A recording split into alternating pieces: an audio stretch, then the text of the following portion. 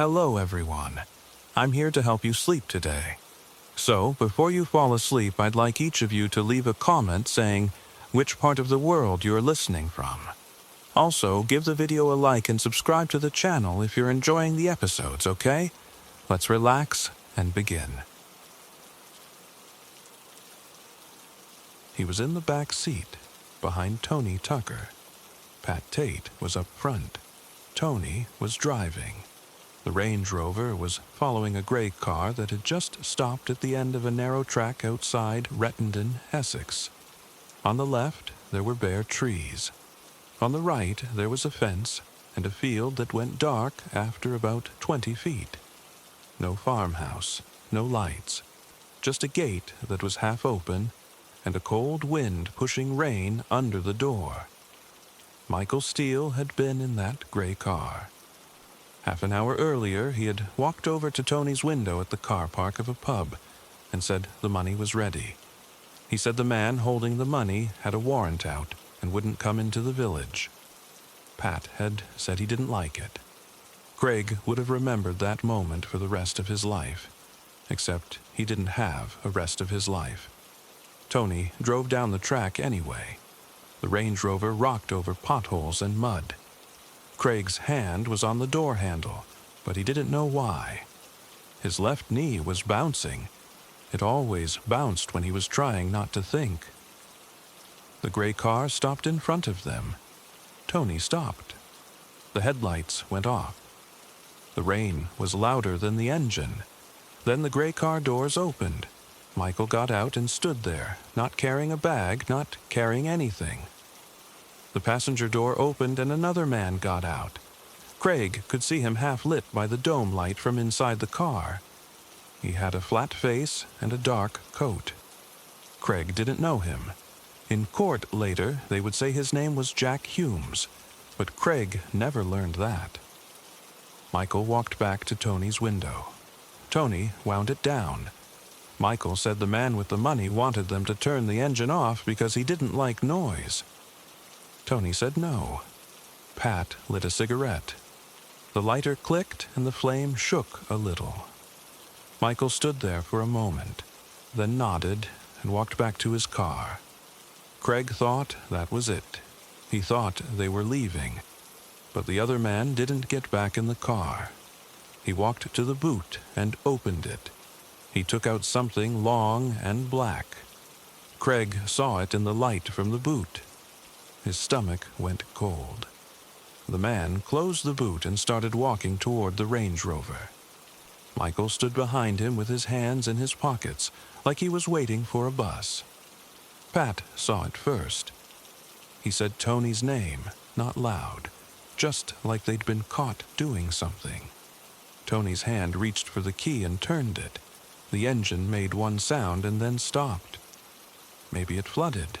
Maybe Tony panicked. The man with the coat was already at the rear door. The rear door opened. Craig was sitting right there, on the left side of the back seat. The man with the gun stood in front of him. The gun was black, with a pump underneath and a barrel that seemed long enough to touch Craig's knee. The man held it at his waist, pointing across Craig's body towards the front seats. Craig heard a click. He couldn't move. He could breathe, but he couldn't move. The gun went off. The sound was worse than anything Craig had ever heard. It went through his chest and his ears. Tony's head snapped to the side, and the windscreen turned dark red in less than a second. No scream, no words. Just the sound of Tony's body hitting the steering wheel and the buzzing in Craig's ears. Pat tried to get out. His seatbelt caught him. He was pulling at it, shouting something, his legs pushing against the floor. The man racked the pump. The empty shell flew across the car and hit the dashboard. Then he fired into Pat's side. Pat folded forward, one hand going to his ribs. The man fired again, this time into Pat's head. The whole front of the car went heavy and quiet. Then the man turned the gun on Craig. Craig had both hands up. He was saying something, but he couldn't hear his own voice. The only thing he could hear was a high, sharp ring, and somewhere under it, the cassette player was still going. The man looked at Craig the way you look at a fence before you climb it. No anger, no expression. He racked the pump and put the barrel in the center of Craig's face. Craig didn't think of his mother. He didn't think of the girl he'd been seeing.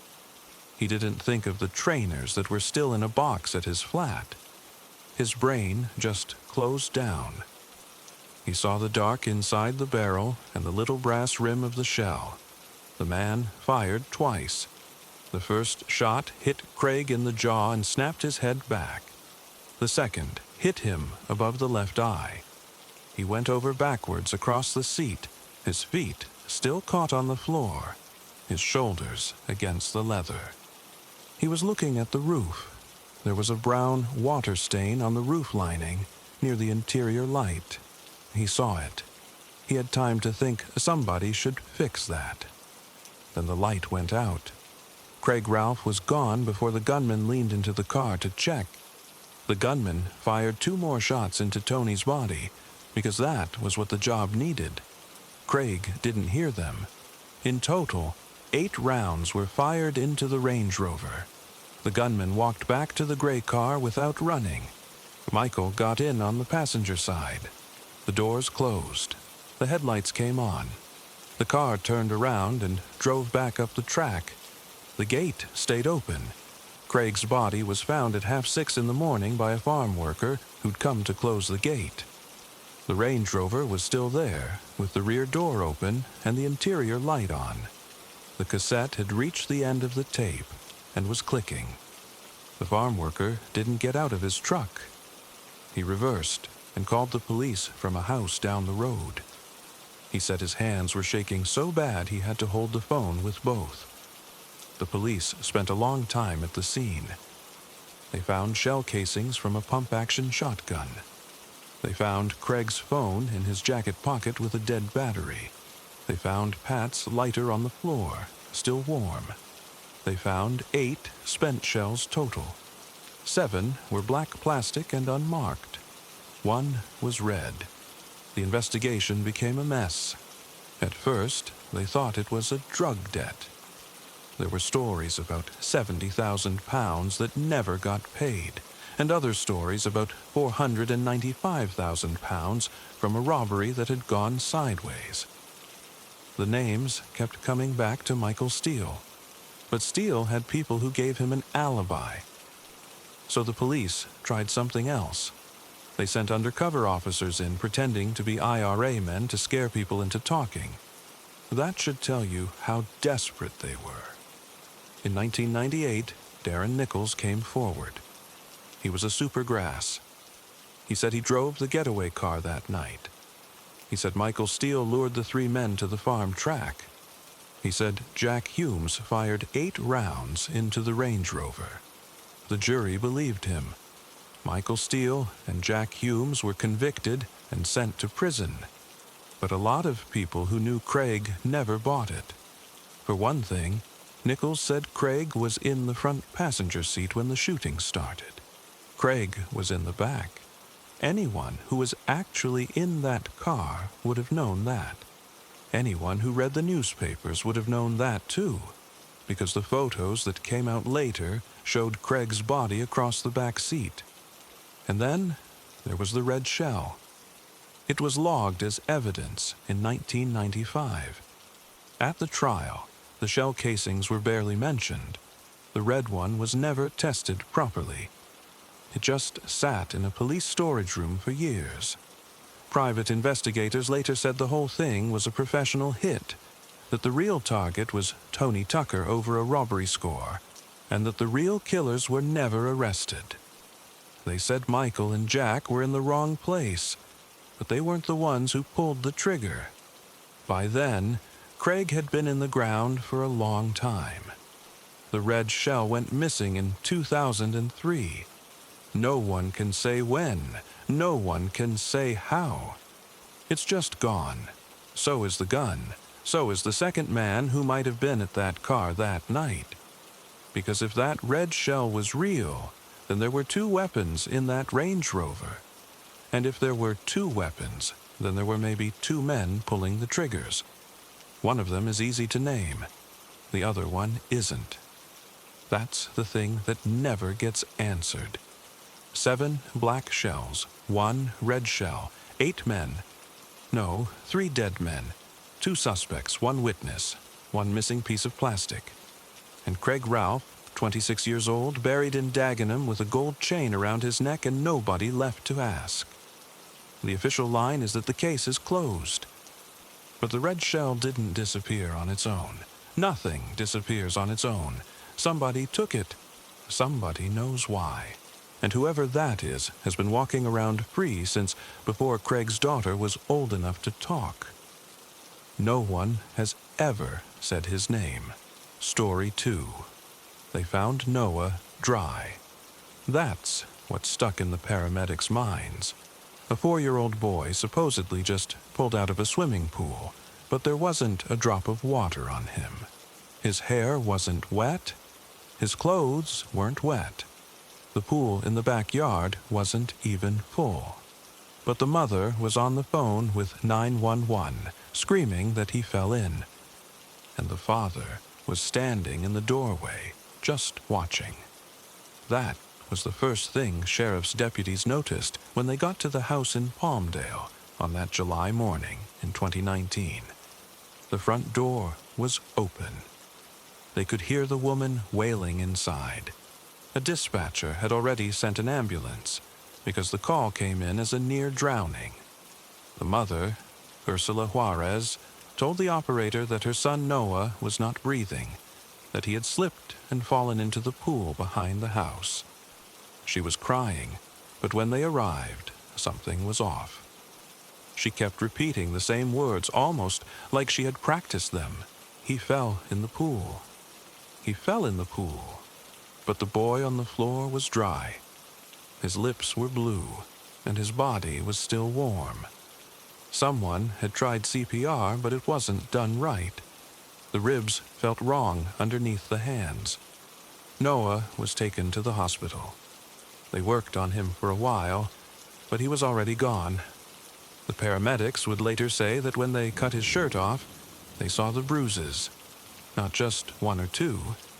There were bruises everywhere. On his chest, on his back, around his neck. Some fresh, some yellow and green and fading. A child that age falls down, sure. But this was different. This was a map of pain. The hospital staff called the police immediately. They didn't wait for the parents to explain anything. They just looked at each other and knew. At the hospital, the parents stayed close. Ursula was crying, holding her arms around herself. The father, Jose Cuatro Jr., was quiet. Too quiet. He sat in the corner of the waiting room staring at the floor, not asking questions, not crying, not comforting his wife. A social worker later said he looked like a man waiting for a bus. He didn't ask about his son's condition. He didn't ask anything. When a detective came over and said they needed to talk, Jose stood up and walked outside without a word. That was the moment a lot of things changed. The doctors examined Noah's body. They found no water in his lungs. That alone killed the drowning story. You can't drown in a pool if you don't inhale any water. Then they found other things. Broken ribs, 5 of them. About half of them were old breaks that had healed badly. One was new. There were signs of strangulation. The hyoid bone in his throat was cracked. That doesn't happen by accident. That happens from someone pressing on the neck with serious force. And then they found the worst part. He had been sexually assaulted. Not once, multiple times. Healing scars that a 4-year-old should never have. The doctor who did the autopsy had to stop for a minute and breathe. The investigation turned into a homicide almost immediately. Deputies went back to the house. They found the pool covered with a tarp. It was dry. The water pump was broken. There was no way Noah fell in that pool. They took pictures of the backyard. In the pictures, you can see a plastic toy shovel near the fence and a half-eaten piece of bread lying on the ground, but no water spills. The stage scene didn't even try to look real once you got close. The parents were taken to the station. Ursula kept crying, but she couldn't answer the simple questions. How long was he underwater? She didn't know. What did you do when you found him? She said she pulled him out, but she didn't have any water on her. Her clothes were dry too. Jose wouldn't say anything. He asked for a lawyer. That was probably the most normal thing he had done all day. Then the file came out. And that's when people started thinking about names like Gabriel Fernandez and Anthony Avalos. Because this wasn't the first time Noah had been in trouble. He was born in 2014. He had spent time in foster care because of his mother. There was a suspicion back then that Ursula had abused another child, and social services took Noah out of the house. But then, they put him back. They did the whole reunification thing. The family got him back. They called it progress. The social worker on the case was Susan Johnson. She was the one who saw Noah the most. In the months before his death, she had been going to the house every week, and what she saw made her sick.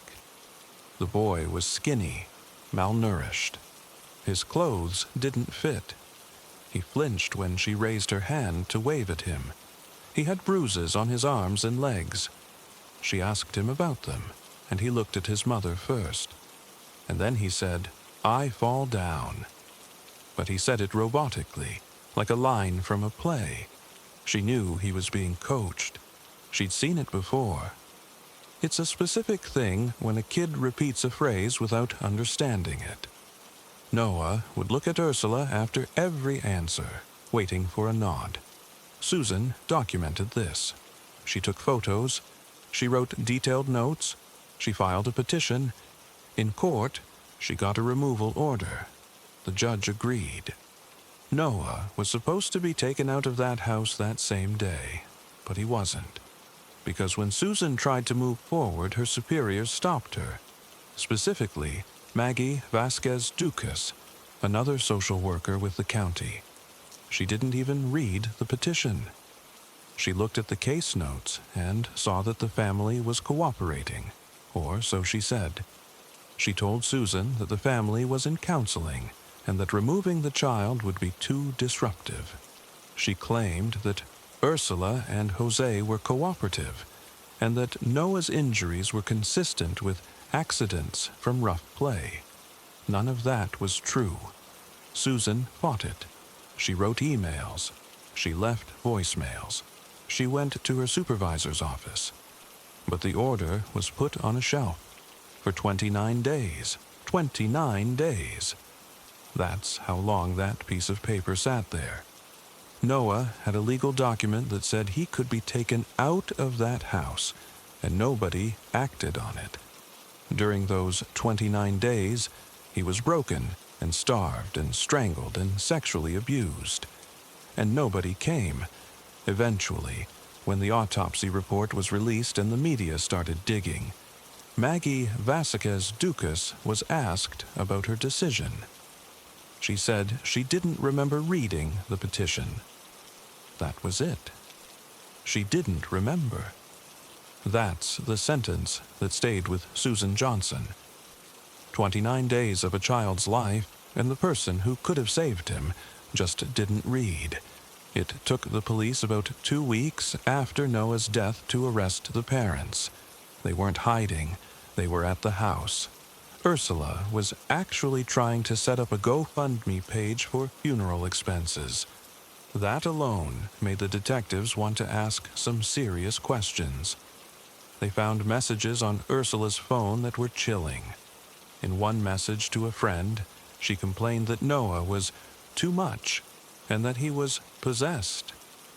She wrote that she had to beat the devil out of him. That message was sent 3 days before he died. Jose's phone had a search history for how long can a child survive without water and signs of strangulation. They had been covering their tracks before Noah was even dead. At the trial, they both pleaded no contest. That's not the same as guilty in the courtroom, but it means they accepted the punishment. Jose got 32 years to life. Ursula got 22 years to life. A lot of people thought that wasn't enough. 22 years for what they did. But the judge said the plea deal was made to avoid putting Noah's body on the stand, because the evidence was so graphic that a jury would have been sick. They showed pictures of the broken ribs during the hearing. Some of the jurors started crying. The judge had to call a recess. People asked why the parents did it. That's the question that never gets answered. There's no explanation. Ursula said she loved her son. She said that in court. She said it while looking at a picture of him. Jose didn't look at anything. He just sat there with his head down. They both cried when the verdict was read, but that didn't mean anything. Crying is easy. The saddest thing is that this wasn't a surprise. The county had already buried Gabriel Fernandez. Anthony Avalos was tortured and killed while social workers looked the other way. Noah was the third one. The same agency, the same broken system, the same false confidence in cooperation.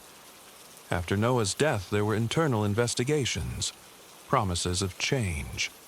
A few people were put on leave. Maggie Vasquez Ducas was one of them. But nobody has actually been fired. Nobody has gone to jail for ignoring that removal order. And that's the part that doesn't get talked about enough, because the parents are in prison, but the person who had the authority to pull Noah out of that house is still out there. She lives with her conscience, if she has one. Susan Johnson left the county soon after. She couldn't do it anymore. She said that in an interview one time. She said the hardest part was that she had the order in her hand. She had the judge's signature. She had everything she needed, and it didn't matter. She still thinks about what Noah was doing during those last 29 days. She imagines him playing in the yard, or sitting in front of the TV, or eating a meal, if they let him eat. She wonders if he knew help was on the way, but he didn't. There's no way he knew. On the morning Noah died, his body was already cold by the time the ambulance lights were gone. The coroner's report listed the cause of death as homicidal violence, child abuse, neglect. But the full list of injuries took up 2 pages. Broken ribs, strangulation, blunt force trauma to the head and torso, sexual assault. The report also noted that Noah had a healing fracture in his left arm, and 3 of his fingernails were missing. That detail never made it to the headlines. It was just another line in the autopsy. The last thing the paramedics saw was Noah's face. They said he had a small scar under his eyebrow, probably from an older injury. And he had a patch of blonde hair, which was odd because both parents had dark hair. They never dyed it or anything like that. But in the hospital, one of the nurses asked about the blonde patch, and Ursula said, "That's how he came." It wasn't true. But no one cared at that point. 29 days. That's the number everyone keeps coming back to. If the order had been enforced, Noah would have been in a foster home when the pool story was being rehearsed. He would have turned 5 a month later. He didn't. He died on a Tuesday morning, or maybe it was a Thursday. The exact day isn't important. What matters is that the order was dated a month before his death. And the social worker in charge never read it. She told investigators that she had a lot of cases. She was overwhelmed. She didn't have time. That's why a 4-year-old was tortured to death. Because someone was too busy. Today, if you drive by the house in Palmdale, the pool is still there. It's covered. A new family lives inside. They painted the door a different color. No one talks about what happened. But if you look closely at the fence, you can still see the spot where a child's handprints were pressed into the wood, desperately trying to climb out. The sheriff's office didn't see them until after the autopsy. They had been there the whole time. Story 3. He didn't even say hello. He just asked her if she'd seen the news. She hadn't. She was still sleepy, sitting on the edge of the bed, rubbing her eyes. He told her to turn on the TV. Specifically, he said, "Turn on the local news, Channel 5. She asked why. He said, "Just do it, Becky, please." So she did. And there it was, the Langley Enterprises office on Wilshire Boulevard. The banner at the bottom of the screen said, "Massive Investment Fraud Investigation." She didn't understand. She thought it was a mistake. She'd been a client of Langley Enterprises since 2016. Her father had been a client even longer. They trusted Thomas Langley with everything they had. And the newscaster was talking about a Ponzi scheme. A 30-year-old man with a nice smile and a fancy office had apparently been running a con that had stolen hundreds of millions of dollars. Rebecca sat there on the bed, still in her nightgown, and felt the world tilt. The first thing she thought was that her life savings were gone. The second thing she thought was that her father was going to have a heart attack. She called him back, but he didn't answer. He was probably sitting in his little apartment in Burbank, watching the same broadcast, feeling 100 years old. She drove to the office. That was the first mistake. She tells people now that she should never have gone. But at the time, she felt like she had to be there. Like if she showed up in person, someone would explain that it was all a misunderstanding, that Thomas was a good man, that her money was fine. The office was on the 12th floor of a glass building that always felt too expensive for what it was. Rebecca had been there twice before. The lobby had a huge marble counter and a painted logo that said Langley Enterprises in gold letters.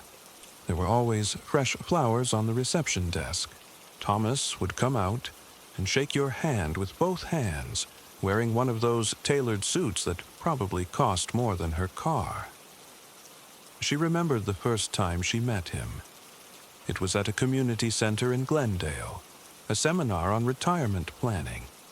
He was young, probably early 30s, but he spoke with such confidence. He had a PowerPoint presentation with charts and graphs, and he talked about high-yield investment vehicles and alternative growth strategies. He said his clients saw returns of 30 to 40% annually. Some people in the audience laughed, but Rebecca and her father were interested. Thomas singled them out afterward. He remembered their names. He asked about her father's arthritis. He was charming in a way that felt safe, almost fatherly, even though he was younger. It's embarrassing to admit now, but Rebecca actually liked him. She believed him. She gave him her teacher's pension and the lump sum she'd been saving for 25 years. She also convinced her father to put his Social Security savings into the fund. They were both cautious people, but Thomas made it seem like the smartest move in the world. That morning, as she walked into the lobby, she saw a crowd of people. Some were crying. Others were yelling at the security guard who was blocking the doors to the elevators. A woman in a red blouse was shaking a piece of paper in the guard's face, screaming about her husband's medical debt. The guard kept saying, "I don't know anything. I don't work for them. I'm just building security." Rebecca recognized a couple of faces from the seminar. There was a retired firefighter who had invested his whole pension. He was sitting on the floor, not saying anything, just staring at the wall. No one from Langley Enterprises was there. The office was dark. The employees had either been fired or had walked out. A piece of paper was taped to the glass door, printed in a font that looked too clean. It said, "Due to unforeseen circumstances, Langley Enterprises has temporarily halted all distributions. Please direct all inquiries to legal counsel." There was no phone number. There was no name. Rebecca tried to call Thomas's cell phone. She'd never actually had his number, only his assistant's. The assistant's voicemail was full. She left a message anyway, her voice shaking, saying, "Thomas, it's Rebecca Grant. I need to know what's going on. I need to know if my money is okay." She knows now how naive that sounds. But that morning, she still thought there had to be some explanation. Maybe it was a liquidity problem. Maybe he had made a bad investment. She was still talking to a message that would never be answered. She ended up staying at the building for almost 2 hours, listening to people talk. The rumors flew. Someone said Thomas had been arrested at the airport. Someone else said he was in Costa Rica. Another person said it was a false alarm, that the federal authorities had made a mistake. But nobody knew anything. The only solid fact was that the office was closed, the phones were dead, and the money was gone. Rebecca drove home in a kind of daze. She didn't remember the drive. She got home and sat on her couch in her nightgown, still wearing the same clothes, and she called her father again. This time, he picked up. He was crying. He didn't say much, just kept repeating, "How could he do this, Becky?" He shook our hands. She tried to calm him down, but she couldn't. She was shaking herself. That afternoon, she tried to log into her Langley Enterprises account online. The website was still up, but the login page wouldn't load. It redirected to a generic error message. She spent an hour refreshing. Then she called the number on the back of her bank card, but the bank couldn't help. They said the wire transfers had gone through, but they weren't responsible for third-party investments. They told her to file a complaint with the FBI. She did. She filed a fraud report online, typing out all the details she knew, how much money she had put in, how many times she had received yield payments in the first year. Those payments were what made it all seem real. Every quarter, the check would arrive, and she would smile and think she had been smart. Now she realized those checks were just her own money being returned to her, minus a little. Or worse, someone else's money. The whole thing was a game of musical chairs, and she was left standing when the music stopped. Around 5 o'clock, Rebecca got a phone call from a number she didn't recognize. She almost didn't answer, but something in her gut told her to. It was a woman named Carol, a Vietnamese woman who had been at the seminar in Glendale. Rebecca recognized the voice. Carol was frantic. She said she had heard from a former Langley employee that Thomas had been planning to disappear for months. She had a name, Jason Miller. He was Thomas's former business associate. Carol said Jason had broken down in a parking lot and told her about the fake passports, the encrypted laptop, the villa in the mountains outside Guadalajara. Rebecca wrote down everything on a napkin. She didn't have a pen, so she dug around her couch cushions and found a broken pencil. She used that. That night, Rebecca didn't sleep. She sat at her kitchen table, looking at the napkin with Jason Miller's name scribbled in her own handwriting. The pencil marks were smudged. She thought about her father, alone in his apartment, probably staring at the ceiling. She thought about her own savings, $340,000 gone. She thought about the 3 years she had worked as a substitute teacher after her retirement, just to have a little extra cushion. All of it gone. because a man with a nice smile promised her 30% returns. At around 3 in the morning, she drove back to the Langley Enterprise office. She doesn't know why. She just had to see it one more time. The building was dark, but the door to the lobby was unlocked. She went inside. The marble counter was still there. The flowers had wilted. Someone had taken the gold logo off the wall. There was a darker rectangle left behind. She walked to the elevators, but they were off. So she took the stairs up to the 12th floor. It took her 10 minutes. When she got to the office, the glass door was still taped with that stupid formal notice. She stood there and looked through the glass. Inside, the desks were empty. Phones were gone. There was only a stack of leftover paper cups and a tattered brochure that someone had left on the floor. She picked it up. It was an investment brochure with Thomas Langley's face smiling at her from the front page. Under his name it said, Founder and Managing Director. She tore it in half and dropped it on the floor. Then she noticed something else. A small envelope, half hidden under a filing cabinet. She bent down and pulled it out. It was yellowed, like it had been sitting there for a long time. It was addressed to no one. She opened it. Inside was a single piece of paper typed, dated March 2016, the same month Thomas had opened the office. It was a memo from Thomas to himself. It said, "We are only taking a small percentage of the total. As long as the inflow continues, there is no problem. The problem is if they ask for it back at the same time. They won't. People are greedy." That piece of paper became the foundation of everything that followed. Rebecca kept it in a plastic bag, then in a safety deposit box at a different bank. She showed it to the FBI, then to a private investigator she hired with the last of her credit card limit. It wasn't the only evidence, but it was the beginning. It got them to Jason Miller, and Jason Miller, after a night of drinking and a lot of guilt, gave them the rest and the encrypted files, the fake passports with different names but the same face, the villa address in Mexico. But that night, standing in the empty office, Rebecca felt something she couldn't name. It wasn't just anger. It wasn't just grief.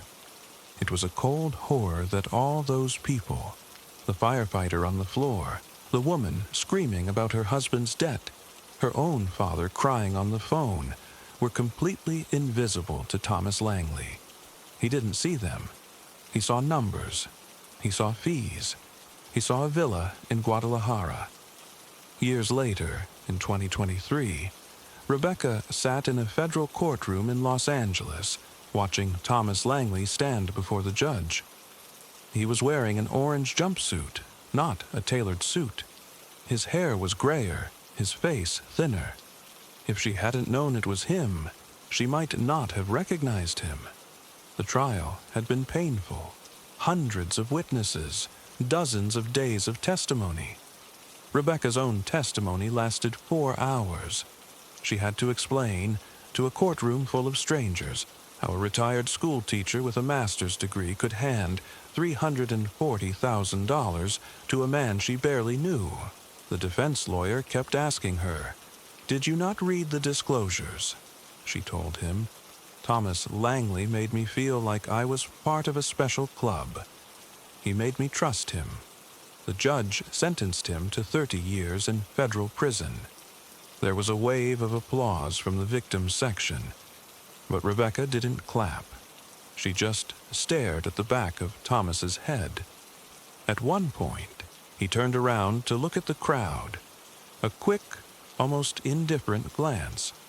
His eyes scanned past Rebecca without stopping. He didn't recognize her. That was the most chilling moment for her. Not the sentence, not the admission of guilt, the look in his eyes that said she never mattered to him. She was just a check that signed itself. As the marshals let him out, Rebecca looked down at her lap. She was holding a crumpled old brochure with his face on it, the one she had found in the lobby years ago. She doesn't know why she kept it. Maybe to remind herself that monsters don't look like monsters. They smile.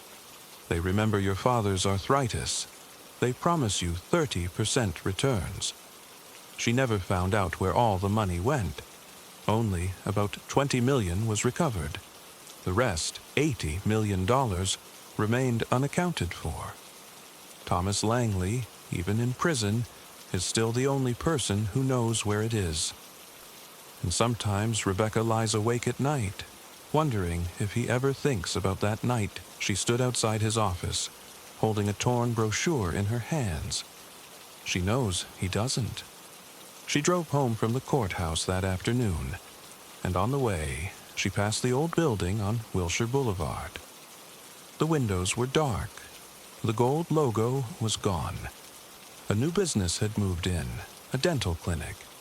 The building looked clean and normal, as if nothing had ever happened, as if $340,000 hadn't disappeared into thin air, as if 100 retired people hadn't had their future stolen by a man who just smiled and shook hands. Rebecca parked across the street and sat in her car for a long time. A young woman walked out of the building, carrying a cup of coffee. Rebecca wondered if she knew what had happened there 4 years earlier. Probably not. Nobody did. That was the horrible part. Life moved on. The building was reoccupied.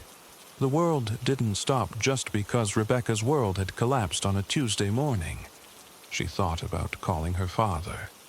Then she remembered he had died in 2021, a year before Thomas was arrested.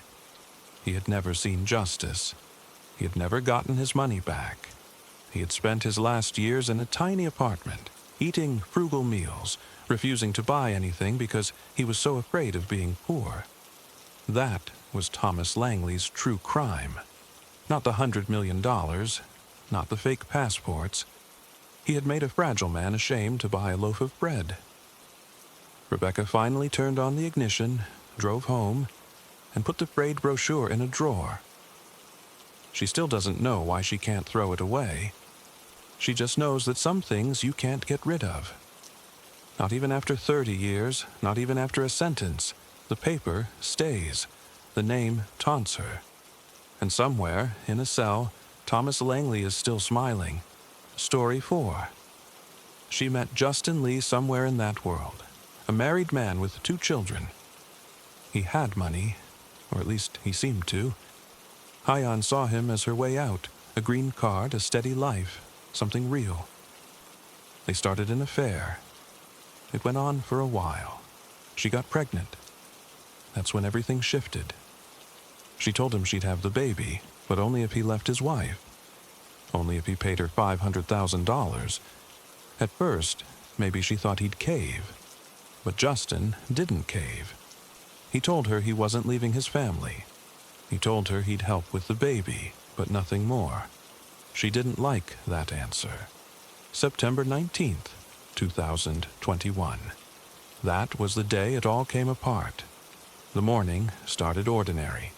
Hyun's apartment in Flushing was a small one-bedroom on the second floor of a walk-up. The kind of place where the paint was peeling around the windows and the radiators knocked all night. She had shutters, not curtains, and the light came through in slats. The place smelled like the incense she burned to cover up the smoke from the nightclub.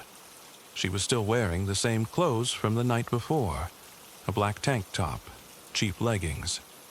She didn't sleep well, not anymore. The pregnancy was wearing her down, and Justin had been avoiding her calls for days. He finally came over that afternoon. She had texted him something about needing money for rent, about the baby, about her visa situation. He texted back that he'd stop by. That was his mistake. Or maybe his last act of trying to be decent. When he walked in, she could tell he looked tired. He was wearing a button-down shirt, the top 2 buttons undone, and he had his keys in his hand. He told her they had to talk.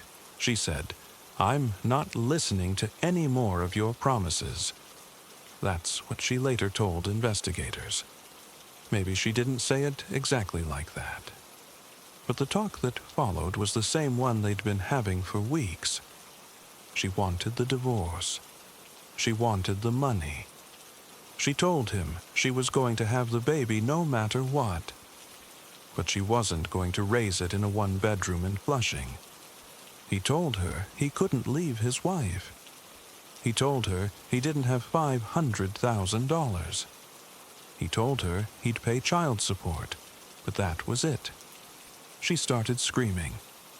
He started raising his voice back, and then he said something she couldn't take. According to the records, he said he wasn't even sure the baby was his.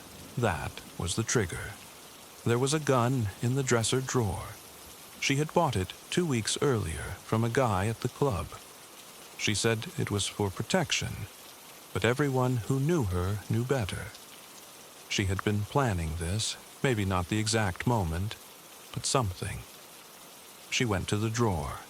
He saw her open it.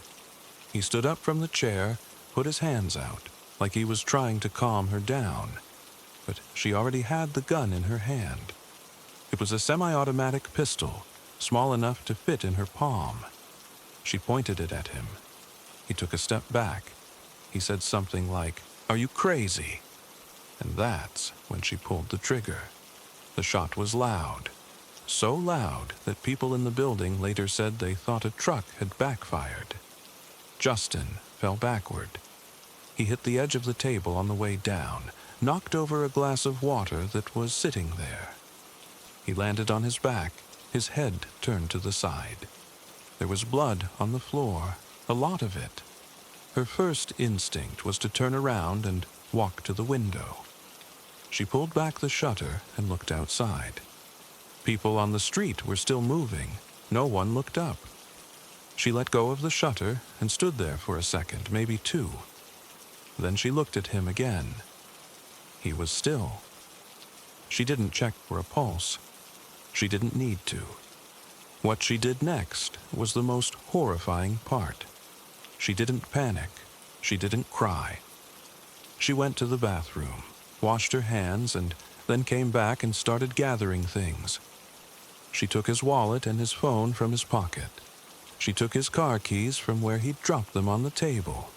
She went to the closet, pulled out a duffel bag, and threw in whatever clothes were clean. She opened the drawer in the nightstand and grabbed a thick envelope of cash. She had been keeping it under the mattress. Money she'd saved from the club, maybe $10,000. She took the fake driver's licenses, the ones she used for the girls, because they had her photo on some of them. She didn't touch the body. She stepped around it. She left the apartment without locking the door. She walked down the stairs in her sandals, carrying the duffel bag. The guy who lived on the first floor saw her and said hi. She said hello back. She didn't look nervous. She walked out to the street and to the white Audi that was parked where Justin always left it, on the corner. She got in, adjusted the seat, and pulled out. She drove away like she was going to the supermarket. That's the part that gets to me. How calm she was. She drove through Queens, over the Throgs Neck Bridge, and got on the highway heading south. She wanted to get to Mexico. She had enough cash. She had fake IDs. She had a gun in the car, the same gun, still in her bag. She figured she could cross the border before anyone found the body. Maybe she thought Justin's family would just think he left. He had been lying to them for months. She turned on the radio, then turned it off. She didn't want to hear the news. She didn't know how long it would take for someone to find him. Maybe hours, maybe a day. She planned to be far away by then. She drove for hours. She stopped once for gas, paying in cash, wearing sunglasses even though it was dusk. She bought water and a bag of chips. The clerk never looked at her. She got back on the road. The car smelled like Justin's cologne, that faint mixture of sandalwood and sweat. She rolled down the window to let the air blow through. She kept looking in the rearview mirror. It took her almost 2 days to reach New Mexico. I know that doesn't sound like one day, but for her, it was all one continuous blur. The sun went down and came back up and went down again, and she was still in that car, still gripping the wheel. And on the evening of the second day, somewhere on a 2-lane highway in the desert, she made a mistake. She was speeding. Not much, just a few miles over. A New Mexico State Patrol car had been sitting on the side of the road, hidden behind a cluster of brush. The officer's name was Rebecca Lane. She was a seasoned veteran, had been with the department for over a decade. When the white Audi passed her, she pulled out and hit the lights. Hyan saw them in the mirror. For a split second, she thought about running. But she didn't. She pulled over, her hands shaking for the first time in hours. Officer Lane approached the car. Hyan rolled down the window. She tried to smile. Her hair was messy. Her eyes were hollow. Officer Lane asked for her license and registration. Hyan handed over a fake license. It looked official, but the name didn't match the car. Officer Lane asked who the car belonged to. Hyan said it was a friend's. Officer Lane took the documents back to her squad car and ran the plates. That's when things started to unravel. The plate came back to a white Audi registered to a Justin Lee in New York. And the system flagged it. There was a bulletin, a homicide in Queens, a man shot in his girlfriend's apartment. The suspect's vehicle description matched this exact car. Officer Lane immediately called for backup. Then she got out and walked back to the Audi. She asked Hyan to step out of the vehicle. Hyan refused. Then she tried to start the car. Officer Lane reached for her gun, but Hyan was faster. She grabbed the handle of the car door and slammed it against the officer's leg. They started struggling. Hyan was screaming in Chinese and English, kicking, scratching. She nearly got away. That's when another driver stopped. A civilian, someone passing by, saw the commotion and ran over. He helped Officer Lane force Hyan to the ground and get her cuffed. Even then, she was still fighting, spitting, thrashing. When they searched the car, they found the loaded handgun under the passenger seat, the envelope of cash, the fake IDs. They found Justin's wallet and phone in the duffel bag. They found a test from a pharmacy in Queens that confirmed what everyone suspected. Hyan was pregnant. She was taken to the county jail. She was still screaming when they booked her. It took months to extradite her to New York. While she was waiting in the detention facility, she was examined by a doctor. The pregnancy was real.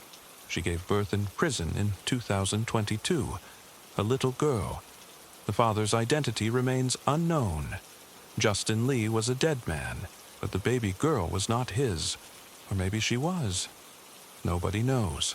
Hyan never told. When the guards put the newborn in her arms, she looked at the baby for a few seconds, then handed it back. She didn't ask questions. She didn't care. Back in New York, she pleaded guilty. The judge sentenced her to 27 years in prison. During the hearing, some details came out that made people's stomachs turn. It turned out she had been manipulating Justin the whole time. The pregnancy wasn't an accident. She had planned it, or at least used it. She had been recording their calls. She had a notebook where she wrote down every time he missed a child support payment, every time he said he'd leave his wife and didn't. She was building a case. And when she realized he was never going to pay, she decided to kill him instead. The lawyer even said that she had looked up how to flee to Mexico using a fake passport. She had a whole plan. And the shooting wasn't a moment of rage, it was a calculation. She waited for the moment when he was sitting in the chair, his guard down. She went to the drawer, pulled the gun, and fired. The only thing she didn't plan for was the traffic stop. The last time anyone saw her on the news, she was being led out of the courthouse. She was wearing a gray jumpsuit. She looked thin.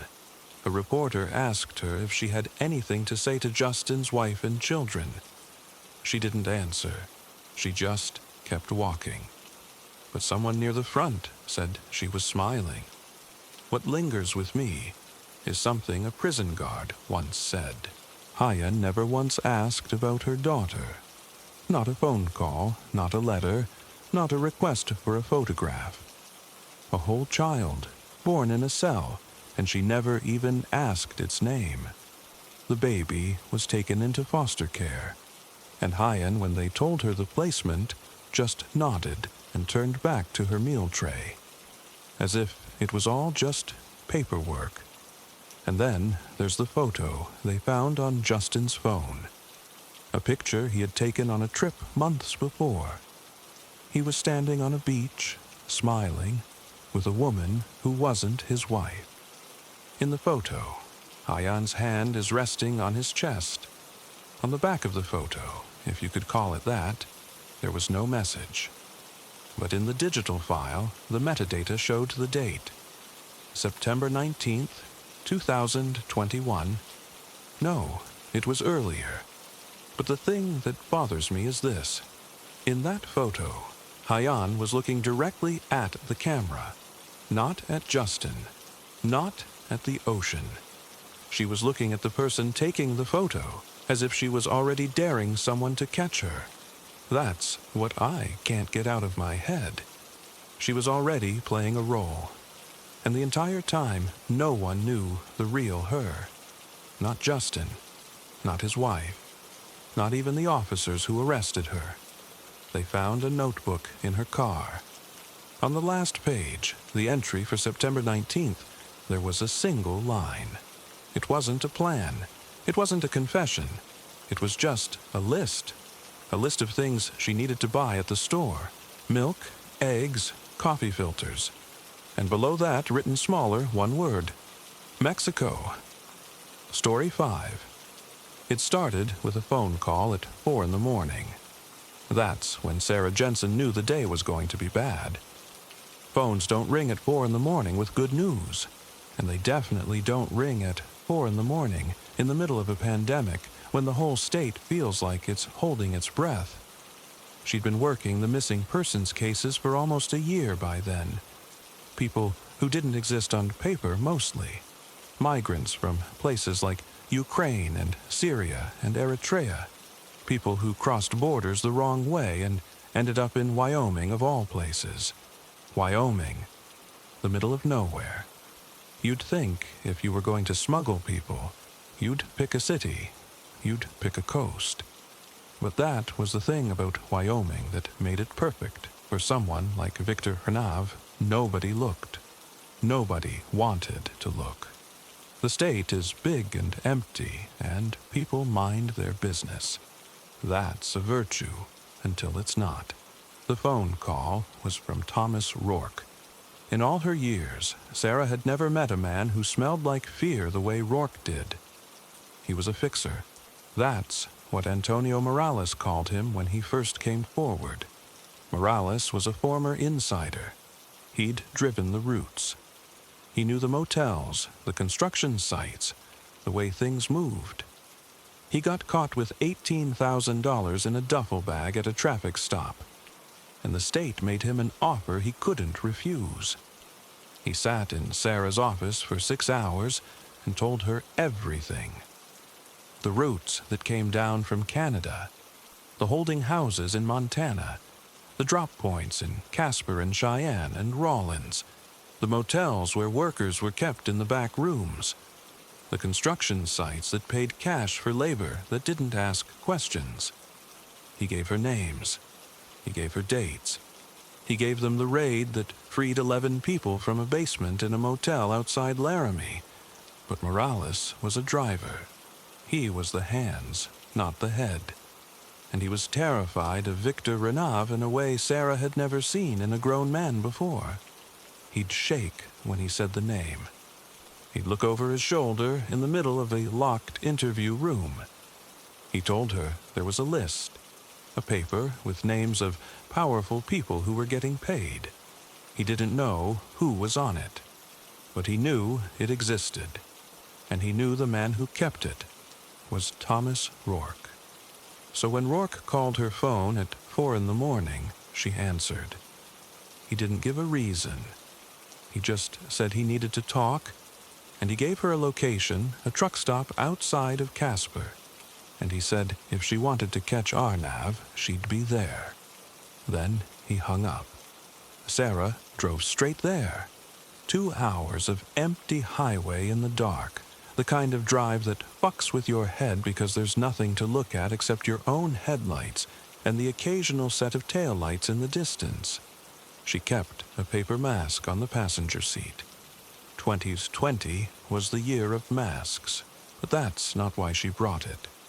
She brought it because she didn't want Rourke to see her face too clearly. People talk more when they can't read you. He was standing outside his truck at the back of the gravel lot when she pulled in, a big diesel pickup with Wyoming plates. He had a cigarette in one hand and he was pacing, which was the first wrong sign. Pacing kills the illusion of calm. He was a man in his 50s with a face full of lines and stubble, wearing a jacket too thin for the cold. The sun was coming up and the sky was that weird Wyoming pink, the kind that makes everything look washed out and raw. He got in her car. She didn't want him to, but he got in anyway. He smelled like cigarettes and stale sweat and something else, that metallic sharp smell people get when they haven't slept in days. He had a folded piece of paper in his hand. It was creased so many times it was soft like cloth. He shoved it at her.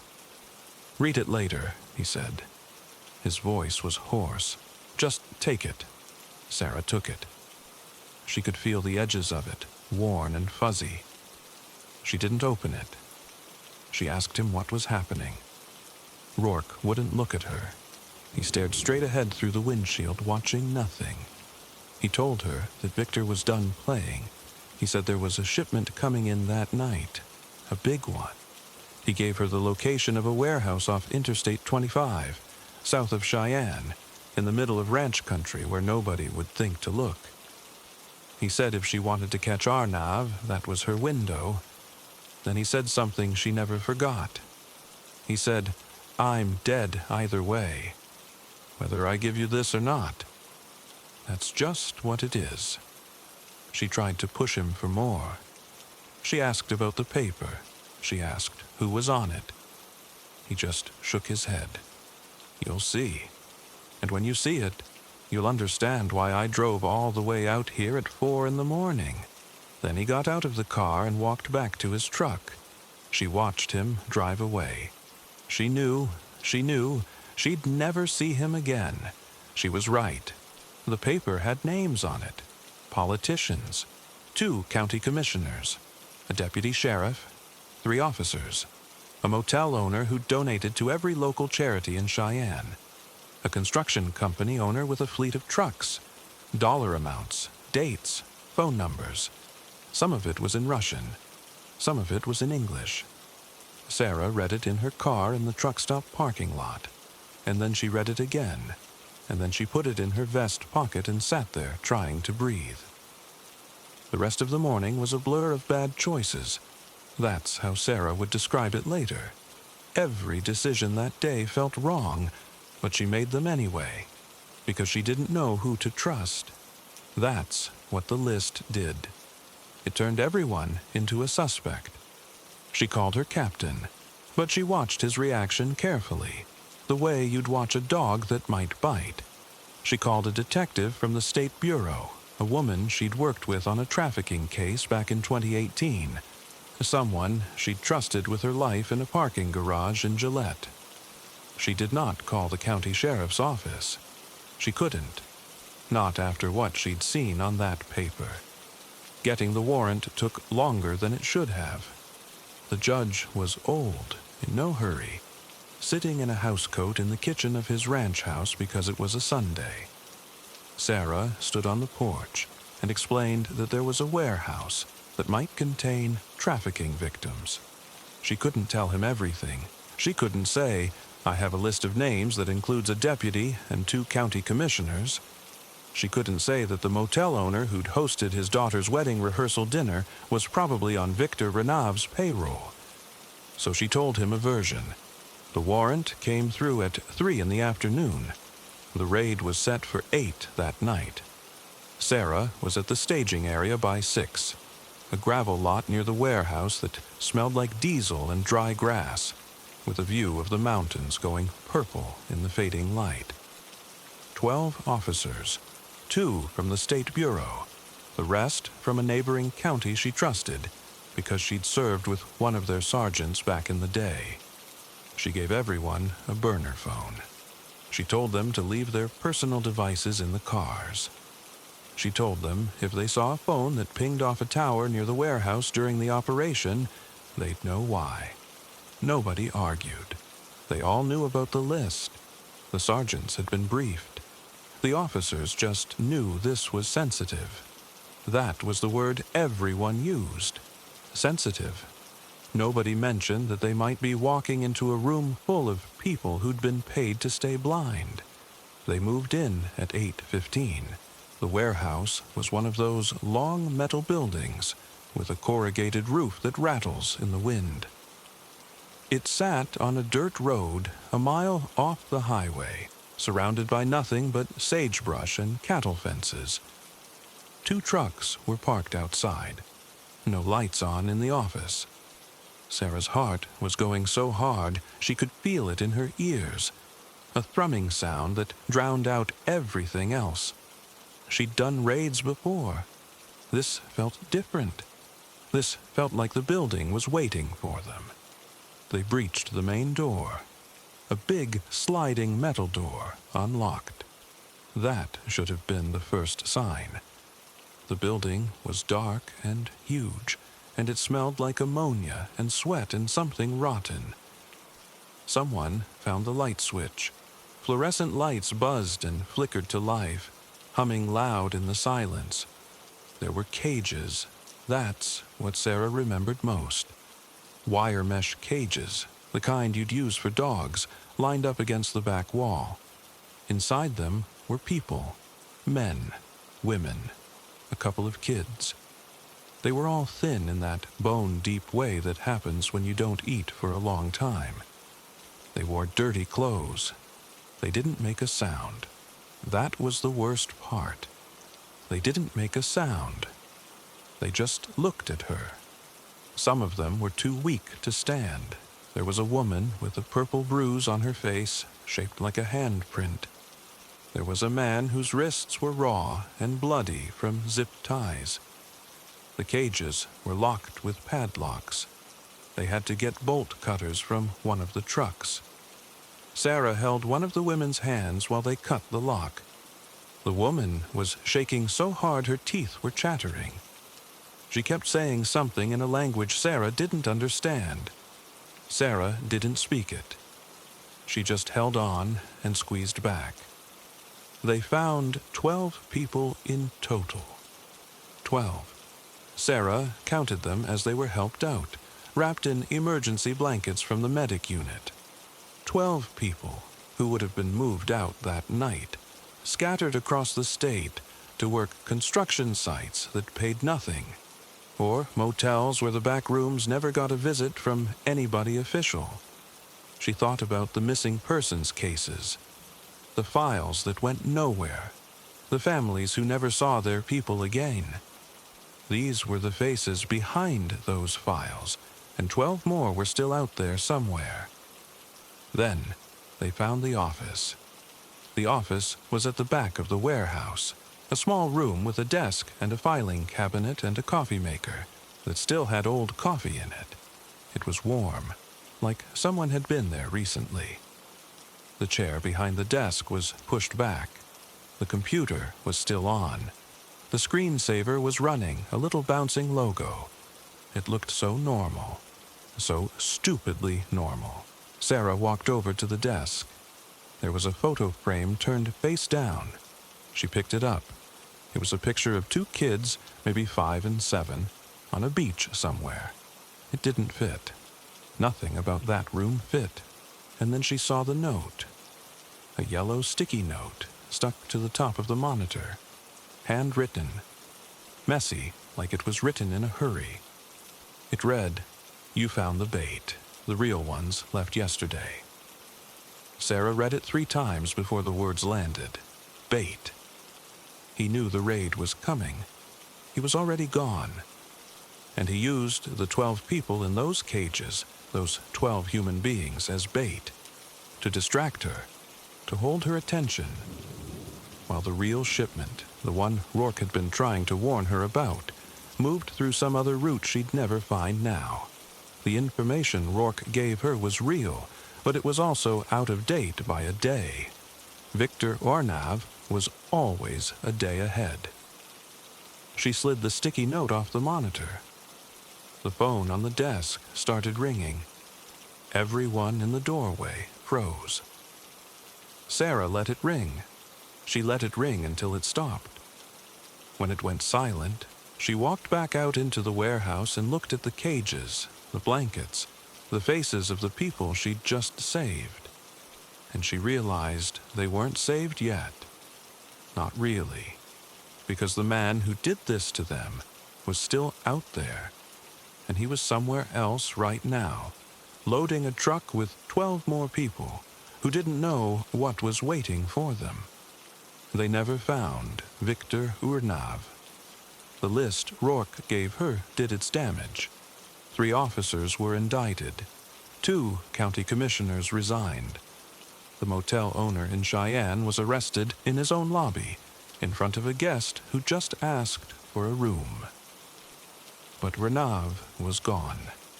He'd gone to ground the way people like him do. Somewhere over the border, maybe, or somewhere quiet. Wyoming has a lot of quiet places. The last thing Sarah did that night, it was past 3 in the morning by then. She sat in her car in that gravel lot, heaters on full blast, holding the sticky note in her hand. She stared at the words until they blurred. You found the bait. The real ones left yesterday. When she finally drove home, she locked her door. She checked the windows. She told herself it was just the adrenaline, but she couldn't sleep. She kept thinking about Rourke and the way he smelled like fear, and the way he said he was dead either way. And she kept thinking that Victor Arnav wasn't just some smuggler. He was a ghost. A ghost with a mailing address and a payroll. She still has the sticky note. It's in a desk drawer, in a plastic evidence bag. She told herself she kept it as a reminder of what the job costs. But that's a lie. She keeps it because whoever wrote it knew her name. Not detective, not Jensen. Her name, Sarah. Written on the back of the sticky note, in the same messy handwriting, under the message. She has never told anyone what that note said on the back. She just put it in the bag and drove home. It said, "See you soon, Sarah." Story 6. Sam Abraham was 34 years old when he died on his own kitchen floor. That was the 15th of October, 2015 in Epping, a suburb in the north of Melbourne.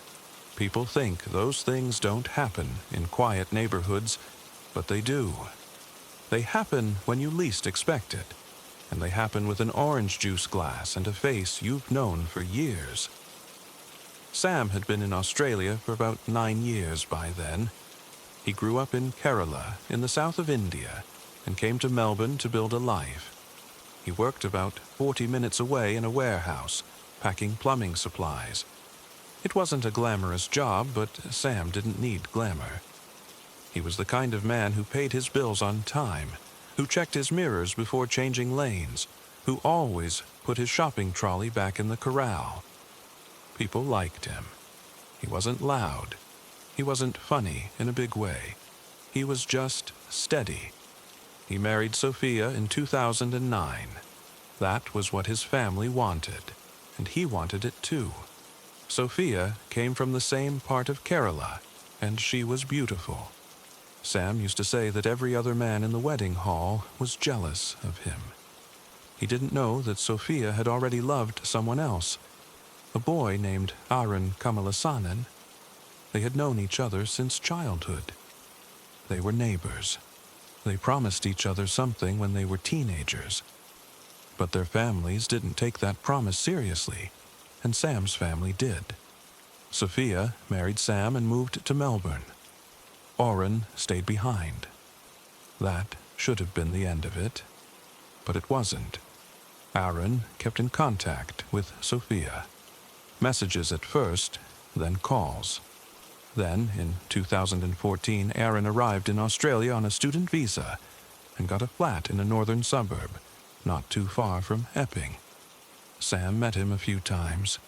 Sam thought Arun was a decent guy, a bit quiet, friendly enough. He never even looked at Sophia in a way that Sam recognized. That was the thing. Sam didn't see it. He trusted them. A few months before the day he died, something happened that should have been a warning. Sam was at home alone. Sophia was at an appointment. Arun came to the door.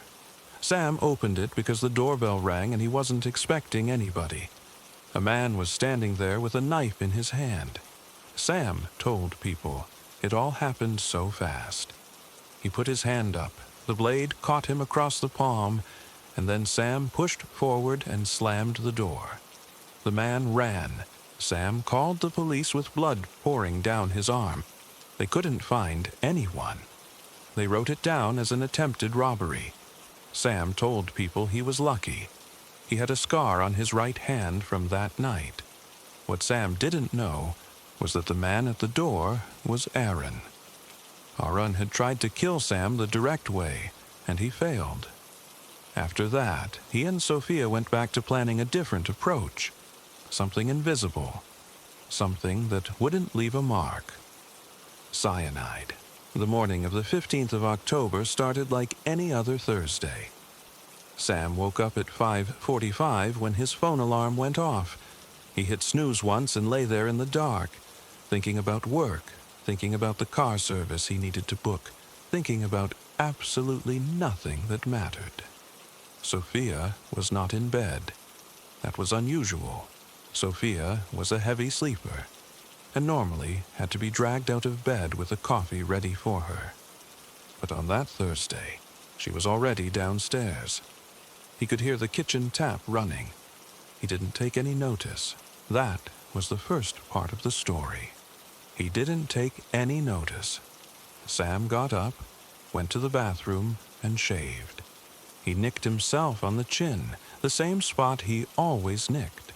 He put on a pair of blue work pants and a gray polo shirt, the uniform he had worn every weekday for years. He checked his phone, saw a message from his mother on Facebook asking him to call her, and made a mental note to do it later that week. He went downstairs. The table was set. That was another strange thing. Sophia didn't normally set the table for breakfast. Sam would grab a piece of toast and stand at the bench, or just drink a coffee in the car. But on that morning, there was a glass of orange juice on the table, already poured, sitting on the same spot where Sam always sat. And Sophia was standing by the sink, holding a tea towel, watching him come down the stairs. Sam asked if she was going to eat too. She said no, she wasn't hungry. She said he should drink his juice before it got warm. That's what she said. Drink his juice before it got warm. Sam didn't think about that. He sat down and picked up the glass. The juice was not cold. It was room temperature. It smelled orange, but there was something bitter underneath, like the rind had gone bad. Sam didn't want to say anything because Sophia had made an effort, so he took a sip. The taste was sharp and metallic. He frowned and looked at the glass.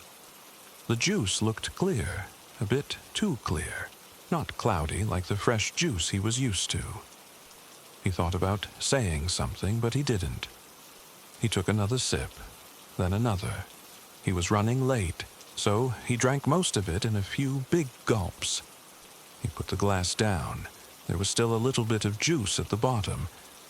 He wiped his mouth with the back of his hand. Then his throat started to close. At first, he thought he was choking, but he wasn't. The air just stopped going down. He tried to swallow, and his whole throat felt like it was full of metal. His head spun. He put his hands on the table and tried to stand up, but his legs were heavy. He wanted to tell Sophia that something was wrong. He opened his mouth and tried to speak, but the words came out as a rattling noise. He looked at Sophia. She was still standing there, holding the tea towel, not moving. He saw her eyes. They were not wild. They were quiet. That's what he saw in the last moment before his brain stopped being able to make a picture. Her eyes, quiet and watching. Sam fell backwards. The chair tipped over and hit the lino. He landed hard on his back. His arms twitched. His chest was burning. He wanted to breathe and he couldn't. He heard a sound like a river or a fan in his ears. The light above the stove was flickering. It had always flickered, and Sophia had told him 100 times to get it fixed. He stared at that flickering light, and then the light went out. Sophia didn't call for an ambulance right away. She called Arun Kamalasanan. She told him Sam was on the floor, that he wasn't breathing. She said she thought it was done. Arun got in his car and drove over. It took him maybe 10 minutes. The whole time Sophia stood in the kitchen and looked at Sam's body. She didn't touch him. She didn't try to help him. She waited. When Arun arrived, he opened the front door with his own key. He came into the kitchen and stood over Sam. He bent down and put 2 fingers on the side of Sam's neck. There was no pulse. Sam was dead, but Arun still picked up the glass from the table. There was a little bit of juice left in the bottom. He lifted Sam's head off the lino, tilted it back, and forced that last bit of poison into Sam's mouth. Sam's body didn't react. It couldn't react. Arun held the glass there until it was empty. Then he put it down and wiped his hands on his jeans. After that, Sophia took the glass to the sink, washed it, dried it, and put it in the dish rack. Then she called 000. She stood over Sam, made her voice sound shaky, and told the operator her husband had collapsed and wasn't breathing. She gave the address. She didn't mention Aaron. She didn't mention the glass. The operator told her to start CPR. She said she didn't know how. She asked how long it would take for the ambulance to get there. Her voice, according to the operator, was calm. The ambulance came 7 or 8 minutes later. The paramedics worked on Sam for 25 minutes. They cut open his gray polo shirt, put a tube down his throat, gave him adrenaline, tried to shock his heart back. It didn't work. Sam was pronounced dead at the house.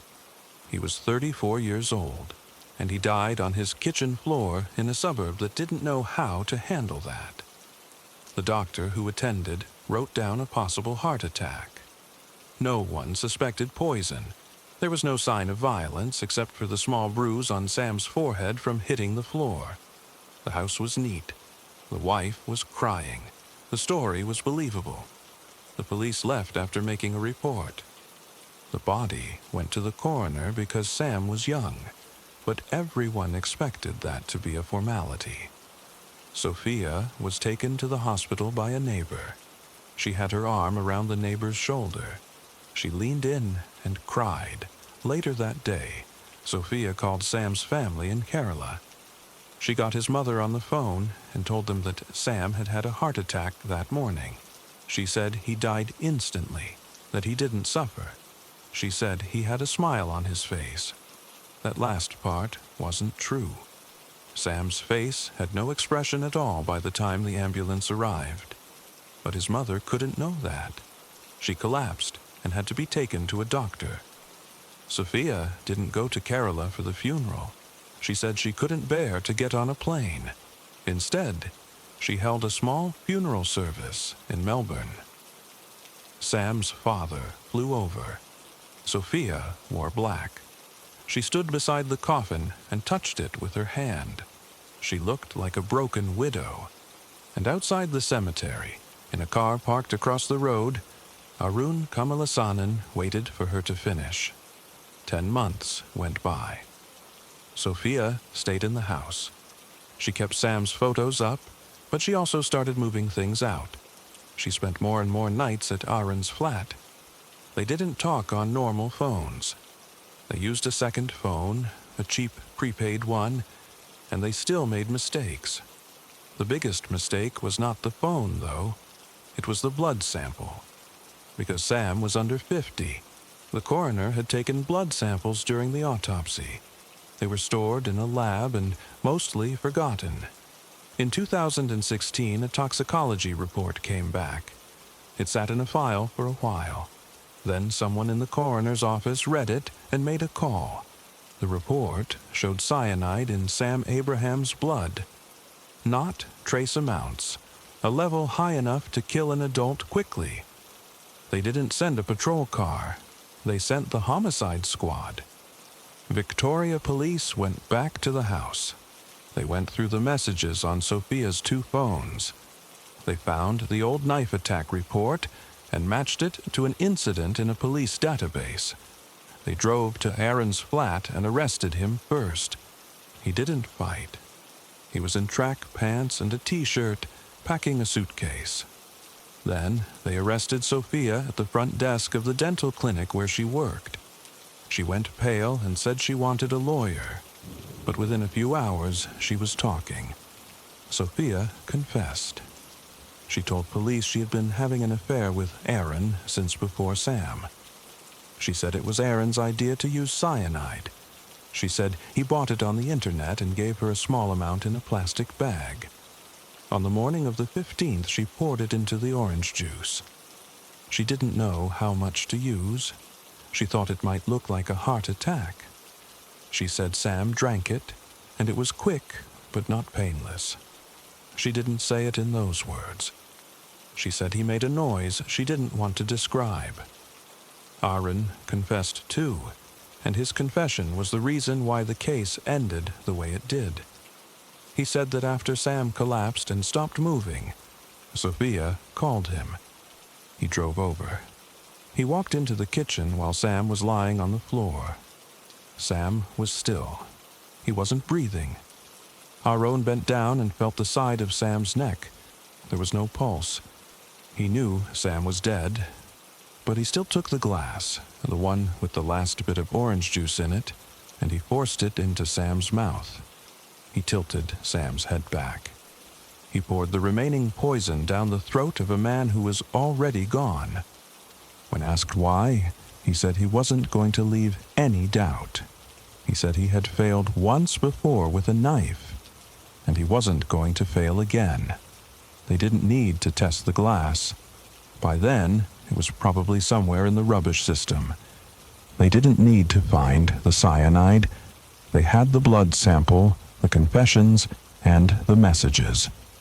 In the end, the court heard it all. Sophia was sentenced to 22 years. Arun Kamalasanan was sentenced to 24. They were told not to contact each other, and as far as anyone knows, they haven't. But the thing that people still think about is not the sentencing. It's not the confession. It's Sam sitting at that kitchen table in his gray polo shirt at 6 o'clock in the morning, tasting something wrong and swallowing it anyway.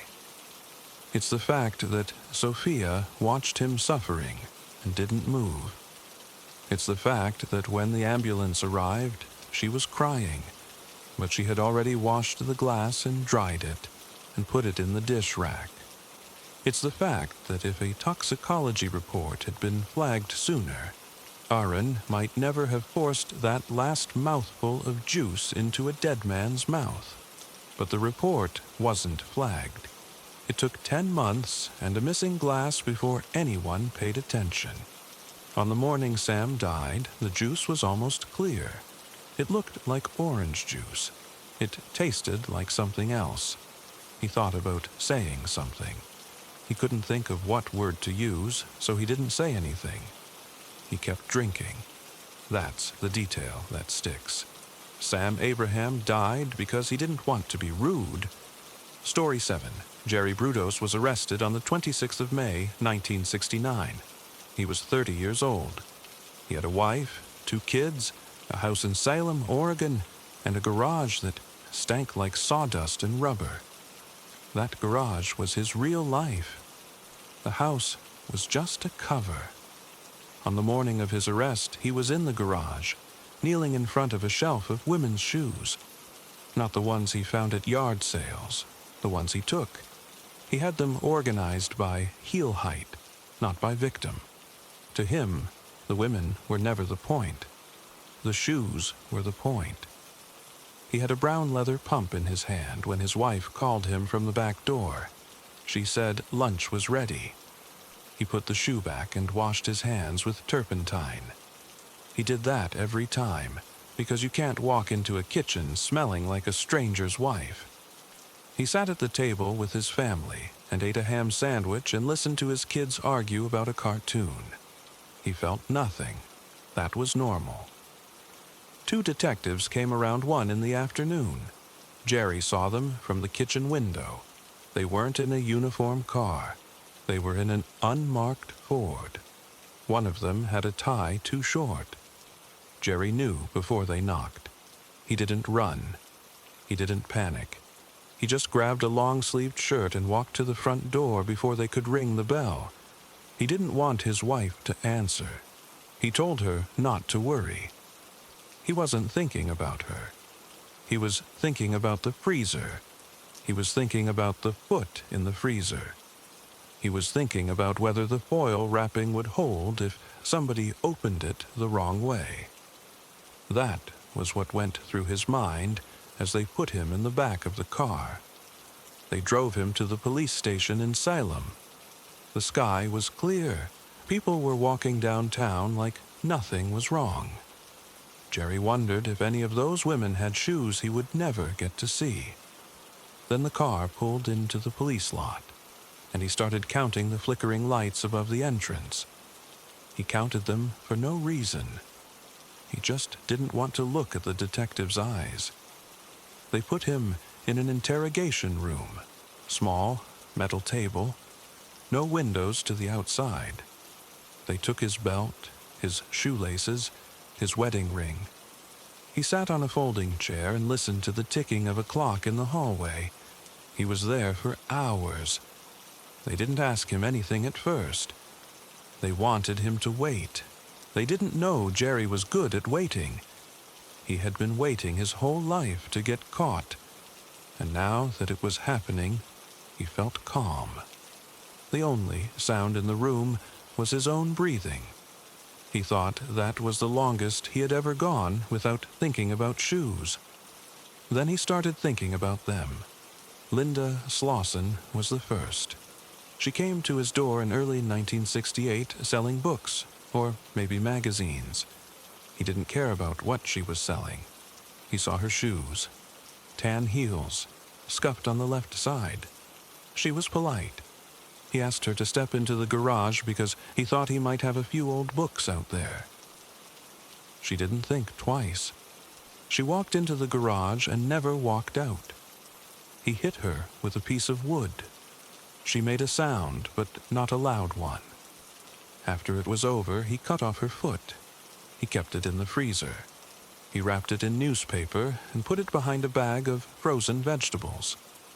His wife never opened that freezer. He told her it was full of his work tools, and she believed him. That's what people did. They believed him. They always did. The foot was not a sexual thing, at least not the way people think. It was more like a key. When he held it, He felt like he could open a door. He had taken shoes before, but taking the foot felt different. It was a piece of the woman that would never leave him. He used to go out at night, open the freezer, unwrap the newspaper, and just look at it. It didn't smell because it stayed frozen. It looked like something on a counter in a butcher shop. That didn't bother him. It made him feel strong. They finally came in and asked him about Linda Salee. That was the name. Linda Salee. She had disappeared in April, and her body had come up in the Long Tom River tied to a car transmission. Jerry didn't flinch when they said her name. He said he didn't know her. He said he had never been to that river, but he could still remember the weight of the transmission, how it pulled on the rope. He remembered the sound it made when it hit the water.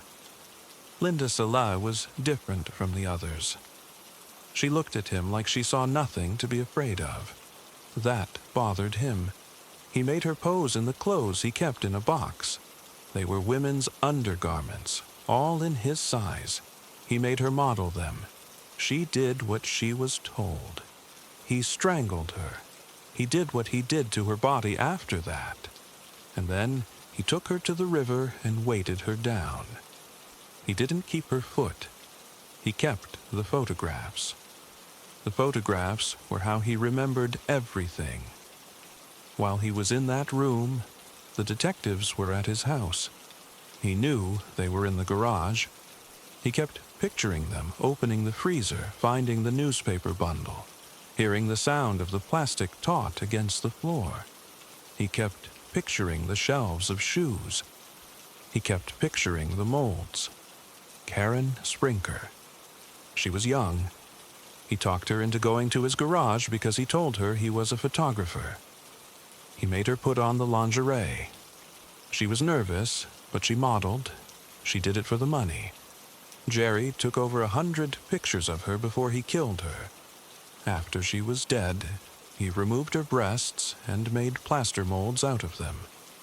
He painted them. They looked like white bowls. He kept them on a shelf next to his shoe polish. His family walked past that shelf 100 times and never knew what they were looking at. Jan Whitney.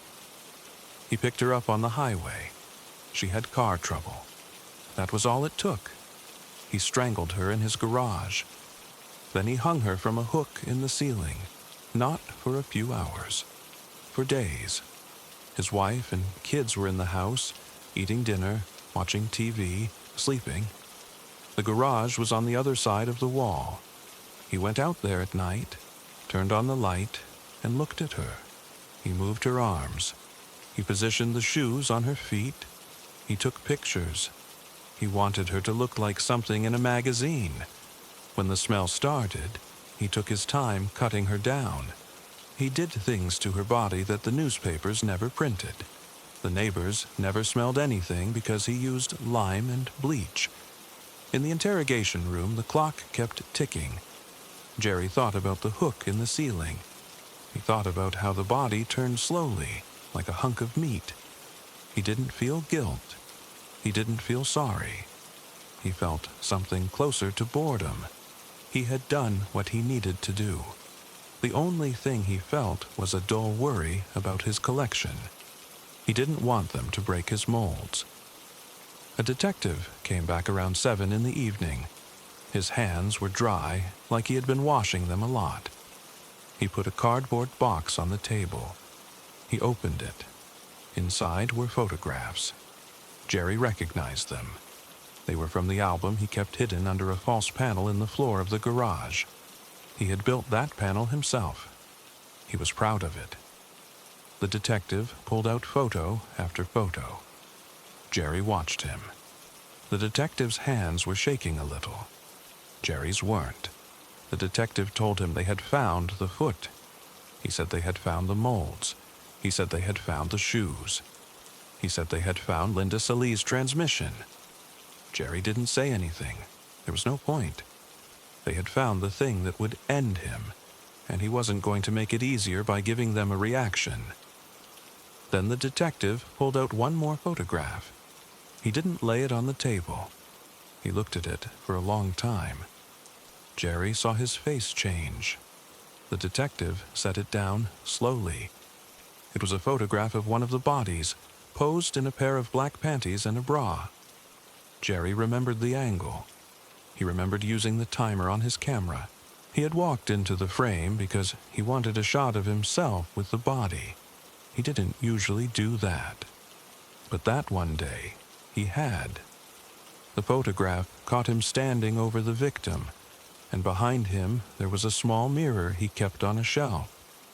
In the mirror, you could see his face. He was grinning.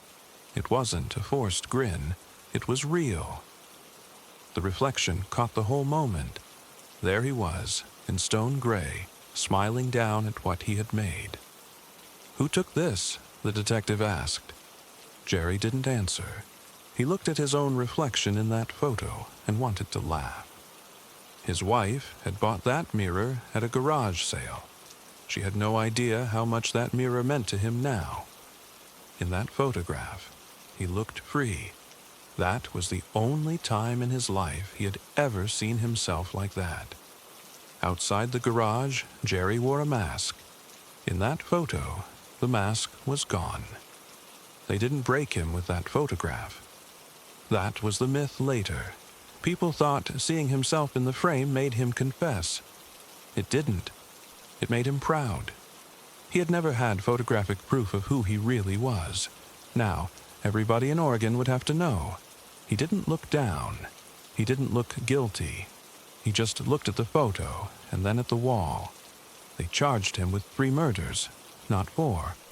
The first one, Linda Slauson, was so destroyed that they couldn't prove a lot of it. But they found the foot. They found the shoes. They found the photographs.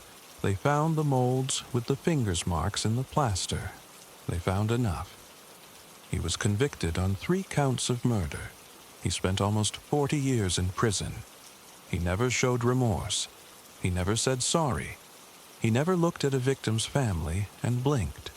The night he was arrested, before he was convicted, he sat in a cell. He couldn't sleep. Not because of the bodies, not because of Linda Salee in the river, not because of Jan Whitney on the hook. It was because of that mirror photograph. He couldn't stop thinking about it. He wanted it. He wanted to look at it again. He wanted to take it to the cell with him.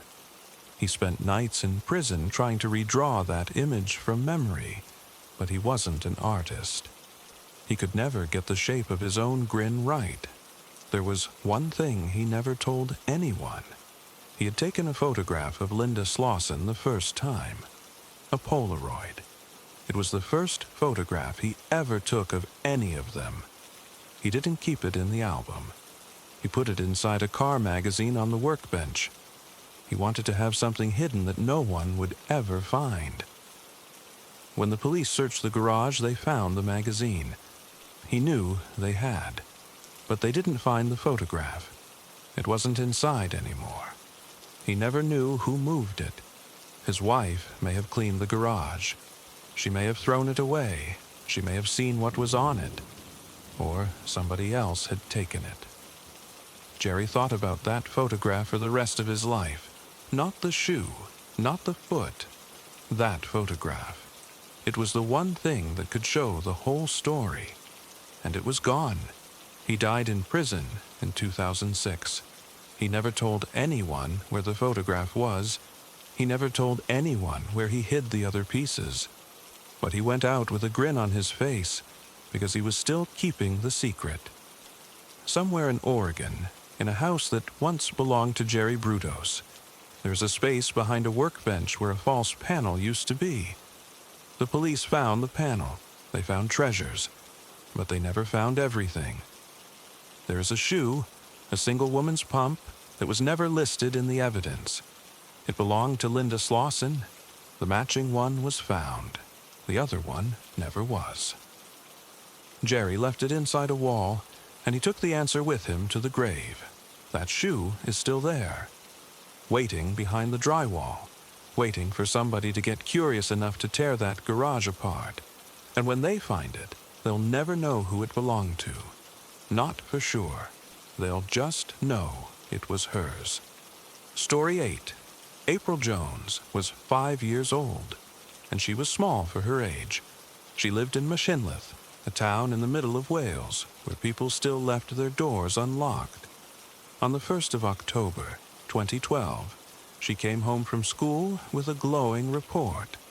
Her teacher had written something good about her, the kind of thing that makes a 5-year-old feel important. April walked in holding that report like it was made of gold. She wanted everyone to see it. She wanted to celebrate. And all she wanted was to go outside. Coral and Paul said no at first. It was getting late. The evenings were closing in. But April kept asking. She was not a difficult kid. She was just excited. She had been told she was doing well at school, and she wanted to ride her bike. Finally, they said yes. 15 minutes.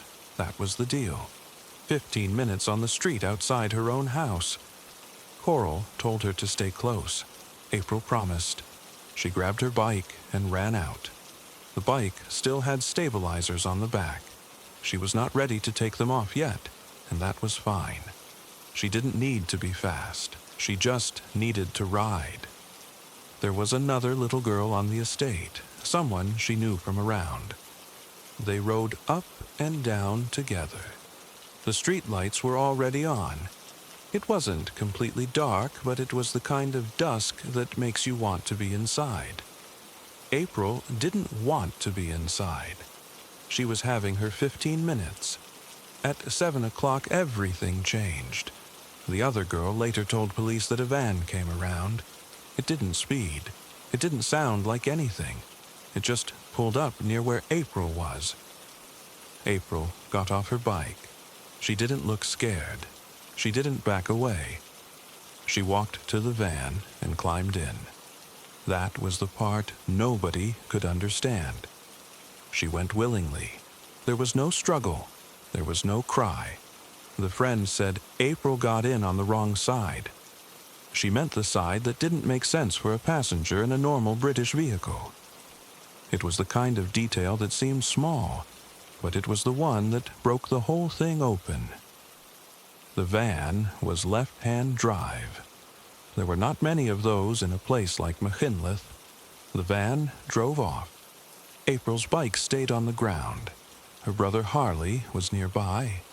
He had seen something, not enough to understand it, but enough to know it was wrong. He ran back to the house and started screaming that April had been taken. Coral came out. She thought he was playing.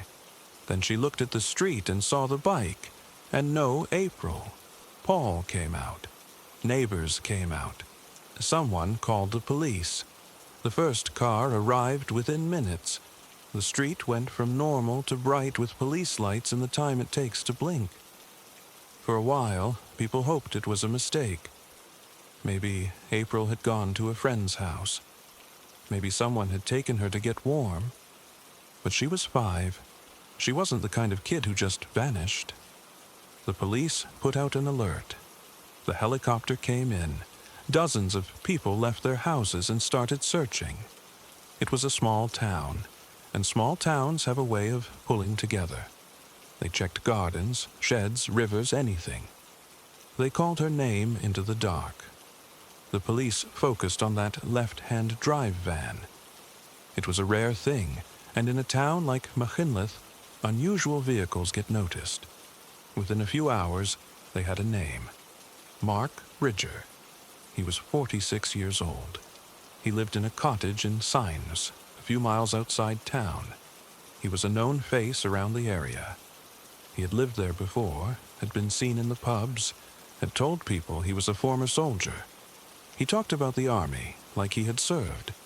It sounded impressive. It was a lie. There was no military record.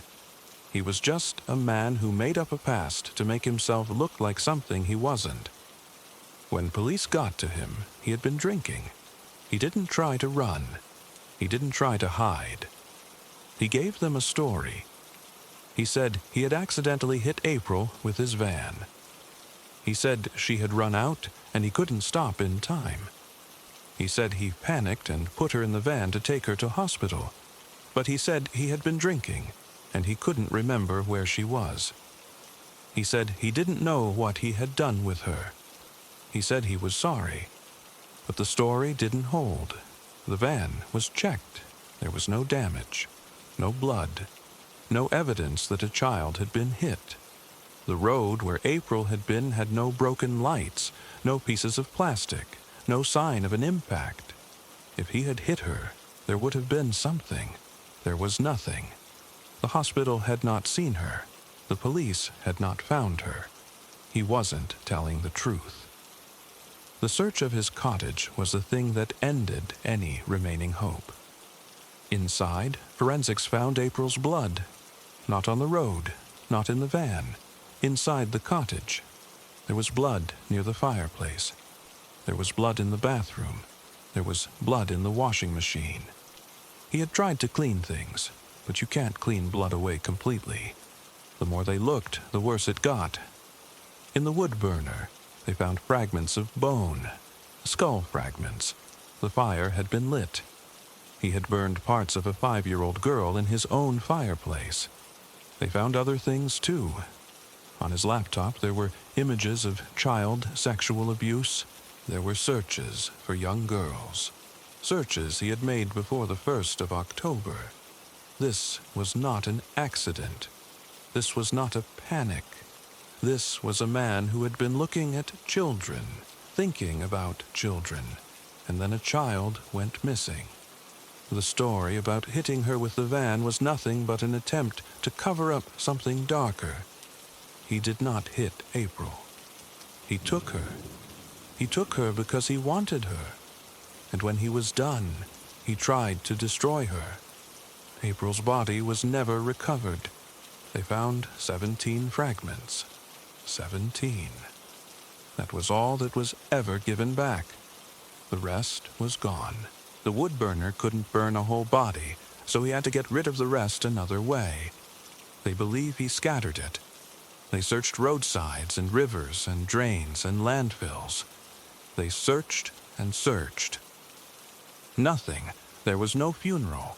There was no closing of the case for her family. There was just the knowledge of what had happened inside that cottage. Mark Bridger was charged with murder and abduction. At trial, he tried to claim it was an accident, but the jury saw the evidence. They saw the blood. They saw the skull fragments. They saw what was on his computer. They convicted him. He was given a whole life sentence, which means he will die in prison. He will never get out. He will never walk down a street again. He will never sit in a pub and tell another lie about the army. He will spend the rest of his existence locked in a cell, and he will still not tell the truth about what he did with the rest of April Jones. The town was never the same. McKinley is not a place where this is supposed to happen. It is the kind of place where people look out for each other. After April disappeared, the whole town covered itself in pink ribbons. Pink was her favorite color. There were so many ribbons that you couldn't stand in the middle of the main street without seeing pink somewhere. It was beautiful, and it was painful. Every ribbon was a reminder that a child was gone. Coral and Paul had to live with the unimaginable. They had to hear what was found in that cottage. They had to hear about the wood burner. They had to hear about the laptop. And they still had to get up every morning and be parents to their other children. They carried it. They didn't break in public. They campaigned to have Mark Bridger's cottage demolished. They didn't want it standing, didn't want someone buying it, didn't want people making pilgrimages to it. They wanted it gone, and eventually it was torn down. In its place, they made a memorial garden. Flowers now grow where a man burned fragments of a child. But the hardest part, the part that never goes away, is the moment before the horror. April got into that van on her own. She didn't scream. She didn't run. She climbed up and went in. She was 5 years old. She trusted people. Mark Bridger made himself somebody she would trust, or he said something that made her not afraid. Maybe he told her her mom had sent him. Maybe he said he needed help. Maybe he showed her something. Nobody knows. He never told. He was asked, and he gave lies and excuses, but he never gave the truth. There's a garden in McKinleth now where a cottage used to be. People leave flowers and toys. April's name is everywhere, but her body is not there. Only 17 fragments, and those are not enough to bury. The rest of her is somewhere only Mark Bridger knows. He took it with him. And he is still alive. He is still breathing. He is still keeping that secret. That's the thing that lingers, the thing that doesn't go away. Not the ribbons, not the garden, not the sentence. The fact that he knows exactly what he did with the rest of her, and he will never say. Story 9, Bismarck, North Dakota, January 2nd, 2020. 7 below zero, and the wind coming off the prairie would cut straight through a heavy coat. That kind of cold gets into the house, into the walls, into the space between people. But Chad was up at 5:30 like he always was, even on a Thursday right after New Year's.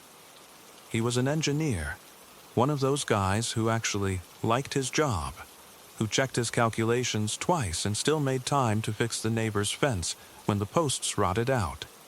And he coached youth baseball. That was his thing. Not the wins, not the scores. He was the guy who ordered the jerseys, who bought the Gatorade, who crouched down on one knee in the dirt and showed an 8-year-old how to choke up on the bat. People in Bismarck knew Chad. They knew his truck. They knew he'd give you the shirt off his back. Chad married Nikki back in 2011. She ran a baking business out of the farmhouse, made cakes and cookies for weddings and birthdays. Her kitchen always smelled like vanilla and powdered sugar, and that smell kind of covered up the other stuff. Because Nikki had a temper, not the loud kind, the quiet kind that simmers and then boils over when you least expect it. The neighbors heard her go off sometimes. The parents on the team saw the way Chad would flinch when she snapped at him in the parking lot after a game. He'd show up to practice with a red mark on his cheek and say he walked into a door. Nobody believed him. But nobody said anything either, because that's how it goes in a small community. You know things. You don't act on them. And Chad never complained about her. Not once. He took it.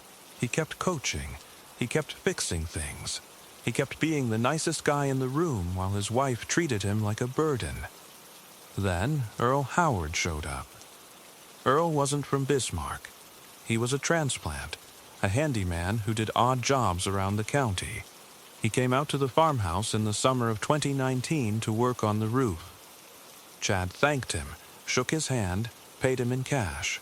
By then, Earl and Nikki had already started something. Nobody knows exactly when it turned into what it became.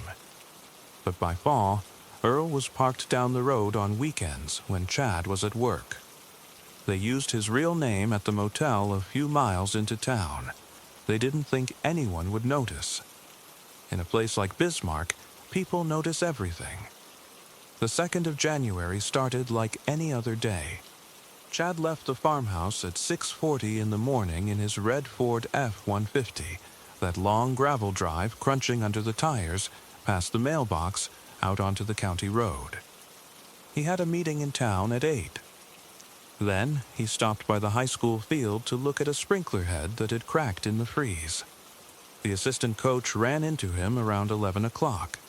Said Chad was in good spirits, talking about spring season, about the new equipment order that had finally arrived. He was always talking about the kids. He never had his own. Nikki didn't want them. She said the baking business was her baby. Chad went along with it, because that's what he did. He went along. The last person to see Chad alive was the neighbor lady half a mile down the road. She saw his truck turn back onto the gravel drive at around 2:40 that afternoon. She said she was outside scraping ice off her own driveway, and she waved. He waved back through the windshield, big, the way he always did. She remembered that. She told the police later that he looked happy. Nobody knew at that moment that Chad was driving home to the last day of his life. What happened inside that farmhouse between 2:40 and 4 o'clock took months to piece together. But the police eventually reconstructed just about every minute. Chad walked into his own house. He never walked out. The medical examiner found the bullet entry wound on the left side of his back, between the shoulder blades. The angle was downward, front to back, which meant whoever pulled the trigger was standing behind him and slightly above him. Chad was walking away when it happened. The bullet hit his heart. He dropped in the kitchen, probably within a second or two.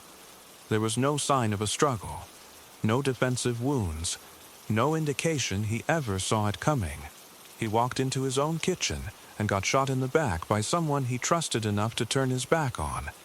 And then the person who shot him, or the two people who planned it, had to figure out what came next. They'd been planning this for weeks. Nikki had increased the insurance on the property about a month before. She'd been seen at the county office asking questions about the policy. She'd been moving things out of the house for days, boxes of photos, her laptop, jewelry, stuff that wouldn't burn. But somehow, in all that planning, they never thought past the shooting. So they dragged Chad's body into the living room. They grabbed a bottle of whiskey from the cabinet, a bottle he never would have touched, because Chad didn't drink whiskey. He was a beer guy, and even then only after games. They put the bottle on the floor next to him, almost empty. They scattered cigarettes near his hand. Chad didn't smoke. Not a single person who knew him could remember him lighting a cigarette. Then they put the gun in the corner of the room, 6 feet away from the body. 6 feet. They poured accelerant through the house and lit it up. The fire department got the call around 4:45 in the afternoon. A farmhand from the property west of them saw a column of black smoke rising against the gray January sky. The volunteers drove out on roads that were icing over. By the time the first truck got there, the farmhouse was fully engulfed. The heat was blowing windows out one by one, and the snow around the foundation had melted into black slush. It took them 6 hours to put it out. The water from the hoses froze as it hit the ground, turning the yard into a sheet of ice. Guys slipped and fell trying to drag hose lines. It was chaos. They found Chad in the living room under a collapsed section of roof. The fire had done a lot of damage. But it hadn't done enough. The whiskey bottle was there. The cigarettes were there. And there, in the corner, was the gun. The fire marshal looked at that scene and almost laughed. It was the worst suicide staging he'd ever seen. A man who shoots himself doesn't place his gun in the corner of the room before he does it. A man who shoots himself doesn't take a bullet in the back. There was no soot in Chad's lungs, which meant he was already dead when the fire started. No powder burns on his hands. The bullet trajectory was physically impossible for a self-inflicted wound. It wasn't a suicide. It was a murder scene staged by people who had watched exactly 0 crime shows in their lives. And once they figured that out, the whole thing unraveled fast. That's the satisfying part, if you can call any of it satisfying. The detective pulled the motel records.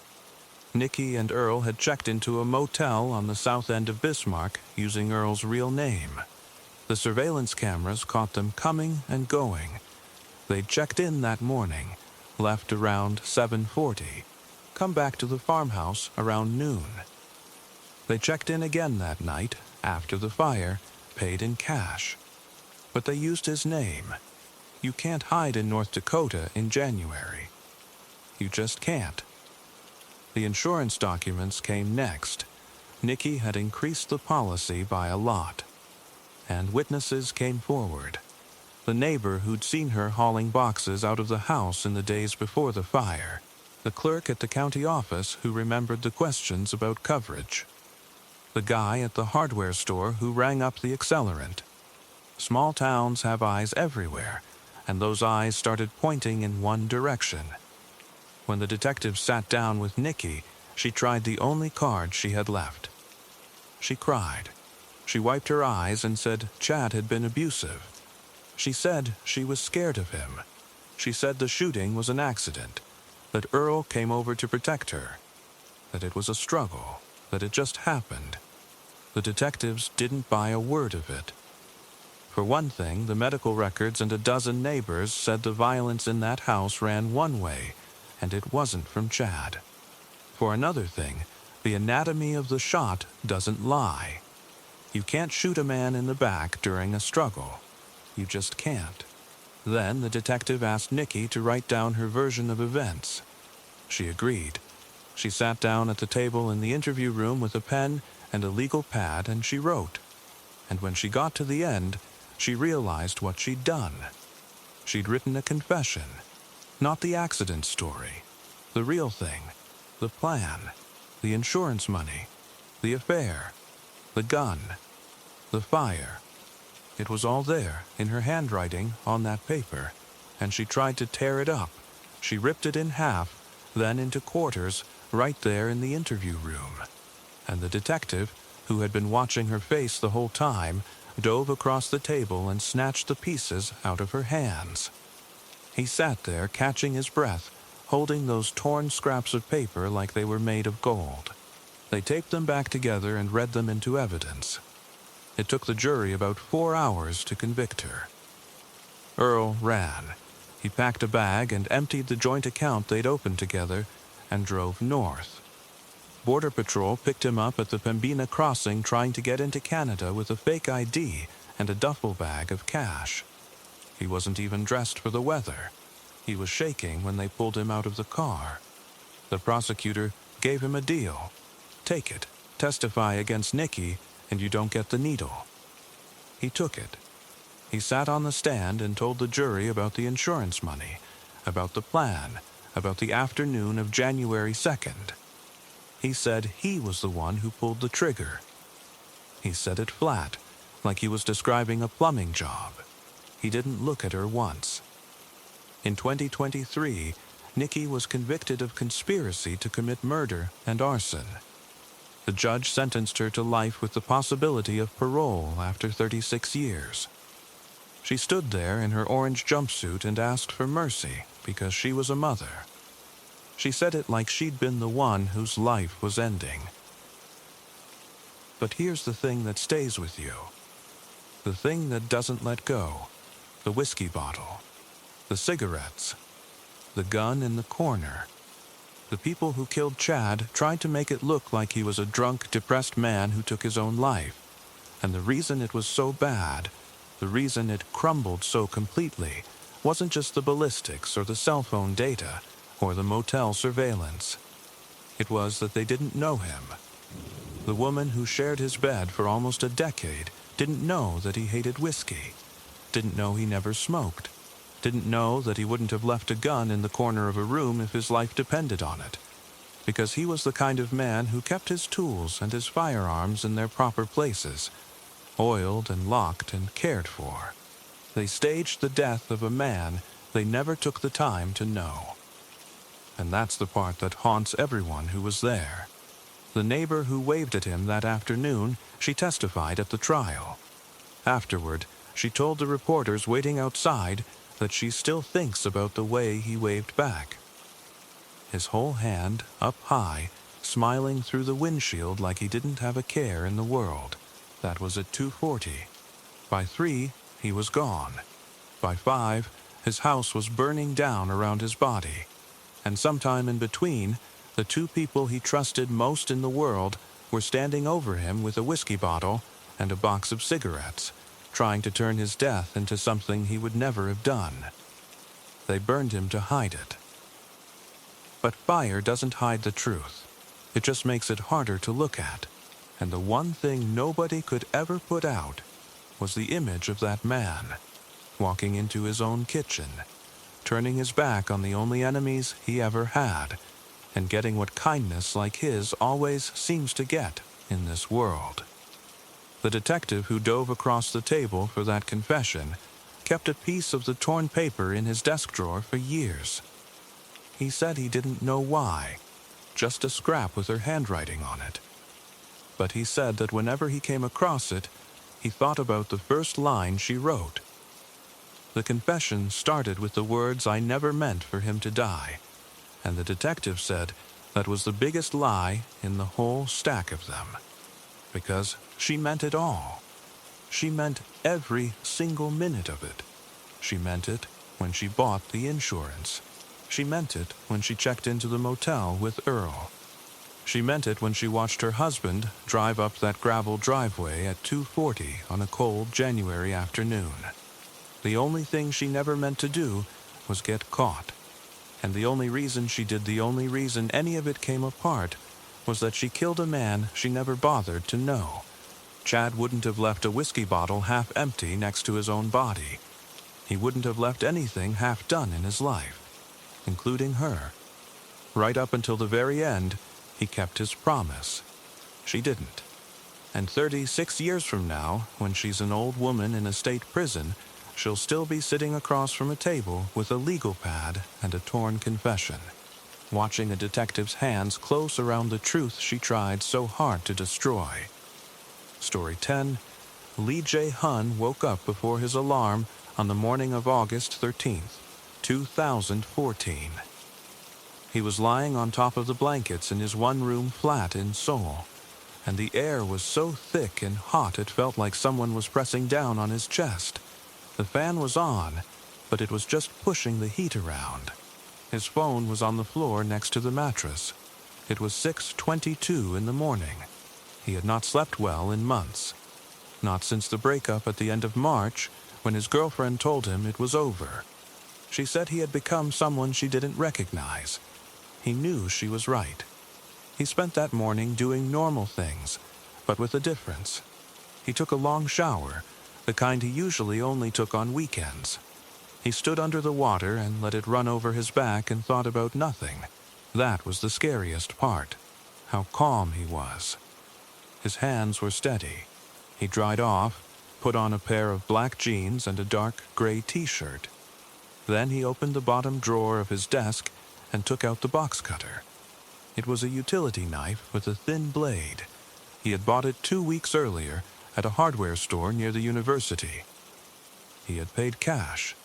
He had also bought a second one, same model, and put it in a drawer in the kitchen. He didn't know why he bought two. Maybe because he wanted to make sure he had one that worked. Maybe because he thought he might need a spare. He didn't think too much about it at the time. He put the box cutter in the pocket of a black hoodie. The hoodie was heavy, an old one he had bought at a street market in Dongmyo years ago. It smelled like dust. He put the hoodie on even though it was hot outside. Then he put on a plain baseball cap. No logo. He checked his reflection in the bathroom mirror. He looked like a normal person. That struck him as funny. He almost laughed. He left the apartment at around 11 in the morning. He didn't go to work. He called his team lead and said he had a fever. The man didn't ask any follow-up questions. Lee hung up, put his phone in his pocket, and walked to the subway station. He used his T-Money card. The train was crowded, but no one sat next to him. He liked that.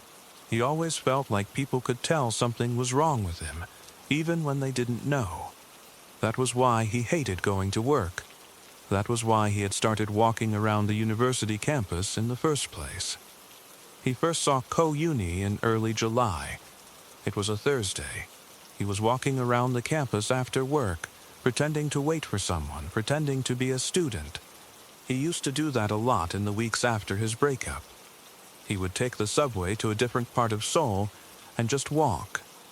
He didn't know where to go, and the campus was a place where no one looked at you. There were so many young people, laughing, carrying books, eating with friends. He felt invisible there, but in a good way, like he was watching a movie about other people's lives. Then he saw her. She was sitting on a low wall near the main library, eating a cup of rice cakes with chopsticks, looking at her phone. She was laughing at something. Her whole body moved when she laughed. She wore a bright yellow shirt and white shorts. Her hair was pulled back. She looked like she had plans. She looked like she knew exactly what she was doing with her life and where she belonged. He stood there and watched her for about 10 minutes. He couldn't look away. His chest felt tight. Not in a bad way. It felt like something was grabbing him. After that, he started going to the campus every day after work. He learned her routine. He found out her name by overhearing her friend call her once at a coffee stand. He heard Uni, wait, and he saw her turn around, Ko-Uni. He said the name in his head. It fit her. It was light and quick. He never spoke to her. He never got close enough to touch her. He just watched. He watched her walk from the library to the bus stop. He watched her buy iced coffee. He watched her sit with friends in the courtyard. He watched her scroll on her phone. He built a version of her in his mind, a version that had everything he didn't have. She was happy. She was connected. She was going places. She would never understand what it felt like to be him, tired, flat, hollow, angry. The anger started small. But it grew. It grew until he couldn't think about anything else. On the morning of August 13th, as he rode the subway to the campus, he wasn't thinking about backing out. He was thinking about the alley. He knew the alley well. He had walked it twice before, once in the afternoon and once at night. It was a narrow shortcut that connected the back of the university campus to a small residential street. There were no shops there, just closed metal doors, parked scooters, air conditioners dripping water on the pavement, and a wall covered in faded graffiti. There was a security camera at the entrance, but he knew it didn't cover the middle. There was a stretch, about 15 meters long, where the streetlight from one end and the light from the other didn't reach. No one else used that alley at night, mostly because there was no reason to. But she used it. He had seen her use it twice before. She always used it when she left the library late, because it cut 10 minutes off her walk to the bus stop. He arrived at the campus at around noon. He ate a triangle sandwich from a convenience store and drank a bottle of water. He sat on a bench near the engineering building for hours. He watched the time on his phone. He was still calm. He felt like he was outside his own body, watching himself from the air. He thought about the breakup. He thought about his empty apartment. He thought about the way his mother called him on Sundays, and he never called back. He thought about Ko-Uni, what it would be like to see her face up close, to make her stop, to make her see him. At around 6 in the evening, it started to get darker. The sun was low and the shadows got long. He got up from the bench and walked slowly toward the library.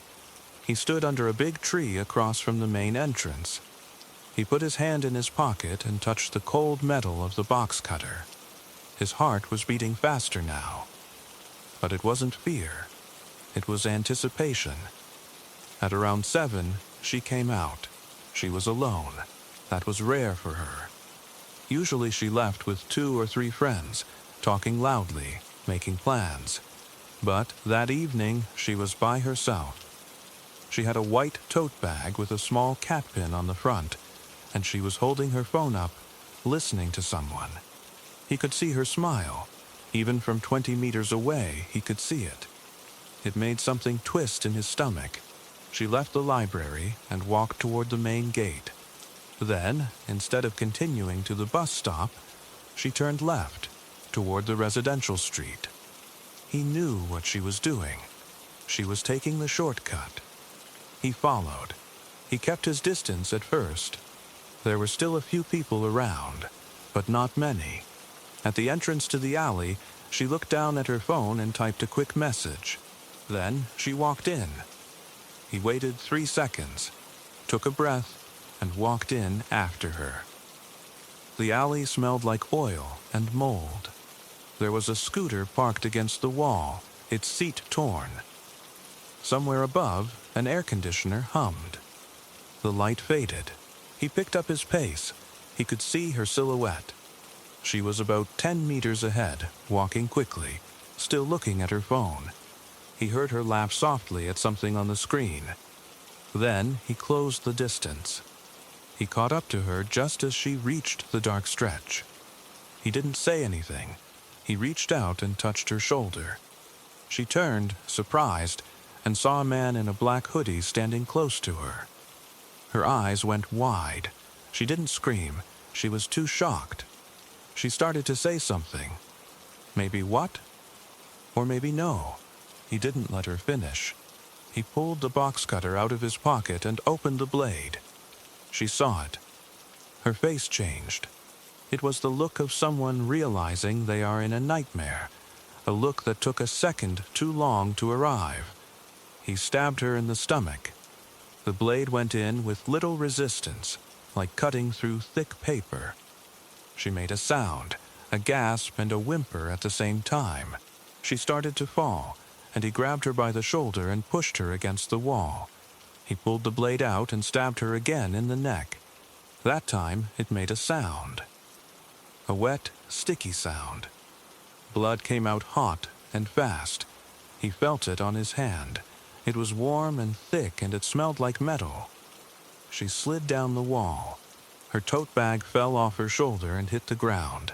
A pencil case rolled out, along with a notebook and a bottle of water. She was on the ground, looking up at him. Her mouth was open. He could hear her trying to breathe. He stood over her and watched. He didn't think about whether he should run. He didn't think about what he had done. All he felt was a quiet in his head that he hadn't felt in years. The rage was gone. The loneliness was gone. For a moment, standing there in that dark alley, with her blood on his hands, he felt like he was somebody. He felt powerful. He felt like he had finally done something that mattered. He knelt down next to her. Her eyes were still open. They were empty. He stayed like that for maybe a minute. The box cutter was still in his hand. He saw her phone on the ground beside her. It had a cracked screen from the fall. The screen was still lit. It showed a message thread. He didn't read it. He picked up the phone, pocketed it. He didn't know why. Maybe he didn't want anyone reading her last words. Maybe he wanted something of hers. Then he heard a noise. A door slammed somewhere above him. That snapped him out of it. He stood up, pulled his hood over his cap, and walked out of the alley. He didn't run. Running would draw attention. He walked down the residential street, past a man walking a dog, past a woman carrying groceries. No one looked at him. The blood on his hand was starting to dry. He tucked it into his pocket. He walked for about 20 minutes until he found a public restroom near a subway station. He went in and washed his hands. The water ran red. He scrubbed under his nails with a paper towel. His face in the mirror was pale, but his eyes were calm. There was no panic. There was no remorse. There was just a strange satisfaction, like finishing a task he had been carrying around for weeks. He went home. He took off the hoodie and the t-shirt and shoved them into a plastic bag. He washed his hands again. Then he sat on the floor in his room and looked at Ko Yuni's phone. It was locked. He didn't try to unlock it. He just held it in his hands for a long time, then put it in a drawer under some old clothes. He slept deeply that night. He didn't dream. The next morning, he woke up and checked the news on his phone. The article was short. It said a female college student had been found dead in an alley near a university. No name had been released yet.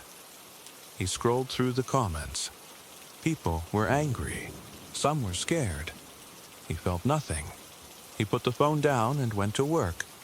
For 2 days, no one came. He sat at his desk and wrote code. He answered emails. He nodded at his coworkers. At night, he looked at Ko Yuni's phone, but didn't turn it on. He had thought about throwing it in the river, but he wanted to keep it. He wanted to keep all of it. On the morning of the 3rd day, 2 detectives came to his office. They asked him to step outside. He didn't resist. He didn't say anything. He just stood up and followed them. His manager looked confused. A few coworkers looked up from their screens.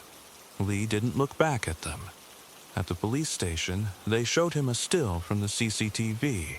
It showed a man in a dark hoodie following a woman in a light blue blouse through the entrance of an alley. You couldn't see the man's face, but you could see the way he walked, slightly hunched, hands in pockets. Lee looked at the image and nodded. Yes, that was him. He confessed within the first hour. He told them what he did and where.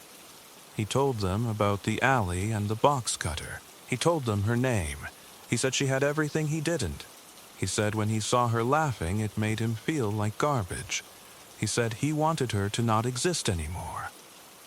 When the detective asked if he knew it was wrong, Lee said yes. When the detective asked why he did it anyway, Lee said, "Because I wanted to feel something." The trial happened a few months later. A psychologist explained that Lee had been suffering from severe depression for a long time. He had never been treated. He had become more isolated after his breakup. But the court didn't buy it as a defense. There was too much planning. The CCTV footage. The receipts for the box cutters. The schedule saved in his phone. His phone calendar had an alert set for August 13th at 6:30 in the evening. The alert said, simply go, he was convicted of first-degree murder and sentenced to life in prison. He didn't react when the sentence was read. He stood there with his hands folded, looking at the floor. The judge asked if he wanted to say anything to Ko Yuni's family. He said no. The police never recovered the box cutter he used. He told them he had thrown it into a storm drain near a bus stop, but when they searched, it was gone. What they did find, hidden behind the washing machine in a plastic bag, was the second one. Brand new, still in its packaging. They asked him why he had bought 2. Lee said he wanted a backup in case the first one broke. Then he added, quiet, that he also wanted a backup in case he missed. He didn't miss. That's the part that stays with people. He didn't miss, and he still had another one waiting. Story 11. Kong Ji-un never meant to kill anybody. That's important to say first, because after the trial nobody believed it. He became the kind of face the evening news loves to show. The kind people point at and say that's what a murderer looks like.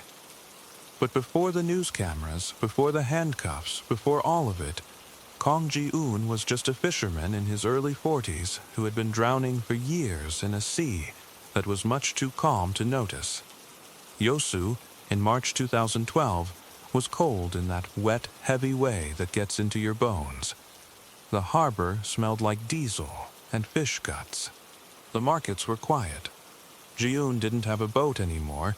It had been repossessed back in October. But he still did some delivery work for a woman who owned a fish stall down by the docks. She paid him in crumpled cash and usually told him to sit down and eat something before he left. On the night of March the 2nd, he sat down and ordered soju instead. He was behind on his payments. The loan shark called him every single morning, and twice a day if it was close to the end of the month. His hands shook more than usual. The woman told him to take it easy. He said he would. It was the last lie he told before the world closed in. The restaurant was right on the harbor road, a narrow place with green plastic tables and a small private room in the back. The door to that room didn't close all the way. Around 9:30, 4 men came in wearing suits. One of them was Choi Min-suk. Ji-yoon recognized him from the local papers. Choi was a real estate investor, one of those people who buy land before the rest of the city knows what's coming, and then sells it at a number you're almost ashamed to hear. Ji-yoon heard his name through the gap in the door, and then he heard the words redevelopment and the old railway land and something about apartments. He heard one of the men laugh and say that Choi Min-suk was going to make more money in one deal than most people make in a lifetime.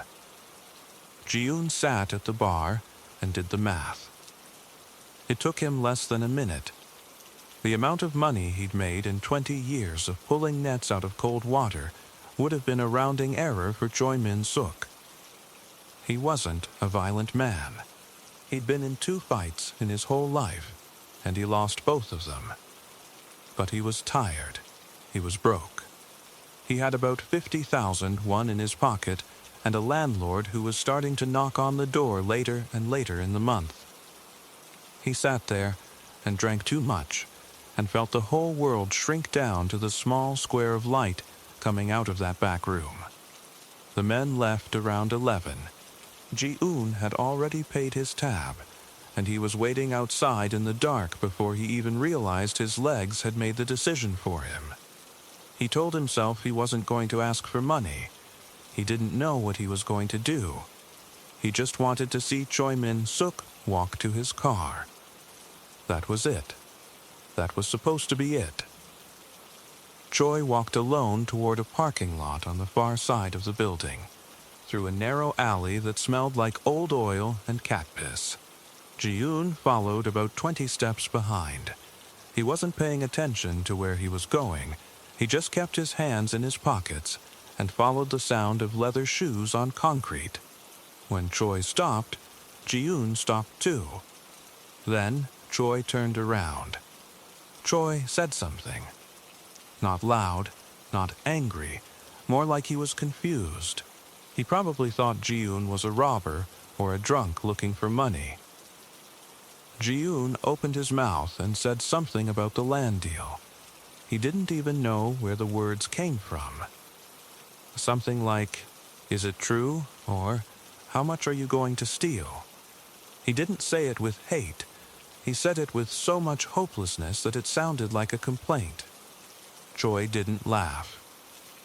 He just looked at Ji-yoon like he was a piece of trash the wind had blown into his path. He said some things about people like him, fishermen who never got anywhere, people who blamed the whole world because they couldn't pay their bills. Ji-yoon knew every word was true, and that made it worse. He didn't plan to hit him. There was no decision. His body just moved. He swung with his right hand, and his palm connected with the side of Choi's face with a sound like a board hitting wet wood. Choi was caught off guard and hit the wall. Ji-yoon swung again. Then again. He was throwing punches from the shoulder, not from the body, and they weren't clean hits, but they did damage. Choi's head snapped back. He fell on his side in the alley, and Ji-yoon went down with him, still swinging. He didn't hear the footsteps. He didn't hear anything until a heavy hand closed around his wrist and pulled him backwards so hard he nearly fell. Ji-yoon twisted around and saw Yoon Woo-sik, a dock worker, a guy he'd grown up with in the same cramped neighborhood, the same school, the same long summer afternoons hopping off the docks into the water. Woo-sik was built like a man who lifted crates for a living, but his face was pale and his eyes were huge. Woo-sik told him to stop. He said, "You're killing him." Ji-yoon looked down at his own hands and saw blood. He didn't remember the blood getting there, but it was there. His knuckles were split, and he could feel the sting and the wetness and the heat. He started nodding. He was about to get up, about to run, when Choi Min-suk raised his head off the concrete and started talking again. Choi was bleeding from his mouth and his nose, but he still had enough breath to say that he knew they were both going to be in the harbor by sunrise. He said he would see them buried. He didn't know their names, but he said he would find them, and he said it with the kind of confidence that only a man with money has. That's what set Woo-sik off. Woo-sik didn't lose his temper often. People who knew him would tell you he was the calm one, the guy they called when someone needed to be stopped before something got stupid. But that night, standing in that alley with the smell of stale booze and blood, he did not stop. He pushed Ji-eun out of the way and kicked Choi once in the ribs. Choi grunted. Then Woo-sik stepped forward and kicked him again, this time in the head. There was a sound, low, like something heavy landing on wet ground. Choi's head hit the concrete, with the back of his skull making a solid, horrible crack. Then the alley went quiet. For a second, nobody moved. Ji-eun remembered hearing the distant sound of a ship horn out on the water. He remembered how loud his own breathing sounded. Then Choi's legs twitched once and stopped. His eyes didn't close. They were just there, staring at nothing, and there was a dark pool forming underneath his head that spread into the drain too fast. Ji-eun threw up. He turned to the wall and threw up until he couldn't breathe. Woo-sik was standing over the body with his hands at his side, not saying anything. Then it was Woo-sik who said they had to do something. Ji-eun didn't understand at first. He thought they should call an ambulance, but they both knew it was too late. Woo-sik said they had to make it look like a robbery. He said it flat, like they were talking about the weather. And then he said, "Take his wallet." Ji-eun didn't want to touch the body, but he didn't want to argue either. He went through the coat pocket and found the wallet. It was warm. He put it in his jacket pocket and didn't say a word. They split up at the end of the alley. Woo-sik went left toward the warehouse and Ji-eun went right. He didn't run until he got to the main road. Then he ran. He ran with the wallet in his pocket and his hands covered in blood, through alleys so dark he almost fell twice. When he got home, he took off his jacket. It was a bright red jacket with a white stripe on the sleeve. His sister had bought it for him years ago, and he wore it every winter because it was warm. He'd taken it off in the alley at some point because he was sweating, and he left it there. He didn't remember leaving it. But when he got home, he didn't have it. That was the detail that killed him. The police found the jacket the next morning. There was a security camera at the corner of the alley, one of the old ones that barely worked but still recorded about 30 seconds at a time. It caught Ji-eun walking into the alley wearing that bright red jacket. It did not catch Woo-sik because Woo-sik had come from behind the warehouse on the other side, through a gap the camera never reached. The footage showed Ji-eun going into the alley. It showed him coming out without the jacket. After that, the case was almost too easy. They arrested him at 4 in the morning. 2 days later, the wallet was under his sink in a plastic bag. He meant to burn it. He never did. He didn't even remember why he kept it. It was just there, with the credit cards and the cash he never counted. Inside the wallet there was also a receipt from a restaurant and a small photo slot. But the photo was gone. Nobody ever found the photo. Years later, that detail would come back to haunt the people who worked the case. But the police found something else that night too. In his bedroom, under a pile of old fishing logs, there was a spiral notebook. It was filled with pages and pages about Choi Min-suk. Not exactly a plan, but it looked like one. Dates, times, places, the black car Choi drove, the office building where he worked, the route he took to the restaurant. Ji-eun had been writing down Choi's movements for weeks. It wasn't because he wanted to kill him. It was because he was obsessed with what Choi had, and the obsession had started to feel like the only thing he could control. But the prosecutor read the notebook to the jury like it was a death list. Page after page after page. When Ji-yoon's lawyer asked him why he wrote all that down, Ji-yoon didn't have an answer. He just said he wanted to know what a person with a future did with his time. He confessed to the murder. He confessed alone.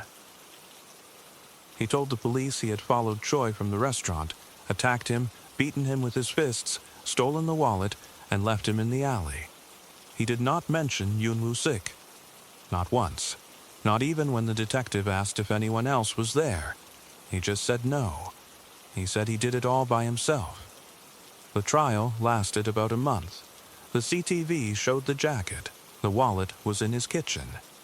The notebook made him look like a man who had been studying his victim. The blood on his jeans matched Choi's blood type, and when they tested the jacket he'd forgotten in the alley, there was enough evidence to seal the case. In June of 2012, Kong Ji-eun was convicted of murder and sentenced to life in prison. He stood up and bowed to the judge. He bowed to Choi Min-suk's family. He did not cry. Later, one of the guards said that Ji-eun looked relieved, like he had been waiting for a door to close so he could finally breathe. And that could have been the end of it. It would have been the end of it if a retired detective named Park Sang-ho hadn't been the one standing in the alley the morning after the murder, watching the forensic team pack up. Park had noticed a smear of blood behind the drain pipe. The team said it was probably the victim's, but something about it never sat right with him. After he retired, he pulled the old evidence bags out of storage and asked a lab technician to run them again with the new technology. That was 7 years later. 2019, the result came back with a blood type that matched neither Choi Min-suk nor Kong Ji-eun. It was a third person's blood. Somebody else had been in that alley, somebody who was never reported, never arrested, never mentioned by the man who confessed to the whole thing. Park Sang-ho didn't go to the police right away. He went to the harbor. He spent 6 months asking about Ji-eun's old friends, his schoolmates, the men he worked with on the docks. A lot of them remembered him.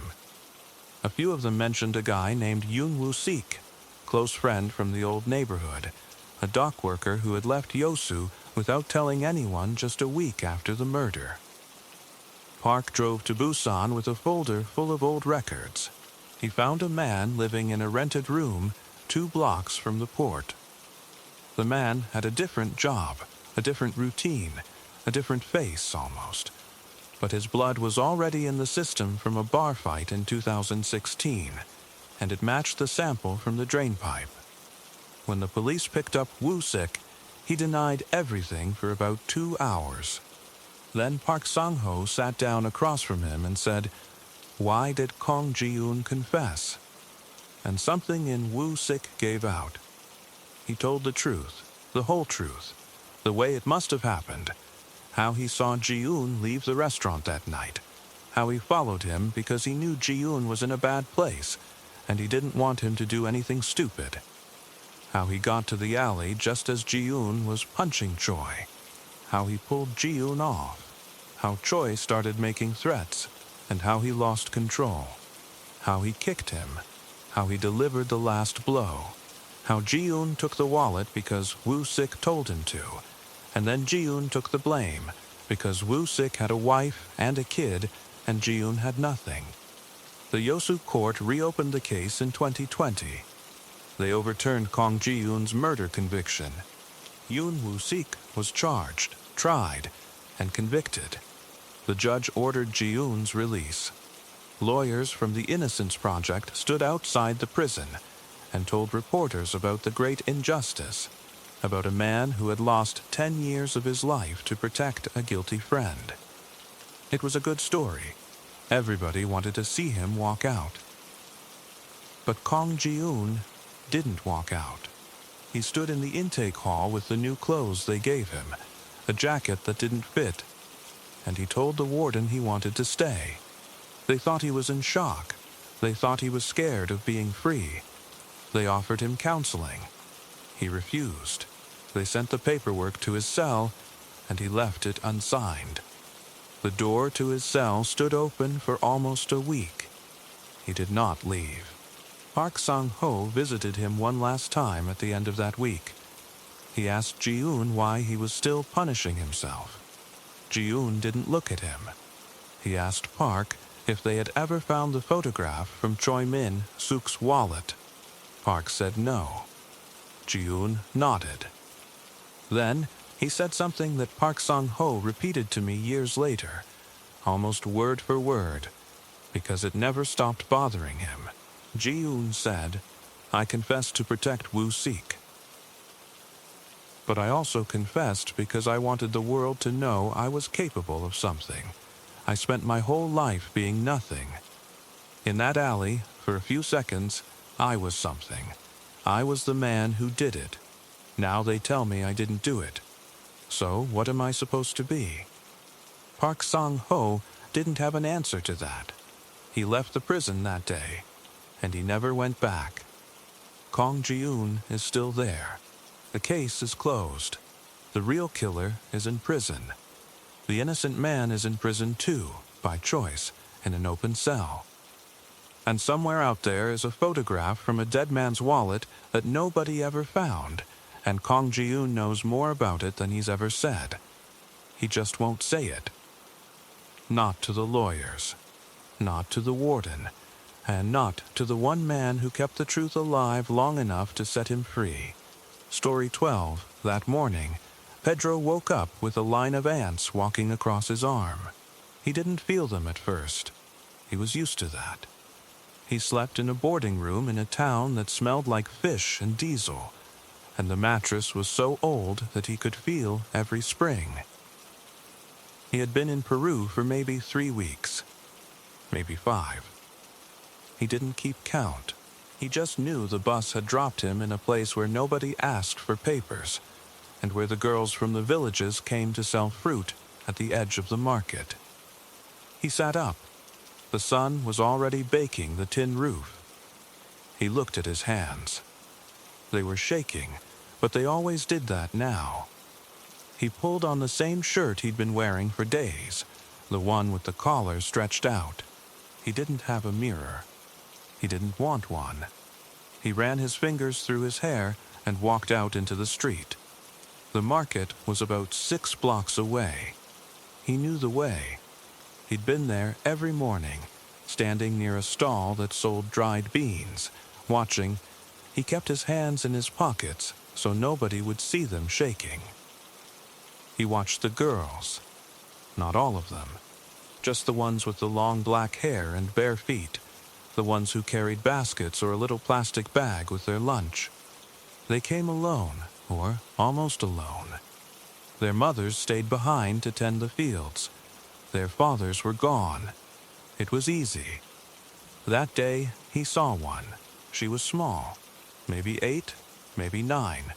Hard to tell. She had a red dress that was a little too big for her, and she was sitting on the ground near a pile of oranges, eating something out of a tin can. She wasn't with anyone. He watched her for maybe 10 minutes. She didn't look up.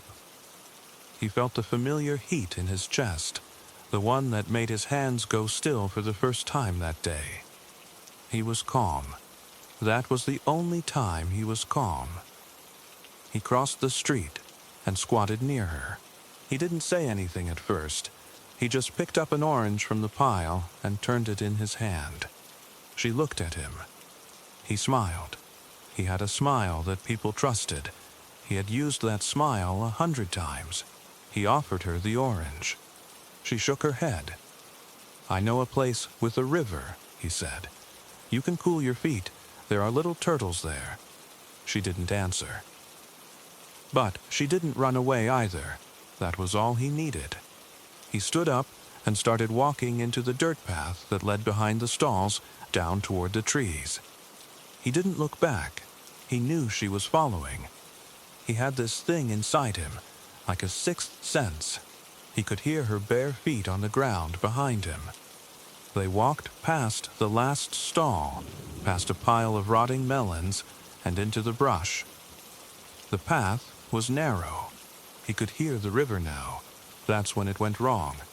He couldn't say why. Maybe she stepped on a thorn. Maybe she saw his face differently in the shade. But she stopped. He turned around and saw her eyes go wide.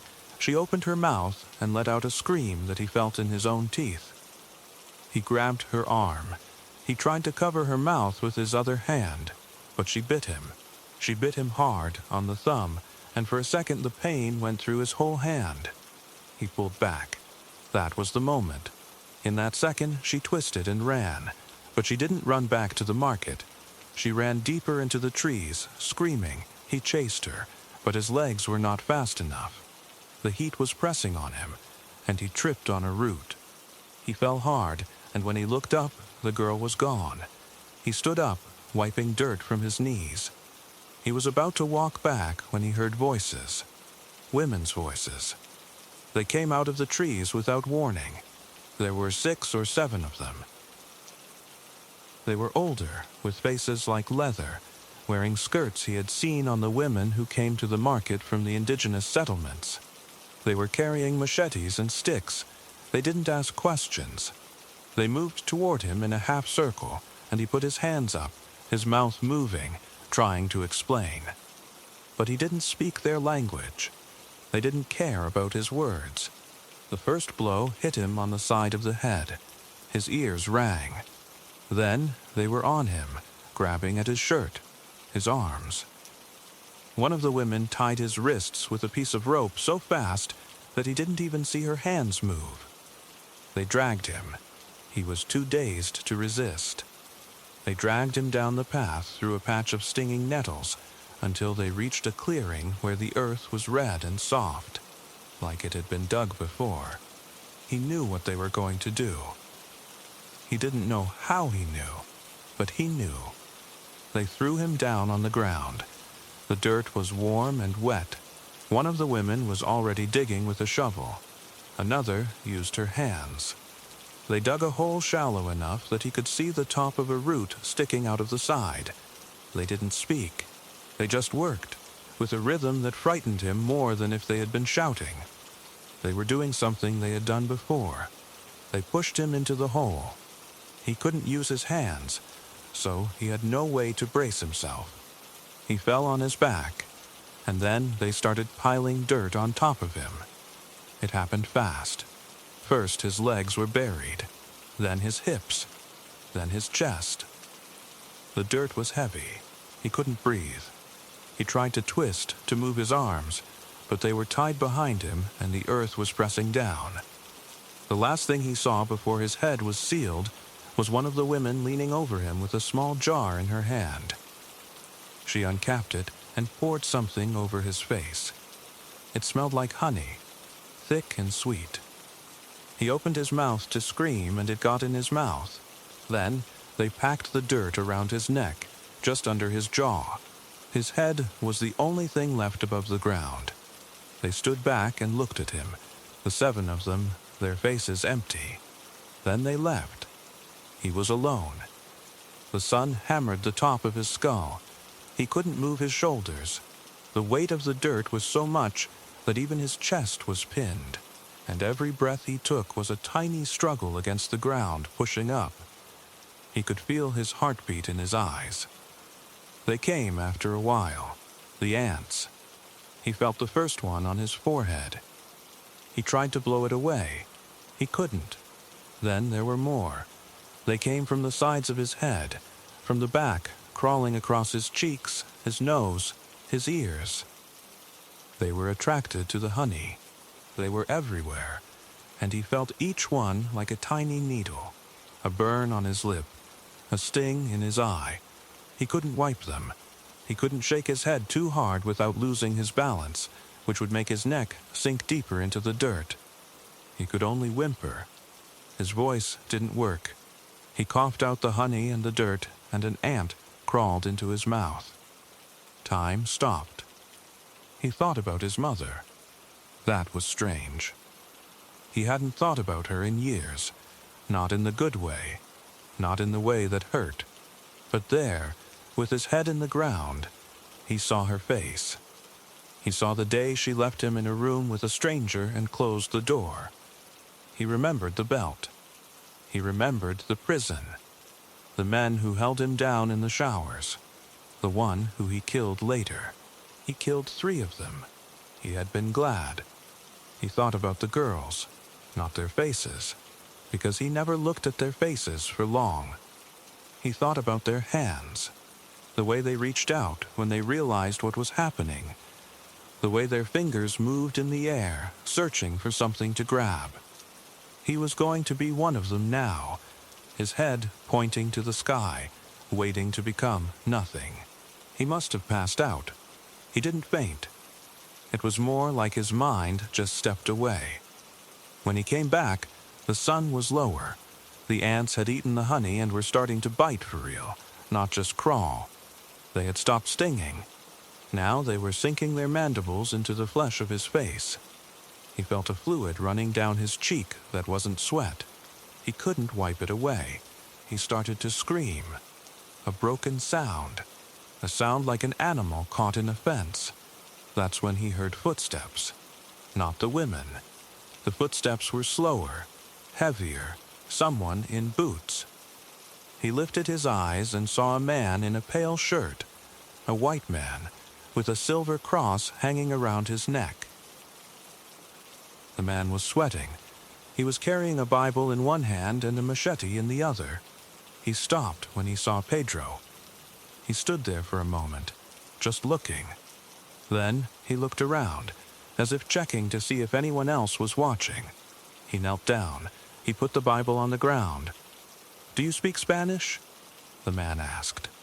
Pedro couldn't answer. His lips were cracked, covered in ant bites. He moved his head a millimeter, which was all he could manage. The man started digging. He used the machete like a shovel, and then his hands. It took a long time. Pedro felt the dirt coming loose around his shoulders, his arms. At one point, the man cut him on the ear with the machete tip. But he didn't feel it. He felt the blood. He felt the ants crawl into the cut. Then his arms were free. He dug the rest of the way out by himself, pulling his legs out of the earth, rolling onto his side in the red mud. He lay there for a while, spitting dirt, spitting ants. The man poured water over his face from a canteen. It stung like bleach. The missionary helped him stand. Pedro's legs were weak. He looked at his own body. He was covered in bites and scratches. His hands were swollen. The rope had left deep marks. But he was alive. The missionary didn't ask him for an explanation. He just said, "They would have let the ants eat you. That's their way." Pedro didn't answer. The missionary said, "Come, I'm taking you to the authorities. They will sort it out." Pedro didn't resist. He walked behind the missionary through the forest, his head down. His face felt like a piece of raw meat. When they reached the road, there was a truck waiting. The missionary spoke to a man in a police uniform. The police officer looked at Pedro with a mixture of disgust and curiosity. He pointed to the back of the truck. Pedro climbed in. The truck was hot. He sat in the shade of the cabin watching his feet, until they arrived at a small police station in a town called Pucallpa. Or maybe it was Iquitos. He didn't ask. The walls of the station were peeling. A fan turned slowly on the ceiling. The officer took down his name. Pedro gave the name the missionary had heard him use. Pedro Elpez. The officer wrote it down without looking at him. They kept him in a cell for a few days. Then they deported him back to Colombia. They didn't know what he had done. Nobody asked about the girl in the red dress. Nobody asked about the other girls, the ones he had buried near the rivers, under the banana leaves, in the shallow dirt. He was just a vagrant, a problem to be passed along. Years later, after a flash flood in Ecuador uncovered what he had left behind. after the police in Ambato found more than 50 corpses, after he confessed to more than 100, after he was convicted of 57 murders and sentenced to 16 years, after they let him out for good behavior, after they locked him away in a psychiatric institution, after they let him out again in 1998.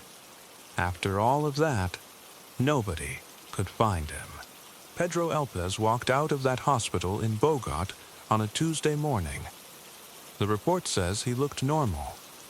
He was 50 years old. He had a beard. He walked to a bus stop. A woman who was there said he smiled at her before he got on the bus.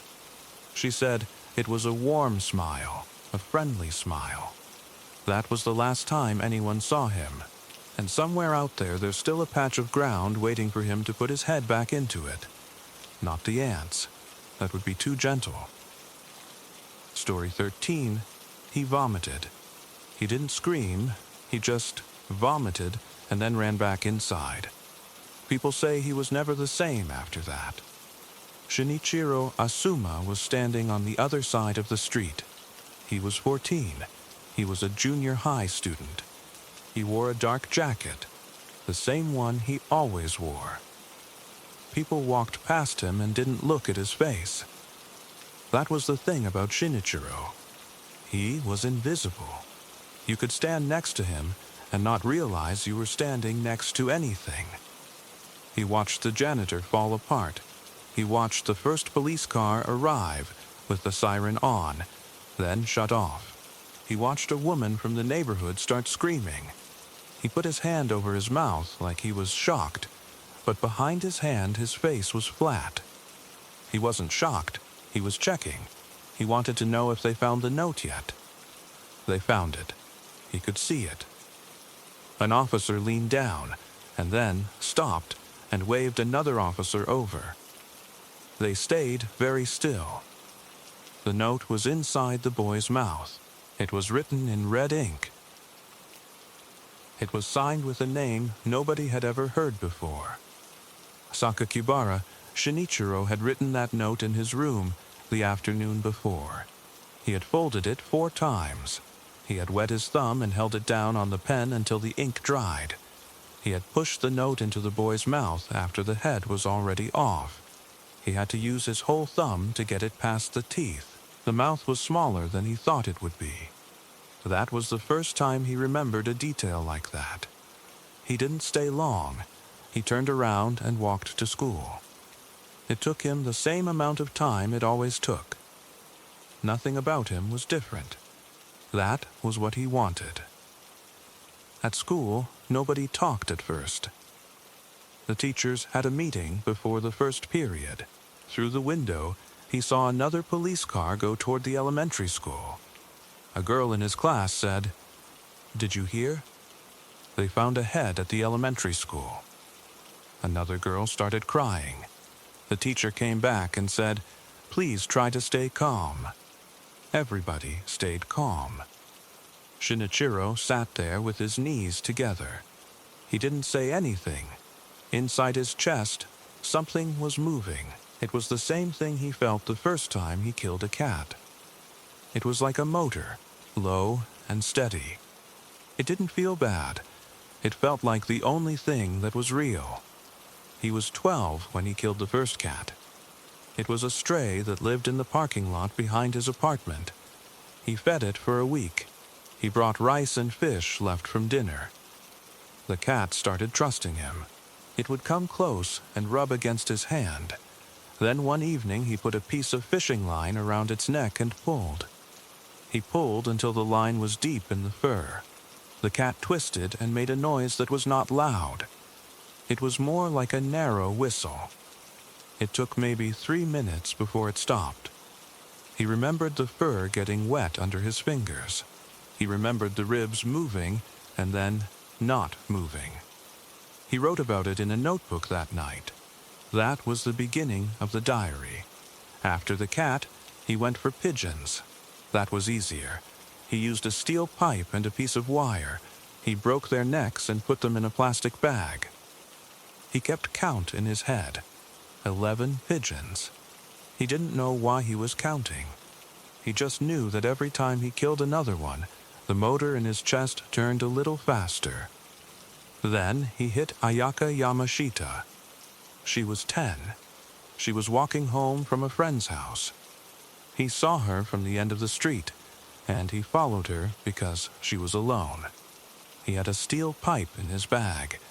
He had been carrying it for a week to test how heavy it felt. She didn't see him. He hit her from behind, on the back of the head. The sound was like a watermelon dropped off a table. He hit her again because she was still breathing. Then he ran. Later he heard she was still alive. He hated that. He hated that he didn't do it right. For weeks he walked past the hospital to see if there were police waiting. There weren't. Nobody looked at him. That was his second lesson. You can do something loud, and the world will still not see you. The first lesson was with the cat. The second lesson was with the girl. The third lesson came with Jun Hase. He didn't know Jun's name when he took him. He didn't care. He saw the boy walking near the riverbank, by the open ditch where the water went under the main road. Shinichiro was on his bicycle. He stopped. He told the boy there were kittens under the shed. He did it in his normal voice. People always trusted his voice. It was quiet. It didn't seem like a voice that would lie. The boy followed him. He didn't even look at the water. He walked about 10 steps behind. That was it. Once they were hidden behind the shed, Shinichiro wrapped a nylon cord around the boy's neck. The boy struggled. He struggled so much that Shinichiro had to put his knee on the boy's back and pull backward. It took longer than the cat, longer than the pigeons. He felt the boy's body go heavy, then heavier. When he finally let go, the cord was still tight around the neck. The skin broke in a few places. Shinichiro remembered looking at the marks and liking them. They were proof. Then he got the kitchen knife from his bag. He had wrapped it in a towel. It was not sharp enough. He had to saw. He remembered the noise more than the blood. The noise was like cutting thick rope. He held the towel under it to keep the blood from getting on his hands, but it got on his hands anyway. It was warm. It dried fast. He washed in the public toilet near the river. He had to wash his hair too. He didn't know why he did that. Maybe because some of the blood got in his hair, and he liked that even less than he liked the boy. He left the body near the ditch. It was later found in the scrub grass close to the path. The police said it was nearby. It was nearby because Shinichiro didn't have time to carry it farther. He only wanted the head. He wrapped the head in a school t-shirt. It fit in his backpack, barely. The zipper caught on the hair at one point, and he had to stop and pull the hair out. He remembered the way the hair felt against his fingers. It was soft, like a girl's. He didn't like that. He got on his bicycle and rode to Tohak Elementary. It was around 2 in the morning. He put the head near the gate, right where the kids would walk past it. He had to push it once, because the head rolled. He didn't want it to roll. He wanted it to be seen. He thought about the body without the head. He thought about all the parts of a person that can be removed. He wasn't scared. He was curious. That's what he kept telling himself. I'm just curious. Later, when the police asked him why, he would say that. He said it like it was a school report. But the truth in his head was simpler. He wanted to know if a human snapped the same way a bird snapped. He wanted to know if there was a difference. There wasn't. That was the answer. And once he had the answer, he felt like the motor finally stopped shaking. It just sat there, smooth, waiting for the next one. During lunch at his school that morning, he could hear people crying in the hallway. The news was moving through the neighborhood like water. A teacher said the elementary school was closed for the day. Another teacher said they found the rest of the body.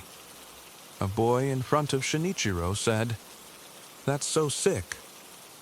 Shinichiro nodded. He kept nodding until the boy turned around. He went home after school the same way he always did. He didn't run. He didn't look back.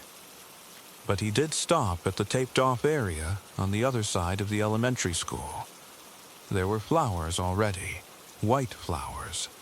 He thought that was fast. He thought people shouldn't be able to make their feelings happen so quickly. It made his own feelings feel less important. Inside his room, he locked the door. He pulled the diary out from under the mattress. The cover was blue, spiral-bound, the notebook they gave you at the store for your math notes. On the inside cover, he had written personal. Do not open. The first pages were about the cat, then the pigeons, then Ayaka, then June. He had drawn a line after the cat and written, after this, it's the same thing. Then he drew another line after June and wrote, after this, it's just practice. At 7, his mother called him for dinner. He ate rice and fish. His father watched the news. The news was about the killing. His mother said, terrible.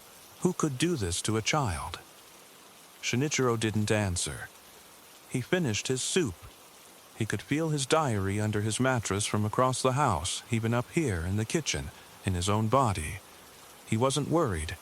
He was worried they wouldn't find it fast enough. At 9 in the evening, the doorbell rang. He heard his father go to the door. Then he heard a voice he didn't know. It was polite. Too polite. Then his father called his name. Shinichiro came down the stairs. There were 2 men in plain clothes and 1 policewoman. They had umbrellas even though it wasn't raining. They asked him where he was on the afternoon of the day before. He told them he was home. He told them he was studying for a test. His voice stayed flat. His hands stayed still. He almost believed it himself. Then the policewoman asked, "Do you know Jun Hase?" Shinichiro said no. His mother started crying. His father said, "He's only 14. The police asked if they could look in his room. It was not really a question. Shinichiro said yes. He walked up the stairs in front of them. The policewoman stayed close behind. He opened his bedroom door. The bed was made. The carpet was clean. The diary was under the mattress. He stood against the wall while the policewoman looked under the bed. Then she lifted the mattress. He watched her fingers touch the blue spiral notebook. She pulled it out. She opened it. He could see the first page, where he had written the date in April. She turned the page. The room went very quiet. She called one of the detectives in. They stood there, 4 adults in a small boy's room, reading the story of a cat. They read about the pigeons. They read about Ayaka. They read about June. The last entry was dated that morning. It was written in red ink, the same red ink from the note. The detective read it out loud, but his voice stopped before the end. Shinichiro watched his face change. It was the first time an adult had ever looked at him like he was more than a child. At the station that night, he talked. He told them about the cat. He told them about the pigeons. He told them about Ayaka and the steel pipe. He told them about the nylon cord and the boy's quiet struggle. He told them about the note in the mouth, stuck between the teeth, how he had to press it in with his thumb. He said he wanted to know how fragile a person is. He said it like he was describing a biology experiment. The court sent him to a youth reformatory because he was 14. He was released on parole in 2004. A magazine later published his new identity. He wrote a book about his life. People were outraged. They said the sentence was too soft. They said he should never walk free. There's one thing they never explained. In the diary, under the last entry, there was a small square drawn in red ink. Inside the square was a single line. It said, "I don't know where I went." That was the final line in the diary, and he never told them what it meant. Story 14. I'm going to tell you what happened in Haiku City in the summer of 2008. But you have to understand something first. Nobody who knew Wong Con could picture her as a killer. That's the part that still gets me. She was the kind of woman who never raised her voice, who ironed Luo Iba's shirts every morning, who spent her whole life giving up things for other people. And then one day, she snapped. Not into a temper, into something worse, into something quiet and methodical and completely final. The day it happened started like every other day in that cramped apartment on the second floor of a building near the wet market. The ceiling fan clicked on every rotation. Wong Con woke up at 5:30 because the first bus to the textile factory passed under their window and rattled the glass. Luo Iba was already up, standing at the rice cooker in his undershirt, looking at his phone. She didn't see the screen. She didn't need to. For the past 3 months, he'd been smiling at that phone the way he used to smile at her, back when they were 19 and she still had dreams of becoming a teacher. She made him breakfast. She packed his lunch. She woke their 3 daughters, 7, 9, and 11, and braided their hair so tight they cried, and she apologized without saying the words out loud. She walked them to school. She bought vegetables. She avoided the neighbor who always asked why Luo Iba never came home before 8. And at 9 in the morning, when the apartment was empty, she opened the bottom drawer of the wardrobe and took out a piece of paper she'd found in his jacket pocket 2 weeks earlier.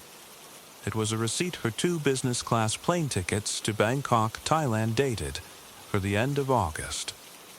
The names printed on it were Luo Iba and Emma Ming. Now I've heard people talk about that moment like it was the trigger. But Wong Con didn't scream. She didn't cry. She just folded the receipt and put it back exactly where it was. And then she called Deng Ha. Deng Ha was a friend of the family, a man in his 50s who sold second-hand scooters and had known Luo Iba since he was a kid. He owed Wong Con a genuine debt. Years ago, when his wife was sick and he couldn't afford the hospital, Wong Con sold her own sewing machine and gave him the 3,000 yuan. She never asked for it back. She never even mentioned it. So when she called him that morning and said, "I need you to help me park something," he didn't ask what it was. That was the thing about Wong Con. She made people feel obligated without ever acting like she deserved something. But Deng Ha did come. He showed up at 11 in a borrowed white van that had a faded chicken logo on the side. Wong Con got in the passenger seat. She told him to drive to the street behind the opera house. They waited for 2 hours. The whole time, Wong Con didn't say a word. She just sat there, knees together, hands folded, watching the stage door like she was waiting for a bus she didn't want to board. Deng Ha smoked 4 cigarettes, and the ash fell on his pants, and he brushed it off nervously. She didn't blink.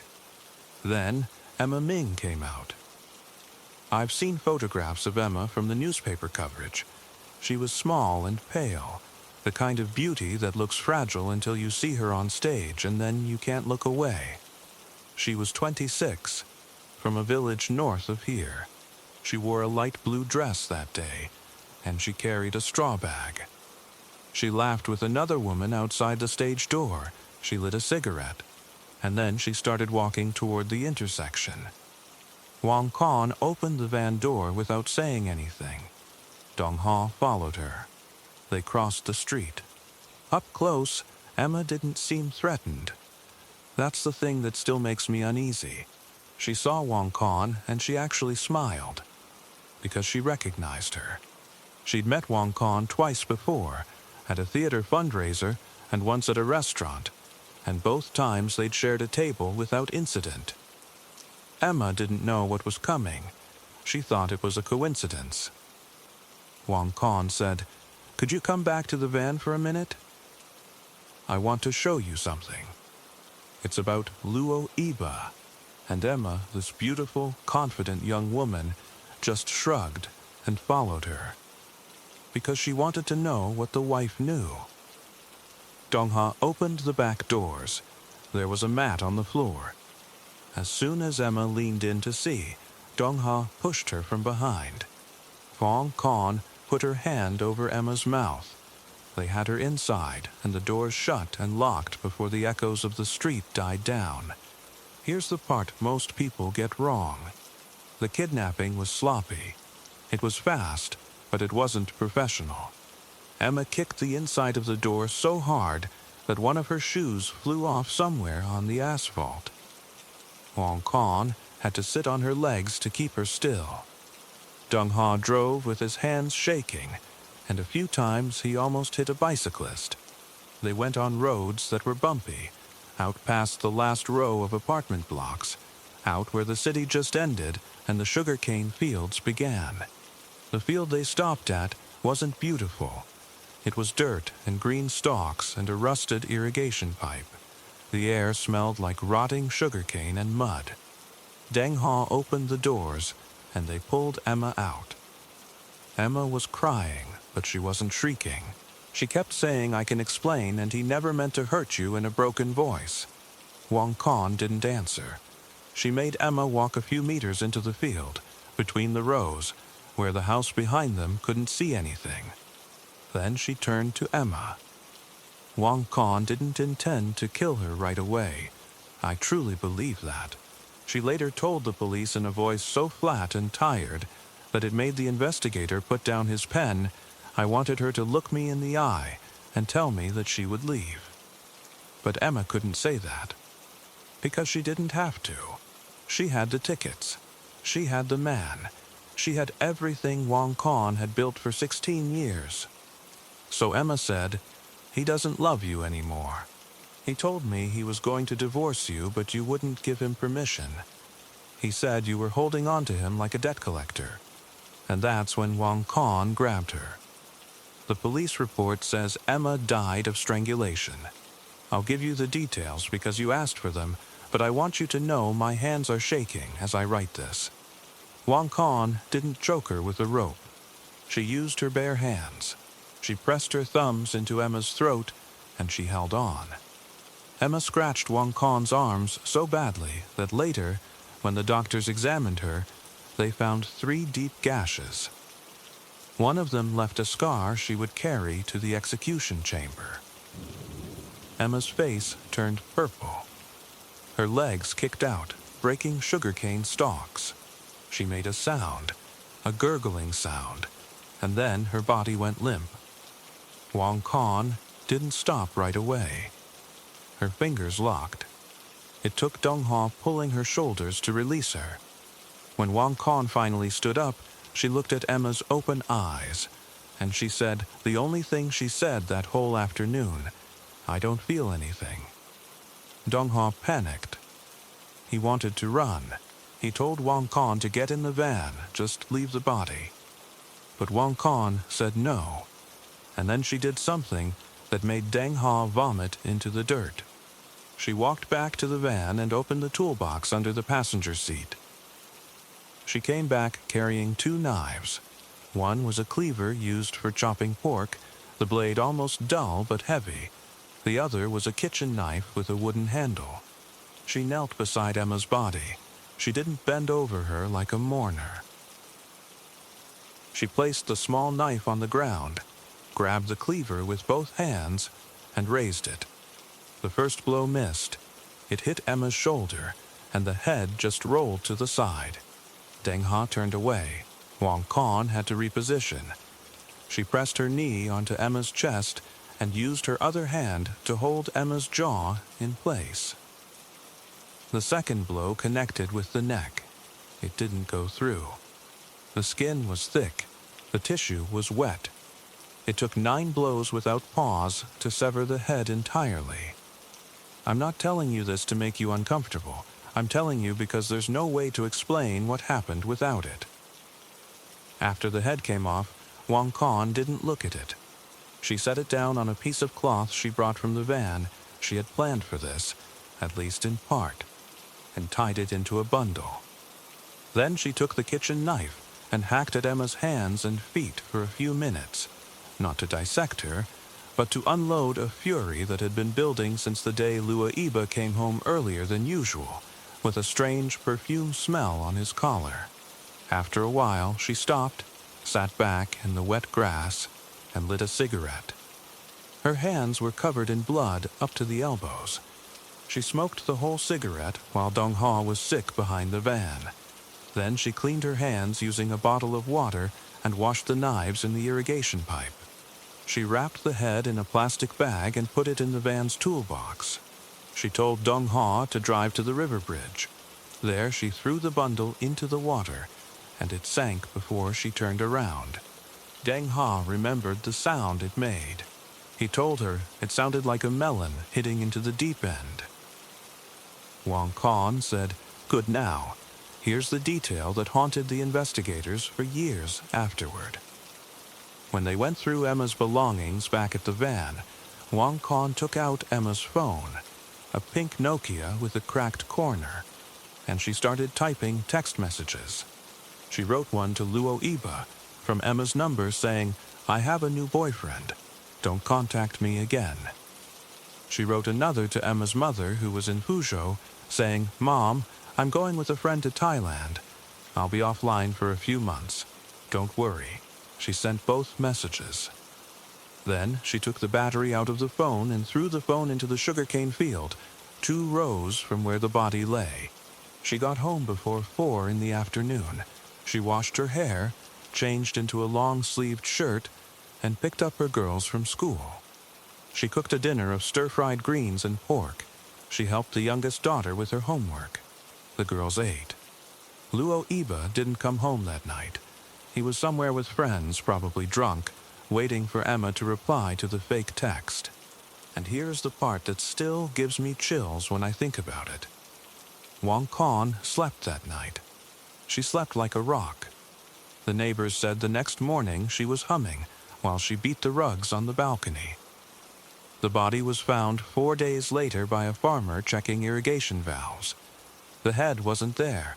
It caused such a panic that the police flooded the field and closed the road. The whole city had heard about the headless opera actress by the afternoon, and Emma's mother kept calling her daughter's phone 3 times a day for a week before she flew to Haikou City and filed a missing person report. The police cross checked the last tower that the phone pinged on. That tower covered the field. That's how they found Wong Con and Deng Ha. When they arrested Wong Con, it was 9 at night. She was eating red bean soup with her daughters at the kitchen table. She didn't resist. She didn't scream. She went with the officers and told them everything before they even asked. She repeated the same phrase she had said that afternoon, "I don't feel anything." It's what she would have done to me. Deng Ha broke down immediately. He told them exactly where the head had gone. Divers searched the river for 2 weeks and never found it. It's still down there somewhere, probably caught in the reeds or buried in the silt. They never recovered it. Emma Ming's body was buried with a sealed wooden box for a head. Luaiba, the person who actually caused all of it, disappeared. He didn't show up at the trial. He packed his bags and took their 3 daughters and left the city. The last anyone heard, he was in a town near the border. He never came back. The girls didn't testify. Their school records were erased. Wong Con was convicted. The court read the verdict in December. They said she was fully responsible. They sentenced her to death. But what stunned me, what still makes me not know how to feel, was the petition. 128 people signed it. Not celebrities, not lawyers, regular people, neighbors, shopkeepers, women who had heard her story and cried. They asked for leniency because they believed she was a victim too. She gave up her education. She bore 3 children in 3 years. She worked every single day of her marriage so Luo Iba could chase the man she thought he was. And those 128 signatures didn't matter. They never mattered. Wang Con's last request was to see a photograph of her daughters. The prison staff gave it to her. She held it for 3 minutes. Then she asked them to fold it and put it in her bra pocket, because she didn't have anywhere else to keep it. She was executed a week later. But here's the detail that lingers, the one I never hear anyone talk about. When the police had searched Wang Con's apartment after the arrest, they found a notebook on her nightstand. She had written in it, on the night before the kidnapping, a list of instructions. Not a plan to kill Emma. A list of household chores for Luo Iba to do after she was gone. There was a line that said, "Boil the girls' water before bathing them. Tell them I went to visit my mother in the north. They won't ask too many questions." She did it for them. She killed for them. She decapitated a woman for them. And when she looked at that photograph in her final moment, the guard later told a friend she had the same expression she had on her face every time she braided their hair. Completely focused. Completely calm. Completely sure that what she was doing was the only thing left to do. Emma Ming's head is still in the river. Nobody called them by the right names after all this. They say Wang Con was the villain, and Emma was the victim. But the empty side of that bed Wang Con woke up alone in every morning for 12 years. That side is never mentioned. I don't know why I'm telling you this except that you wanted the truth. The truth is that sometimes people can do the most horrible thing you'll ever imagine and still believe, deep in their bones, that they were the one being punished all along. Story 15. He had seen John Gill 100 times before. The boy was everywhere, like a stray dog with a smile, running behind the milk cart, shouting at the other kids, hanging around the stable door when Barrett was milking. He lived 2 streets over from Miller Street, and on a cold December morning, you'd see him in that gray coat that was too thin for the weather, snot running down his lip, always asking if there were any jobs to do for a penny. That morning, the 29th, he saw him climb onto the back of Barrett's float. Barrett gave him a hand, actually lifted the kid up, and John was laughing, banging his heels against the wooden boards. It was just after 6, still dark, the lamps burning orange. He remembered thinking, that milkman's got a soft spot for that boy. He had no reason to think anything else. You never do. He worked at the wool mill down by the canal, and his shift ran from 7 to 6. He didn't think about John Gill for the rest of the day. Why would you? The boy was always around someone. Always safe. Bradford was a rough town, sure, but kids ran free. It wasn't like London with all that Ripper talk in the papers. They had their own worries, mill chimneys, factory accidents, the smell of dying animals from the slaughterhouse. A child going missing wasn't on anyone's mind. Not until the wife came running down the street at 4:30, her face white as ash, screaming that John Gill hadn't come home for his tea. Everyone came out.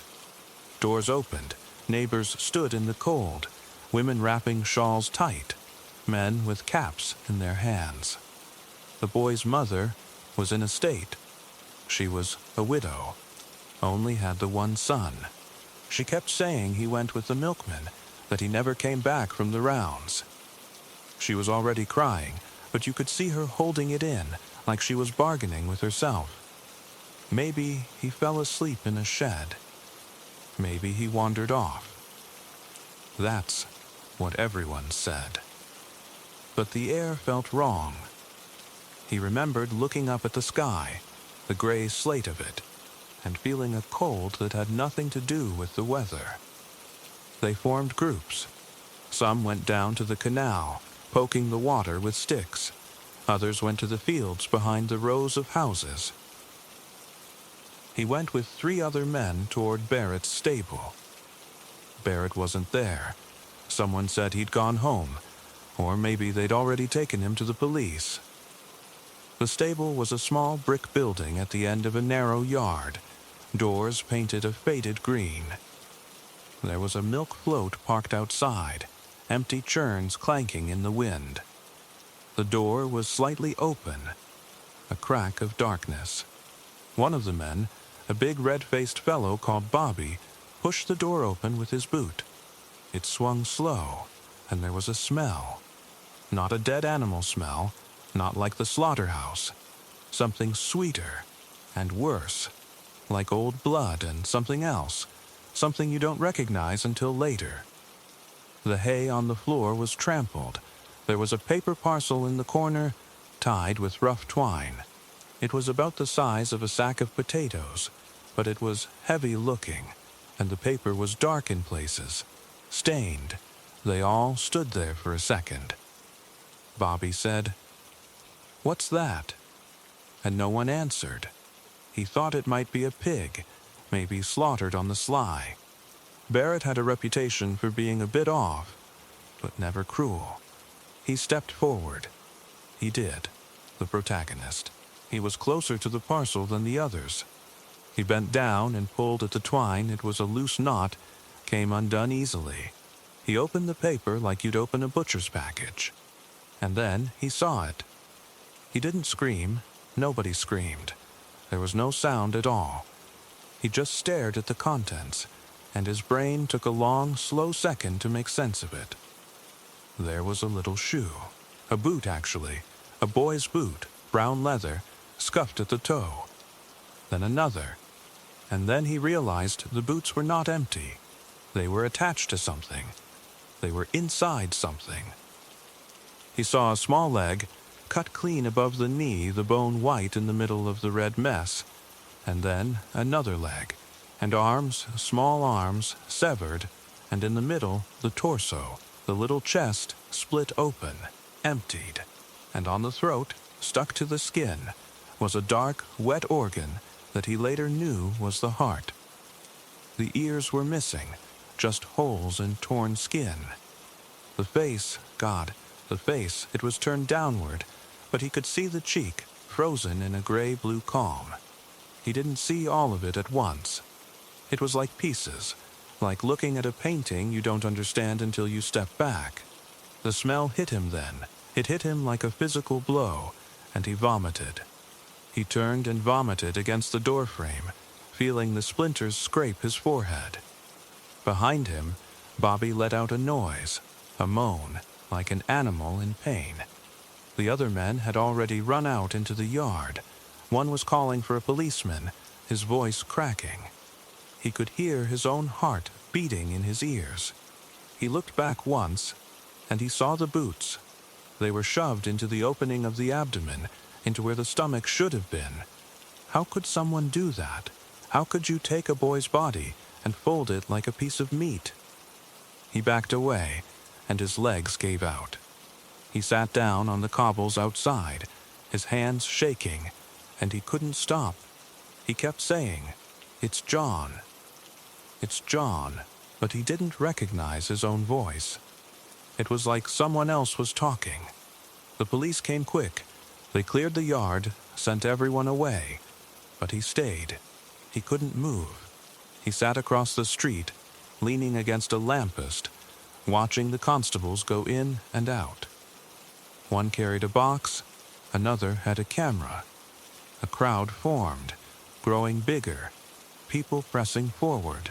The news went around like fire. The boy was found, murdered, cut to pieces. He heard an old woman in a black shawl screaming, "It's the Ripper. He's come to Bradford. She wasn't alone." That was the first thing everyone said. The Ripper. The London murderer. The papers had been full of nothing else for months. And then, weeks before, that card had been found at the tailor's on Ivegate.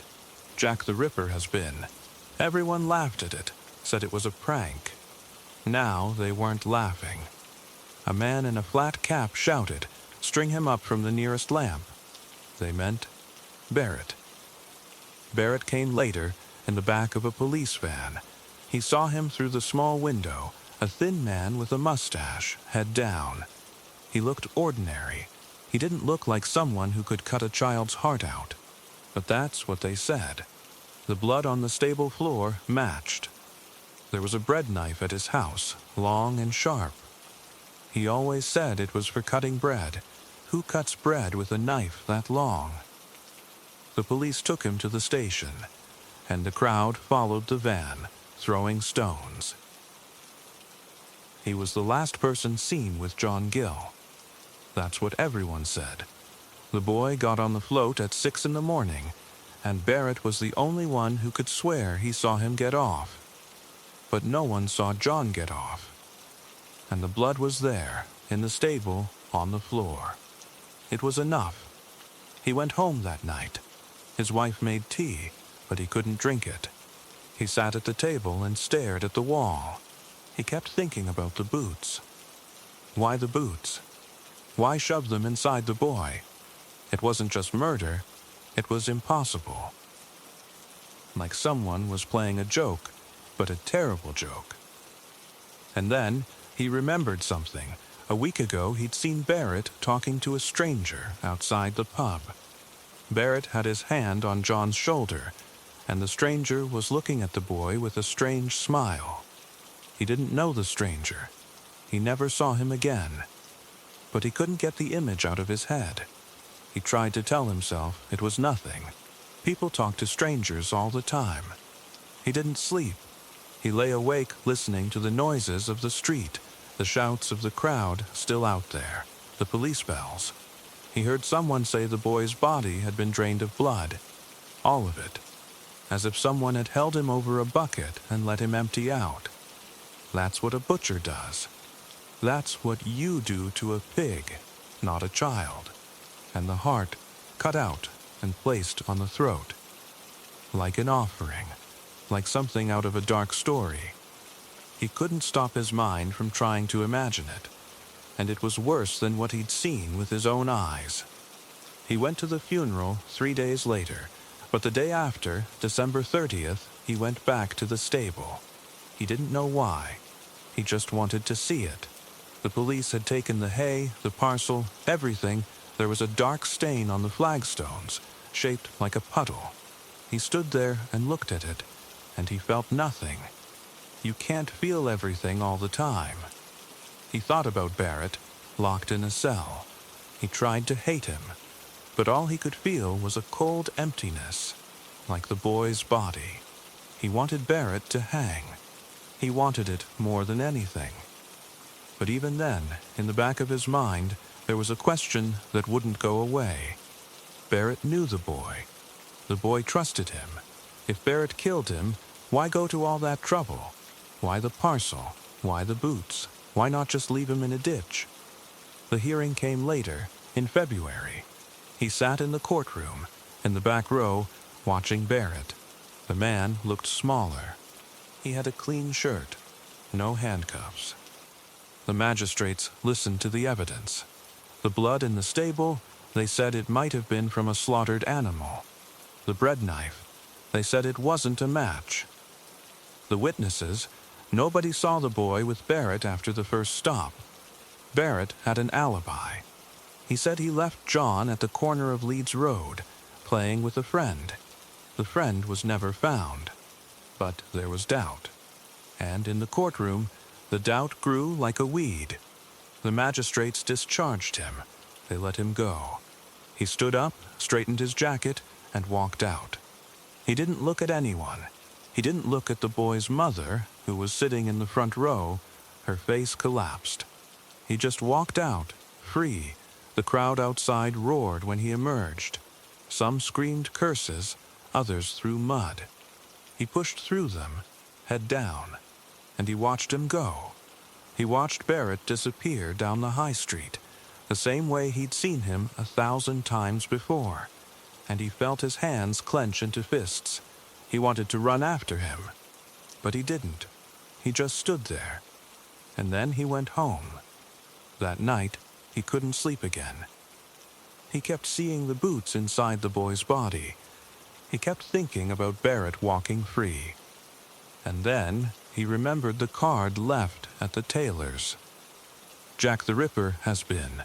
Everyone thought it was a joke. But now, he wasn't so sure. Because the Ripper never killed children. He killed women, adults. That was the thing. John Gill was a child. A small, helpless child.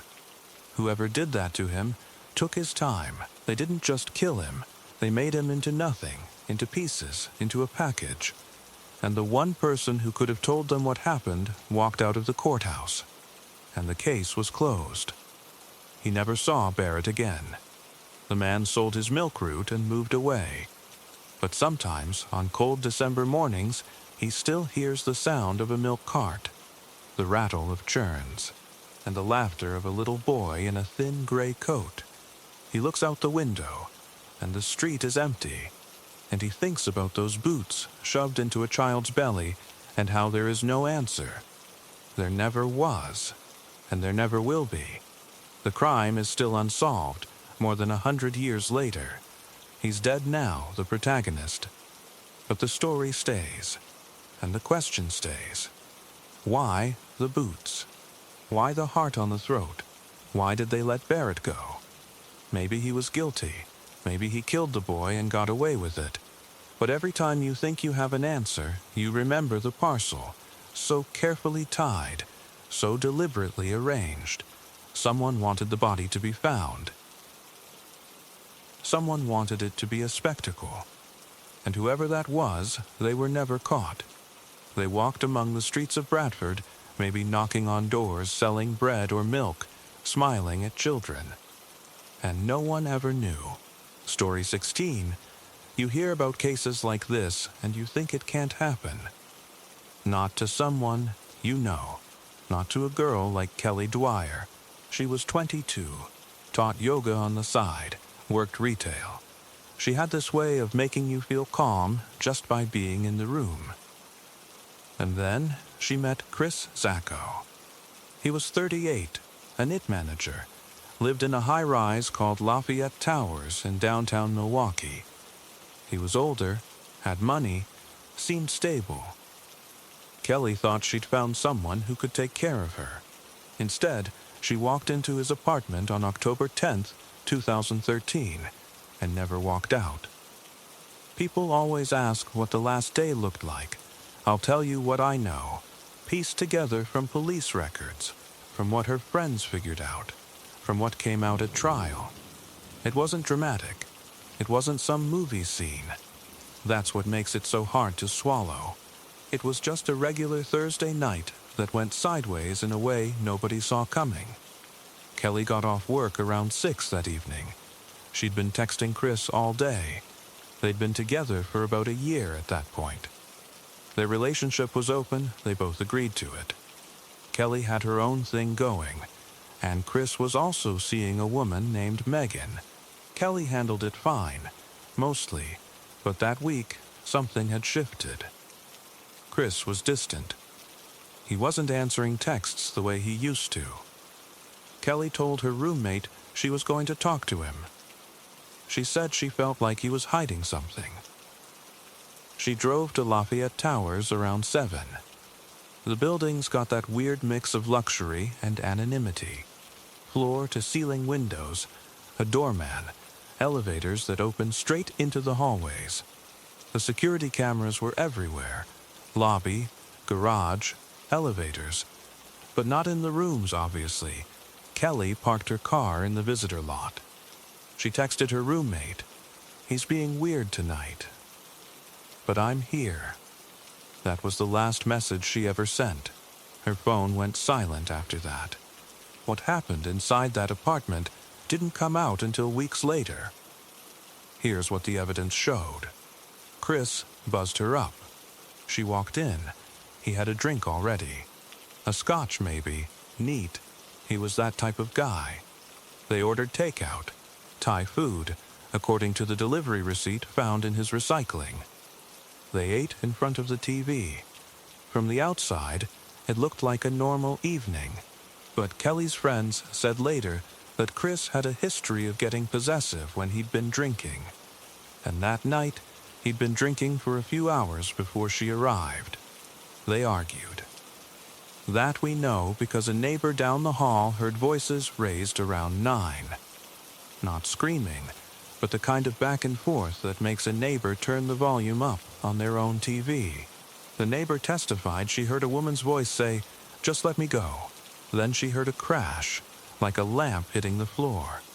She called her boyfriend to complain about the noise, but she didn't call the police. Why would she? People fight. It happens. But Kelly didn't come out of that apartment. She never walked through the lobby.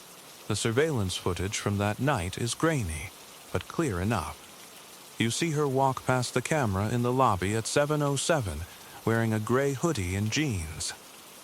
That's the last time she's ever seen alive by anyone who isn't Chris. No one saw her leave. The doorman didn't see her. The cameras didn't catch her. She just vanished. The next morning, Chris called his office and said he was taking a personal day. Then he drove to a hardware store and bought a shovel. That's not a guess. The store receipt had a timestamp and his credit card.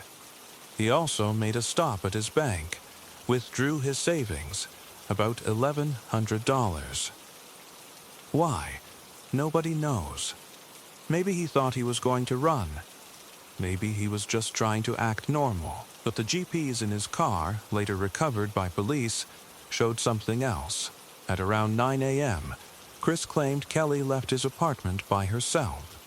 He told police she said she was going to a friend's house. But the cameras never showed her leaving, and his GPs showed him driving not to work, but to a cheese shop 80 miles away. Why a cheese shop? It sounds almost comical until you realize what he was really doing. He spent about 40 minutes at that cheese shop, bought a block of cheddar, and then drove back. But the GPs showed a gap.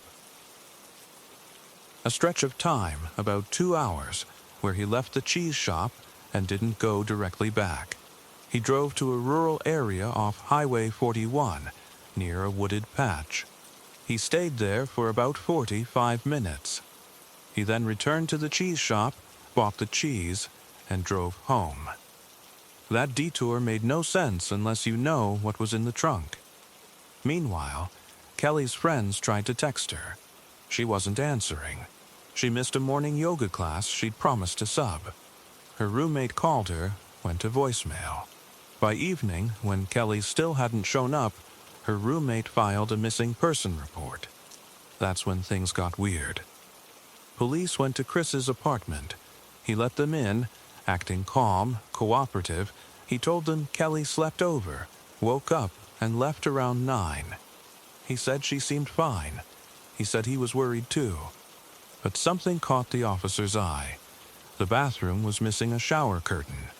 The rod was still there, but the curtain was gone. When they asked him about it, Chris said he'd taken it down to wash it. That's not weird, exactly, but the rug was also gone. The bathroom floor was bare, and leaning against the wall near the closet was a golf bag. Chris didn't play golf. He didn't own clubs. When the officer asked what was inside, Chris said it was just some old stuff he was going to donate. They didn't have a warrant, so they couldn't search further. But they took note, and they asked to check his phone. He let them, which looking back was either arrogance or a calculated move. The phone was clean. No messages from Kelly after 7 p.m., no call logs. But the detective kept feeling like something didn't add up. Chris's answers were too neat. He kept looking at the golf bag. 3 days later, Kelly's purse was found in a dumpster about a mile from Chris's building. No wallet, no phone. Just a sunglasses case, some lip balm, and a crumpled receipt from a gas station. That was it. That was enough for a search warrant. Here's what they found in Chris's apartment. The shower curtain was in a trash bag in the trunk of his car, along with the bathroom rug. Both had bloodstains on them, small but enough. Kelly's blood. The golf bag had been cleaned with bleach, but in the creases, traces of her hair and skin. And in Chris's phone, buried in a hidden folder, they found a video.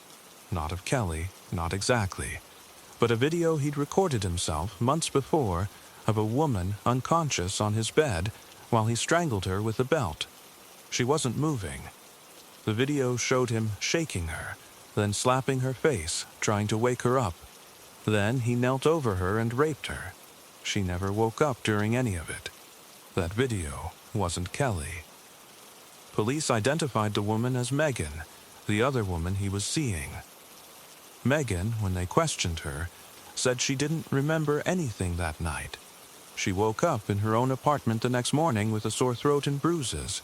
She thought it was from too much tequila. Chris had given her a drink. He filmed what he did after she passed out. That video is the thing that finally made it all make sense. Kelly was never going to walk out of that apartment alive. She was just the next one.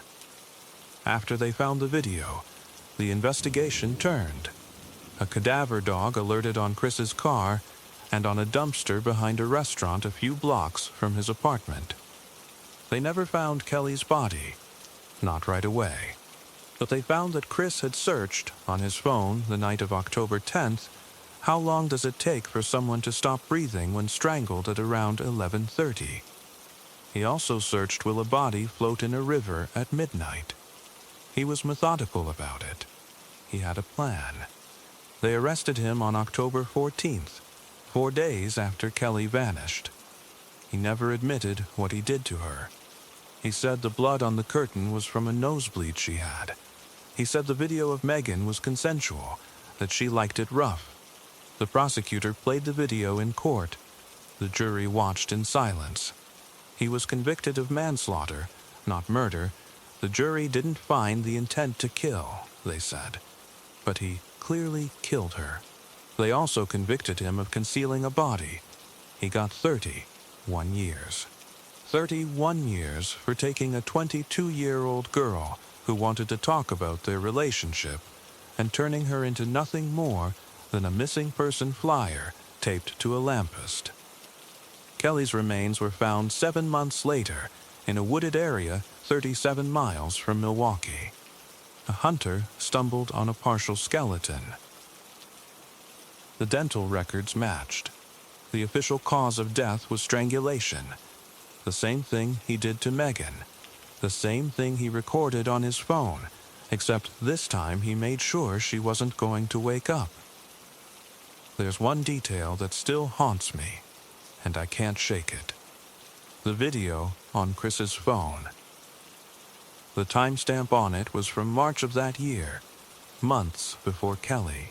In the video, after he finishes, he sets the phone down on the nightstand. The camera stays on. You can see him roll over, look at Megan's face, and then he says something. He says, "You're so much easier when you're asleep." Then he turns off the video. Kelly wasn't asleep. She was dead. And the last thing she ever heard, before Chris's hands tightened, was probably him saying that same thing to her. Because that's the little detail the jury never heard. The detective who found the video said Chris had saved it in a folder labeled camping. When they opened it, there were 2 other videos. One was a timestamp of June, showing a woman in his apartment who was never identified. That woman didn't know she was being recorded. The other video had no audio, but it showed the shower curtain. The same shower curtain he later tore down and used to wrap something up, something he carried out in a golf bag. Kelly Dwyer was never meant to be a missing person. She was meant to be a statistic, another girl nobody would find. But the video on his phone told a different story. He didn't just kill her that night. He rehearsed it, and the day she walked into his apartment, she was wearing a gray hoodie and jeans, and she had her whole life ahead of her. she didn't know that she was already dead the moment she walked through that door. All because she asked him a question he didn't want to answer. She asked him if he was still seeing Megan. He said yes. Then he asked her if she wanted a drink, and she said, sure. That was the last thing she ever said. Story 17. On June 25, 1980, Liz Jandro was standing at a payphone in front of a gas station in Marlinton, West Virginia. She had been gone from home for 11 days. She was 21 years old. She had a headache, and she was about to hear something that would ruin the rest of her life. Earlier that morning, she had been on the road with Vicky Durian and Nancy Santomero. The three of them had been hitchhiking from Iowa to the Rainbow Gathering. They had met at a food co-op in Iowa City and decided to go together. Vicky was 26, quiet, steady. She was the one who knew how to use a compass and which berries were okay to eat. Nancy was 19 and loud and laughed at everything. Liz was the quiet one, carrying a pack that was too heavy and a map that kept folding over in the wind. They had spent the night before at a small farm near the West Virginia line. Someone had let them sleep in a barn. The farmer's wife brought them coffee in the morning. Nancy didn't sleep inside. She said she wanted to see the stars, so she stayed out on a tarp in the field. The whole night was fine. There was no trouble. There was no shouting. There was no one watching them. It was just an ordinary night on the road with a couple of people you trusted. But when Liz woke up on the morning of June 25, she didn't want to go any further. There wasn't a reason. She wasn't hungover. She wasn't sick. She had just been feeling something in her chest since the day before, something heavy and tight, like a foot pressing down on her. She kept telling herself it was the humidity. The air was thick. The black flies were bad. But it wasn't the bugs. It wasn't the weather. It was the feeling. The three of them walked up to Route 219 and stuck out their thumbs. A man in a flatbed truck gave them a ride. Liz can't describe him to this day. She was looking at the map. She remembers the truck was rusted around the wheel wells. She remembers there was a dog in the back. The man let them out at a dirt road that led into Droop Mountain Park. He said it was as close as he could get them. She doesn't remember anything else about him. No face, no voice, no name. And then they were standing on the shoulder. Vicky was already putting her thumb out for the next ride. Nancy was drinking water out of a plastic jug. Liz stopped. She set her pack down on the gravel and said she wasn't going. It wasn't dramatic. She just said it flat, like she was telling them she'd left her jacket somewhere. She said she was tired. She said she thought she needed to go home. Vicky looked at her for a long second. Then she asked if she was sure. Liz said yes. Nancy hugged her and said something about seeing her at the gathering. Vicky hugged her too, and she held on a little bit longer than normal. Liz remembers that. The strength of Vicky's arms. The way her jacket smelled like smoke. Then Liz picked up her pack and started walking east, back the way they had come. She didn't look back until she heard Vicky laughing. It was a normal laugh, the kind you let out when somebody says something dumb. Liz looked over her shoulder and saw the two of them still there, thumbs out again, already moving on. Then she rounded a curve and they were gone. She walked about an hour before she got a ride. An old man in a station wagon pulled over. He was going to Marlinton. He asked where she was from. She said Iowa. He didn't ask what she was doing out there. He drove with both hands on the wheel and hummed. Liz spent the whole ride looking out the window, trying to talk herself out of the weird nagging gut feeling that she'd done something wrong by leaving them. She didn't know the half of it. In Marlinton, she found a gas station with a payphone. She called a friend in Iowa. Collect. No one answered. She was standing there holding the receiver when the man from inside the station came out and told her they'd found 2 women up on Droop Mountain. He said it the way someone would say, "Looks like rain." He asked if she knew anyone who might be up there. Liz put the phone down. Her legs were going fast. She went inside the station because the radio was on. The news said 2 women had been found in a clearing. No names yet. It said they were from out of state. It said they were hitchhikers. She used the station's phone and called the state police. She gave her name. She told them she had been with them. She told them she was the one who left. The voice on the other end told her to stay where she was. So she stayed. She sat on the curb outside the gas station and smoked a cigarette, even though she'd never smoked before. The station owner gave it to her because she was shaking too hard to talk. A trooper came around 6 o'clock. He drove her to the county courthouse. She sat in a room with a wooden table and a loose light bulb that buzzed. The trooper sat across from her. He asked her to start from the beginning. She told him everything. About the farm, about the flatbed truck, about the dog in the back, about the exact spot where she left them, about the curve in the road. She said she was sorry. He said she didn't have anything to be sorry for. Then another deputy came in and whispered something to him. The trooper looked at Liz and said they had identified the victims, Vicky Durian and Nancy Santomero. Then he said they had been shot multiple times. He said it like a fact. He said it looked like they had been executed. He said they were not robbed. He said they were not touched. They were just shot, left in a clearing, and no one had come for them until somebody noticed the flies. Liz didn't ask if they suffered. She couldn't. The police let her go late that night. A woman from a church let her sleep on her couch. The next morning, someone drove her to a bus station in White Sulphur Springs. She took a Greyhound back to Iowa.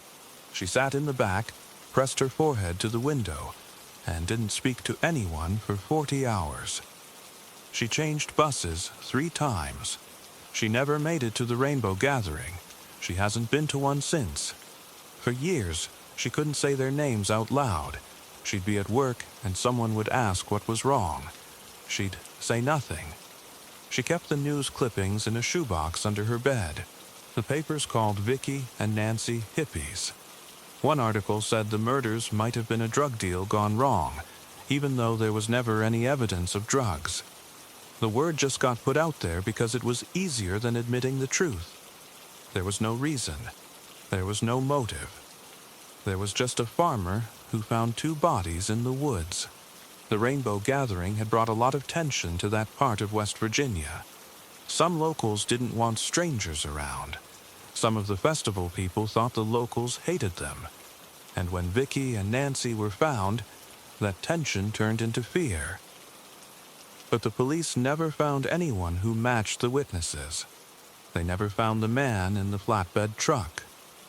They never found the murder weapon. They never found anything. Liz gave her statement 100 times over the next 10 years. Every time it was the same rusted truck, the same dog, the same curve in the road. She started to wonder if her memory was even real anymore, or if she had worn it smooth by telling it again and again. Then, in the early 1990s, someone in the sheriff's office started pulling the case file. A woman had come forward claiming that a local farmer named Jacob Beard told her years earlier that he had done it. Then another person said they heard Beard talk about it. Then another. Beard was a big man with a gray beard and a temper. He lived on a farm about an hour from the park. He drove a pickup. A lot of people around there were scared of him. In 1993, Beard was arrested. The trial was quick. 3 witnesses said Beard had confessed or said something close to a confession. Liz sat in the back row. She looked at him and tried to feel something. She didn't. He just looked like a tired old farmer. The jury convicted him anyway. He went to prison. Liz went home and tried to believe it was over. But it wasn't. In 1999, Beard's lawyers found new evidence. A livestock auction receipt put him roughly 70 miles away on the day of the murders. 3 people came forward and said they were with him during the time the police believed the women were killed. The people who said he confessed started changing their statements. One said she had been pressured. Another said she'd heard it from a friend, not from Beard. The conviction fell apart. Beard was acquitted in 2000. The jury didn't even take 2 hours. He walked out of the courthouse and didn't say a word. He got in his truck and went back to his farm. Later, he settled a wrongful conviction lawsuit against the county for $2 million. He didn't smile about it. He just wanted to be left alone. Liz found out about the acquittal in her kitchen, standing over a coffee mug, listening to the radio. She sat down on the floor. She didn't cry. She just felt the world get very quiet. She had spent 6 years thinking Jacob Beard was the man. She had told herself the case was closed. And now, it wasn't. And there was no one else. There still isn't. The case is still open. The police still don't have a suspect. The man in the flatbed truck never came forward. Maybe he doesn't know he was the last person to see them alive. Maybe he does. What haunts Liz the most isn't the trial or the settlement or the overturned conviction. It's the cold part, the execution part. Vicky and Nancy were shot multiple times in an isolated clearing at close range. They had nothing worth stealing. They had done nothing to anyone. Someone looked at them and decided they needed to die. And then whoever did it walked away and has been walking around out there ever since. Somewhere, still free. Still unaccounted for. Liz still has the map from that trip. It's a folded road map with yellow highlighter marking the route to the gathering. In the middle of it, there is a small, dark smudge, a dot of dirt from the day she stopped. She doesn't know why she kept it. She doesn't know why she still takes it out at night and unfolds it and presses it flat on the table. She tells herself she doesn't know where that dot is. But she does. She left them on the side of a road in West Virginia on a warm day in June. She hugged Vicky and Nancy and she walked away. A few minutes later, she heard Vicky laugh. That laugh is the last good sound Liz ever heard from them. And when she closes her eyes, she can still see them in the sun, okay, with their thumbs out, waiting for a ride that never came. She always opens her eyes before she hears the shots. Story 18. She got up before he did. That was normal enough. She had to get the kids ready for school, feed them something fast, pack lunches. She had 5 kids, and the oldest was only 7 or 8. The house was a mess, like it always was. Toys on the floor, dishes in the sink. She moved through it like a ghost, making cereal, pouring milk, ignoring the way her hands were shaking. Ernie came out in his jeans and a t-shirt, still rubbing his eyes. He was a big guy, heavyset, with a beard she used to think was handsome. He talked about the injury settlement again. That was all he talked about these days. They were supposed to get a payout from the accident, and he had this idea about buying a trailer, maybe heading to his family's land. He kept saying our money, but Samantha knew what that meant. If she divorced him, she wouldn't see a dime. That money was the only thing standing between her and a life she couldn't stand. She nodded along while he talked, pouring him coffee. She didn't say much. She couldn't. Her mouth kept going dry, and she had to focus on not letting her face crack. She kept looking at the clock on the microwave. The day felt like it was crawling and running at the same time. After the kids were on the bus, Ernie told her he had to go to a doctor's appointment, something about the approval for the settlement. He hugged her before he left. She let him. It felt like hugging a stranger. When his truck pulled out of the driveway, she locked the door and went to the bedroom, where her phone was sitting on the nightstand. She texted Jonathan. He left. "You guys can come now." Jonathan showed up about 20 minutes later with Jose and Octavius. She knew Jose from high school, and Octavius was a friend of Jonathan's. They weren't men she trusted, but she needed them. They all piled into the living room. She didn't bother closing the curtains. She offered them something to drink, but they didn't want that. They wanted to do meth. She had some in her purse, and they all went to the kitchen table, cutting lines on an old plate. This was the part that stuck with her later, even after everything. Her kids were there. Not all of them, but the 3 youngest, the ones too small for school that day. They were sitting on the floor in front of the TV, watching cartoons, eating hot chips. And right there, at the table behind them, Samantha and the 3 men did lines. She did one herself. It hit her hard and fast, made her jaw tight and her eyes wide. She laughed, maybe too loud. Jonathan looked at her and said, "We ready?" She said yeah, they didn't talk in code. They talked about it right there. How they would come through the front door, how Jonathan would grab Ernie from behind, how Jose had a gun, how Octavius would make sure Samantha and the kids stayed out of the way. One of her kids, the boy, the one with the runny nose, turned around for a second. Samantha's stomach dropped, but the kid just asked for more chips. He didn't hear anything. Or he did, and he forgot. She told herself he forgot. They went over the plan for an hour. Samantha kept check on the time. Ernie was going to be back by 4. She told them to leave before then. They did, but not before she texted Jonathan the exact wording, "Front door will be unlocked. Come in fast. He'll be in bed. I'll act scared." After they left, she cleaned the kitchen table. She wiped it down with bleach even though it didn't smell. She put the plate in the sink. She looked at herself in the bathroom mirror. Her pupils were huge. She splashed water on her face. She had to be normal. She had to be a mom. Ernie came home a little after 4. He had a folder with paperwork in it, and he was smiling more than she'd seen in months. He said the settlement was approved. They were getting around 40 grand. He scooped up the youngest kid, spun her around. Samantha watched him from the kitchen doorway, and she felt something cold slide down her spine. She smiled back, but her face felt tight. She was still high. That night she made dinner. Hamburger helper with canned corn, because that was what they could afford. She sat at the table and watched the kids eat. Ernie sat at the other end, talking about the future. "We need to get that trailer before the money hits," he said. "We'll be set." She nodded. She ate a few bites, but her stomach was turned inside out. When she put the kids to bed, she did something she'd been thinking about for days.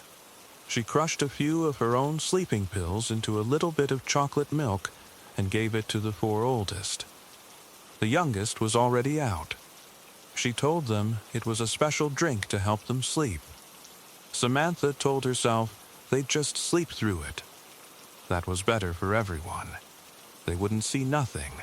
They wouldn't know nothing. She checked on them after half an hour. They were out cold, breathing deeply. The house was quiet. Ernie was in the living room, watching TV, waiting for the news. She sat next to him for a while, her leg bouncing.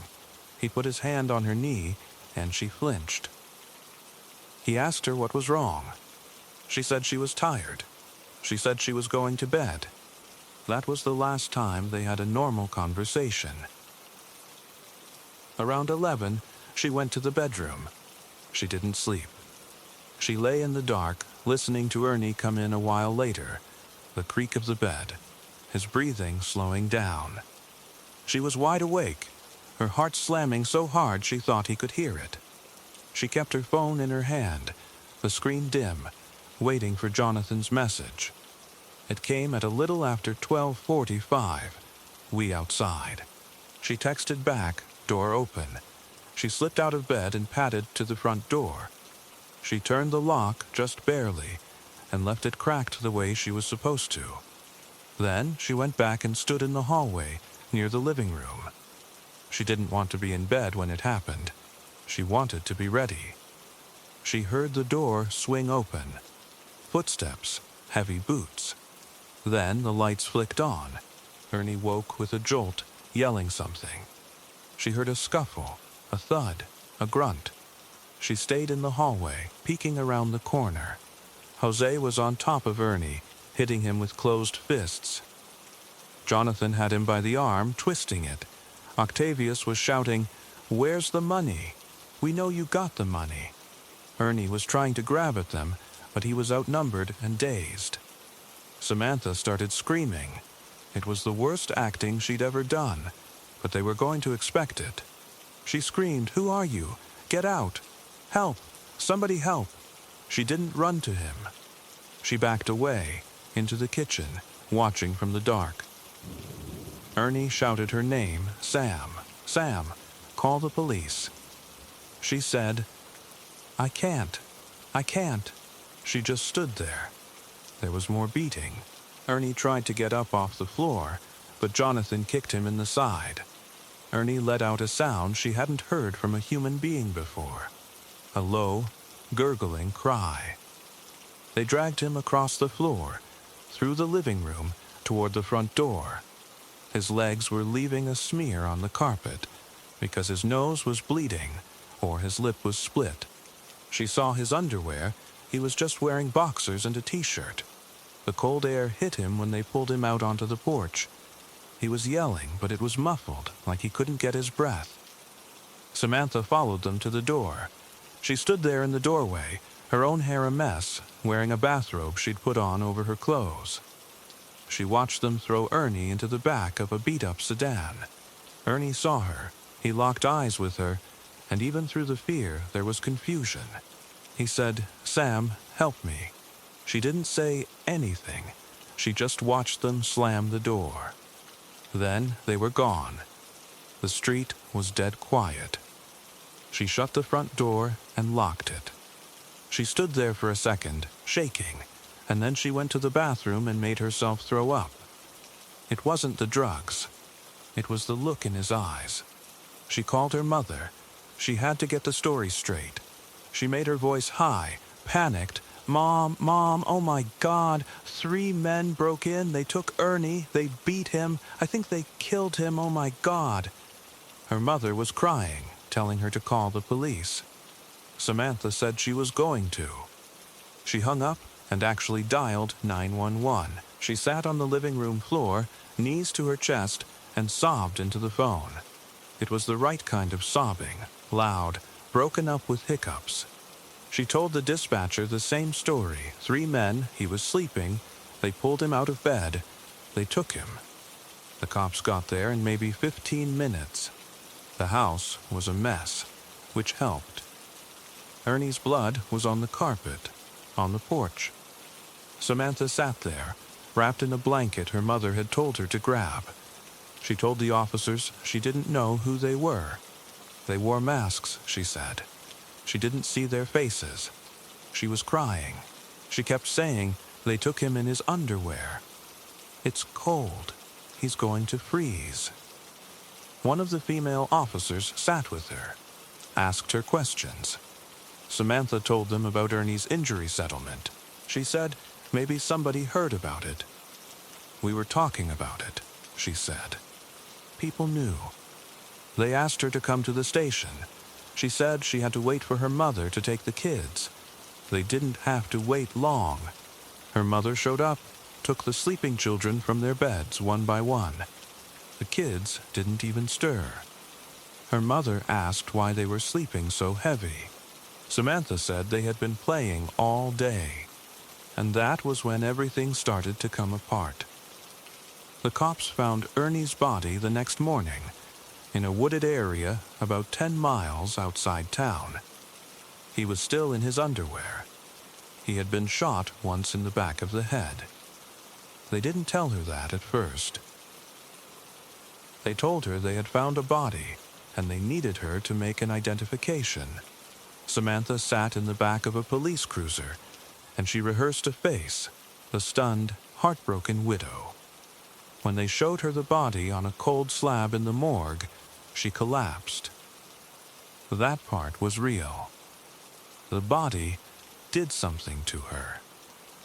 It was Ernie. But it wasn't. It was gray and hard, and there was a wound at the back of his skull that she couldn't look at. She had known that was going to happen. She had planned for it. But looking at it, it hit her like a truck. She started screaming, and she couldn't stop. The cops had to help her out. She went home. She texted Jonathan from the bathroom with a shaking thumb. They found him. Do something with his phone, because she knew Ernie's phone was still in the house. She had hidden it under the couch cushion after the men left. It was supposed to look like the intruders had taken it. But it was too risky. She needed it gone. The detectives came back again that afternoon. She sat with them in her living room, wearing the same clothes as the night before, her eyes red. They asked about the men again. She said she didn't remember anything. She said she was scared. But one of them, a detective with tired eyes, asked her to go through the timeline again. She did. She said she went to bed around 11. She heard a noise at 1. But then the detective looked at his notes and asked, "So you were awake when the front door was unlocked?" And her stomach dropped. She tried to backpedal. She said she didn't know the door was unlocked. But the detective kept pressing. Why would you unlock the door? She said maybe she hadn't. She said maybe the lock was broken. He looked at her for a long time. She felt the panic rising. They found Ernie's phone later that night in a ditch, but they recovered text messages from his account. His messages with Jonathan. The messages about the settlement, about the door. And then they got a warrant for Samantha's phone. She had deleted the messages, but they brought them back anyway. They showed her a printout of a text she sent Jonathan the day before. Don't forget the door. Make it look like a robbery. Samantha stared at the paper, and she knew it was over. They arrested her at her mother's house that night. She was sitting in the living room, watching the news coverage about her own husband's murder, her children asleep in the back room. She didn't fight when they cuffed her. She just started talking. She told them the whole story, right there in the living room in front of her mother, who was crying. She said she didn't mean for it to go that far. She said she just wanted the money. She said she wanted to be free. She said she thought it would be a robbery, not a murder. But she was lying. Even then, she was lying. Jonathan, Jose, and Octavius talked too, once they got their deals. They said Samantha was the one who planned everything. She was the one who knew when the settlement check was coming. She was the one who gave them the meth to get them ready. She was the one who said, just make sure he can't testify.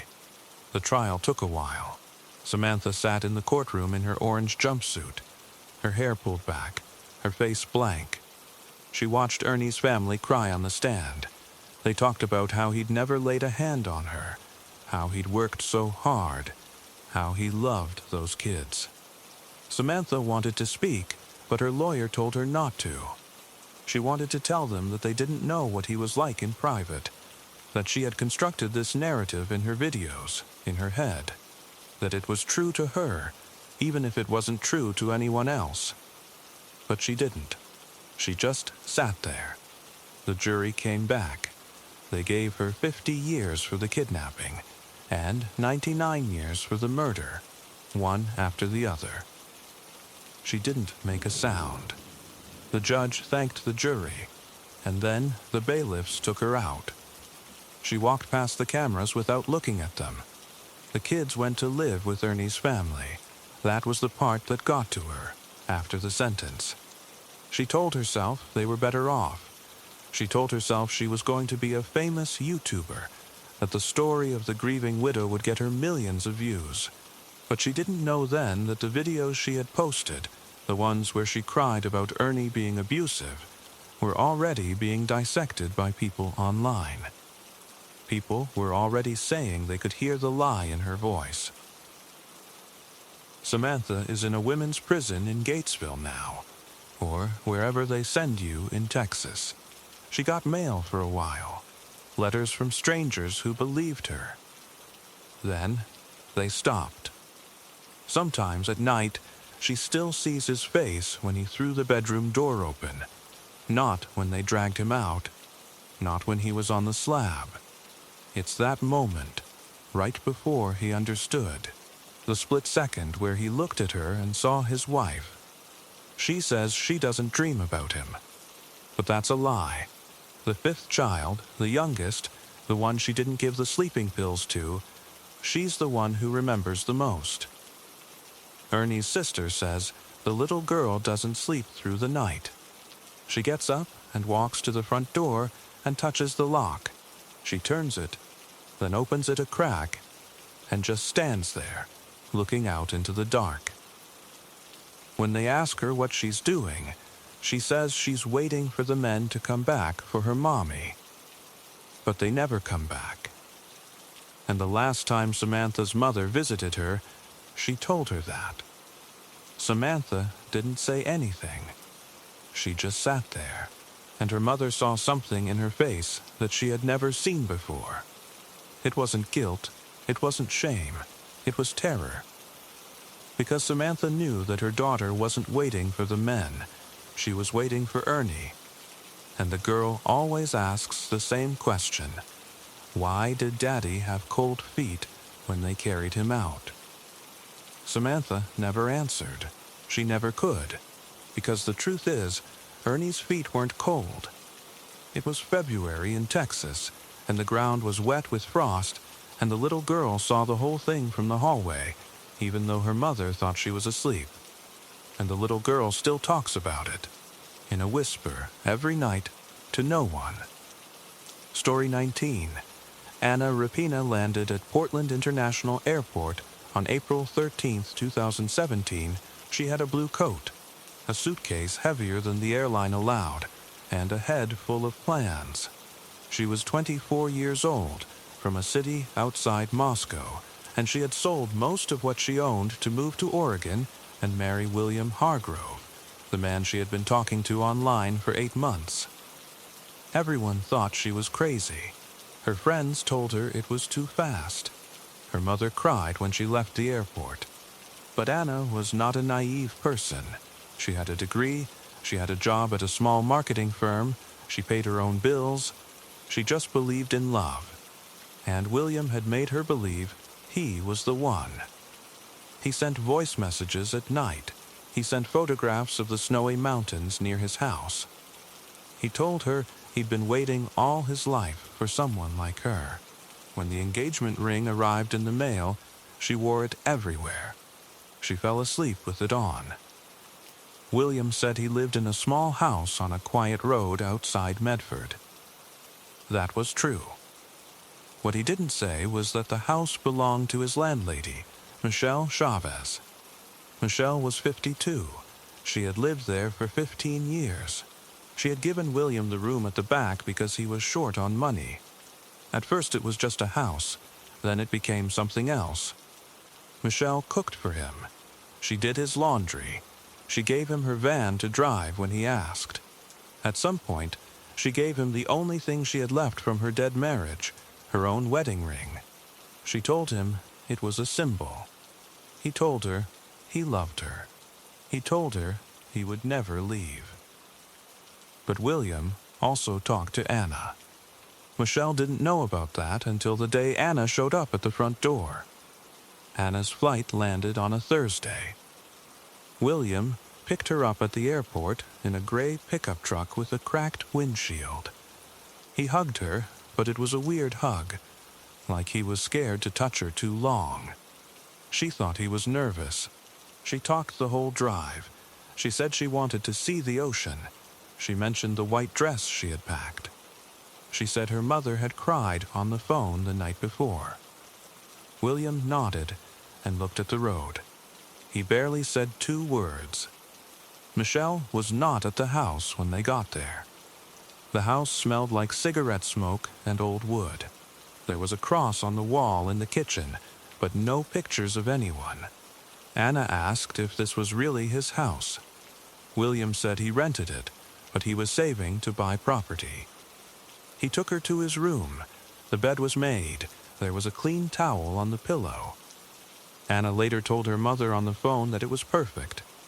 The phone call was around 6 that evening. She said, "Mama, I am so happy. I can't wait to show you the photos." That was the last real conversation she ever had with her mother. Anna's mother saved the recording of that call. Police found it later on Anna's phone. Michelle came home that night at 9:45, according to a neighbor's security camera. She walked into her house and saw a young woman in the kitchen drinking tea from a cup that Michelle had bought at a flea market. Anna stood up and offered her hand. Michelle didn't shake it. She looked at William. Then she looked at the ring on Anna's finger. Anna said, "William proposed to me." Michelle didn't say anything. She walked past them and locked herself in her bedroom. Anna asked William if Michelle was upset. William said, "She's just old and lonely. She'll be fine." But she wasn't fine. Later that night, Anna heard a woman crying through the wall. It was not the kind of crying that comes from being happy. It was the kind that comes from being broken. Anna tried to ignore it. In the morning, Michelle was still there. She came into the kitchen and stood behind Anna while Anna was making coffee. Michelle said, "That ring on your finger. Look at the inside." Anna took off the ring. There was an engraving. It said M&W. Anna didn't know what it meant. Michelle said, "M is me. W is him. He gave me that ring when he said he would love me forever." Anna laughed, but not because she thought it was funny. She laughed because she didn't know what else to do. Then she said, "Well, he gave it to me now." Michelle looked at her and said, "No, you built your life on someone else's grave." Anna found William in the backyard and asked him what was going on. William said Michelle was crazy. He said she was obsessed with him, that she made up stories. He took the ring from Anna and said, "See, it's a ring. The M stands for my mother's name. The W stands for William." Anna wanted to believe him. She put the ring back on her finger. But Michelle wasn't done. Later that day, she cornered William in the kitchen. Anna couldn't hear everything. She only heard one phrase. Michelle said, "You have to build a snowman." Anna thought it was some kind of American joke. She laughed from the bedroom. She didn't know that "build a snowman" was the phrase Michelle had used 6 months earlier when she told William she wanted someone to disappear. It didn't mean building a snowman. It meant killing a person and hiding the bodies so deep that no one would ever find them. The snow would cover it all. On April 16, 2017, Easter Sunday, William woke up at 6 in the morning. He borrowed a shotgun from a friend 2 days earlier. He said he wanted to go target shooting. The friend found that strange because William had never shown interest in shooting before. But he gave him the gun anyway. It was a 12-gauge shotgun. Later, that same friend would be the one who told police about it. William woke Anna up at 8. They were going on a drive, he said, a beautiful mountain road. He wanted to take photos of her. Anna thought that meant he had planned a romantic picnic. She packed a small backpack with a bottle of water, a pack of crackers, a scarf, and her phone charger. She put on jeans and her mother's gold cross. She kissed him on the cheek. She wanted to fix the sad feeling that had been sitting in her chest all weekend. They drove in the gray truck past the house, past the gas station where a video camera caught her smiling from the passenger seat. She had her hand out the window. She was laughing. It was the last time she was seen alive. William drove deeper than the highway. He turned onto a gravel road that led into the mountains. The road was littered with potholes and fallen branches. There were no houses, no signs, no cars. Anna asked where the picnic place was. William said it was further up. He turned again onto an old logging road. The tracks were full of mud. The trees got taller. It got colder. Anna started to feel uncomfortable. She said, "William, this isn't a road." He said, "Just a little more."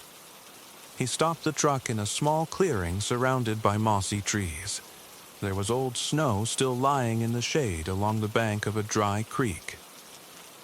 William said, "Let's get out. I want to show you the view." Anna looked around. There was no view. There was only the sky, a slit of it through the trees. But she trusted him. She opened her door and stepped out. It was quiet. The kind of quiet that hurts your ears. Anna pulled the scarf out of her backpack and wrapped it around her neck. She heard the truck door close on the driver's side. She turned around to say something about the silence. That's when she saw William with the shotgun. Anna did not scream.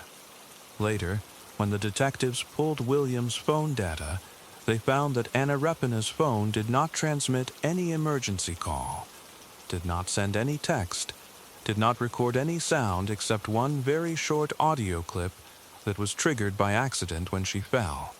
The clip lasted less than a second. It was later described in the report as a sharp breath. Only one shot was fired.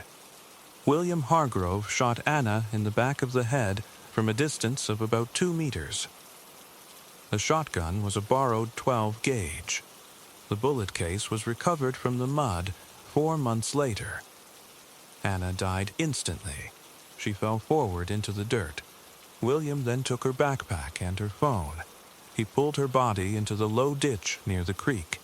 He piled snow over her legs and her torso. He covered her face with branches and a rotten log. He didn't dig a grave. He didn't say a prayer. He later told police that he tried not to look at her. Then, he got back into the truck and drove away. From the logging road, William drove to Medford. The first stop was a gas station. The ATM camera inside the station shows a man in a green jacket and a baseball cap using a debit card, with his head turned away from the camera. The card belonged to Anna Repina. The withdrawal was $100. His next stop was a Walmart. The security footage shows William Hargrove walking through the home goods section at 2:42 in the afternoon.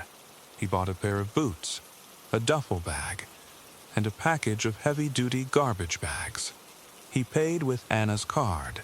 The receipt was found later in the truck. Then he went to a McDonald's drive-thru. He ordered a double cheeseburger meal and a McFlurry. He paid with Anna's card again. The time on the receipt was 3:15 p.m. Anna's body was not yet discovered. She was still lying under the snow in a clearing that smelled like pine and damp earth, and William Hargrove was eating a McFlurry.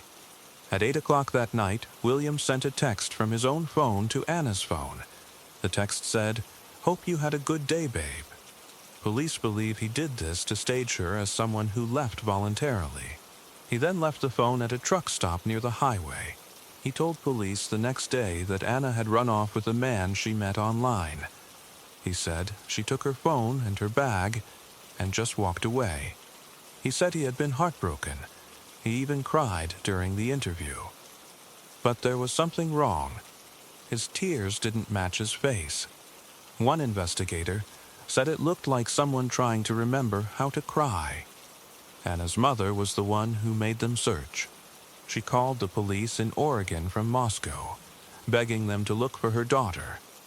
She gave them Anna's passport information, her flight number, the name of the man she was going to marry. When the police went back to William's house, Michelle Chavez was standing in the doorway. She told them, "I told him to build a snowman. I didn't think he actually would." That sentence changed everything. The police searched the house. They found Anna's white wedding dress still in the suitcase. They found her grandmother's ring in a zippered pocket. They found William's phone with the message history between him and Michelle. The messages were chilling. Michelle had written, "The ring is the deal. She wears my ring and you think I'm going to stay quiet? You know the rule. Build a snowman." William replied, "It's done already. Wait for the weather." At the trial, William's lawyers tried to claim that build a snowman meant tell a difficult truth or end a relationship cleanly. Nobody believed that.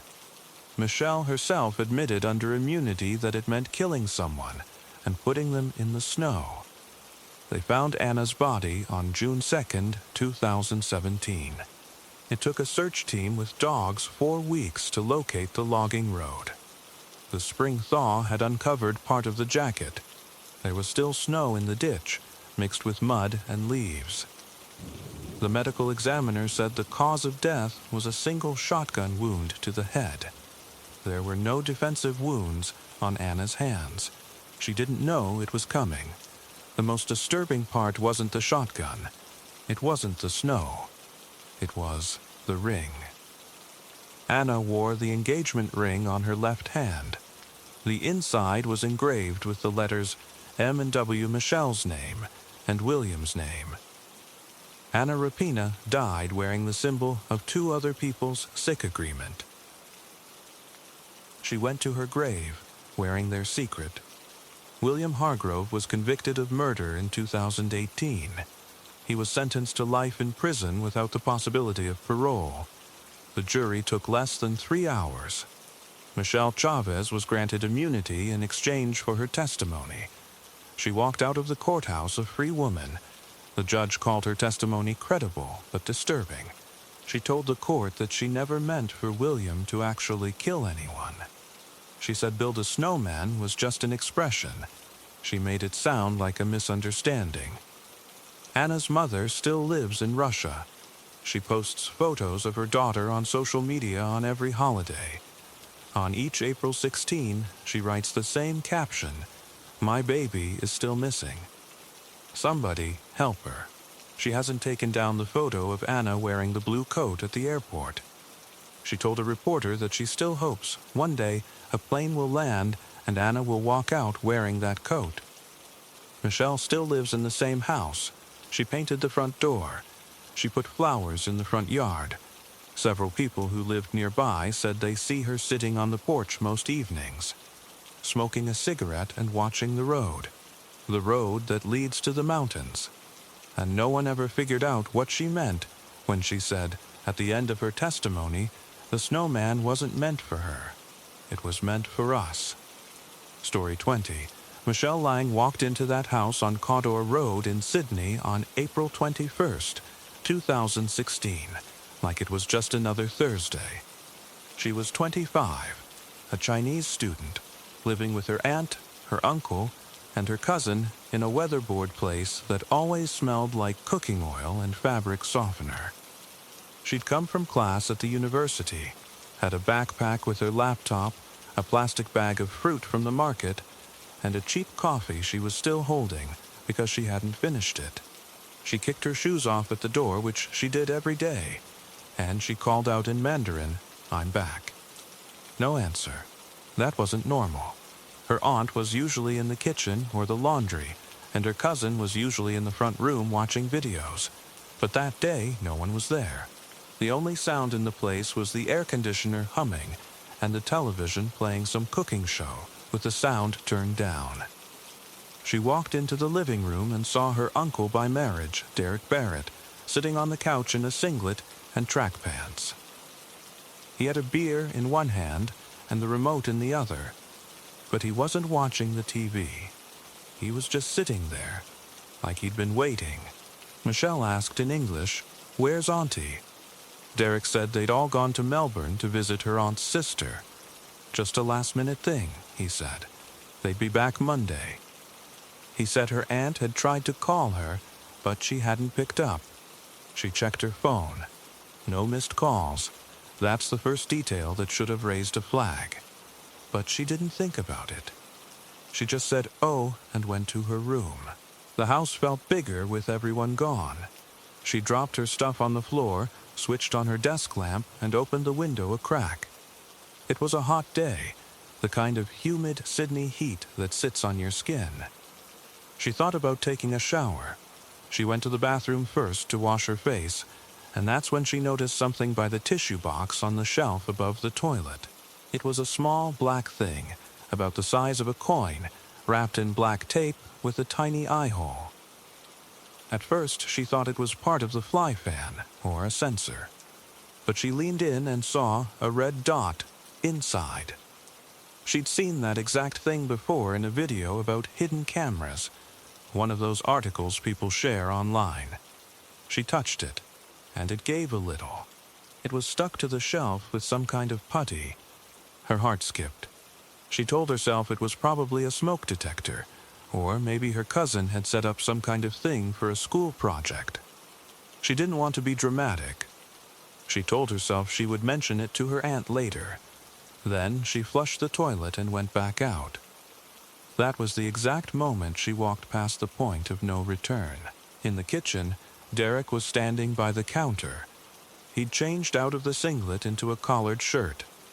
He was being too nice. He asked how class was, if she wanted a glass of orange juice. She said yes, because she was thirsty, and the coffee had gone cold. He took a glass from the cupboard and poured from a carton. She drank it. It tasted bitter, but she thought it was just old juice. She finished the glass, put it in the sink, and thanked him. Then her head started feeling heavy. Her legs turned to spaghetti. She reached for the counter but missed and fell against the fridge. Derek caught her. She said something like, "I think I need to sit down," and he called her name and said, "Okay, let's get you to bed." She felt him put an arm around her and walk her to her room. She thought it was a dream. She locked her door. She remembered doing that, because she always locked it when she was home alone with him. But then there was a sound like something pressing against the lock, and she couldn't move. She drifted in and out. At some point she felt her clothes being taken off. That woke her up in a panic. She opened her eyes, but everything was blurry. She could see the ceiling fan spinning. She tried to lift her arms, but they wouldn't move. Then she felt the zip tie. It was a sharp, double pain. First the tightening, then the plastic cutting into her wrist as she involuntarily pulled.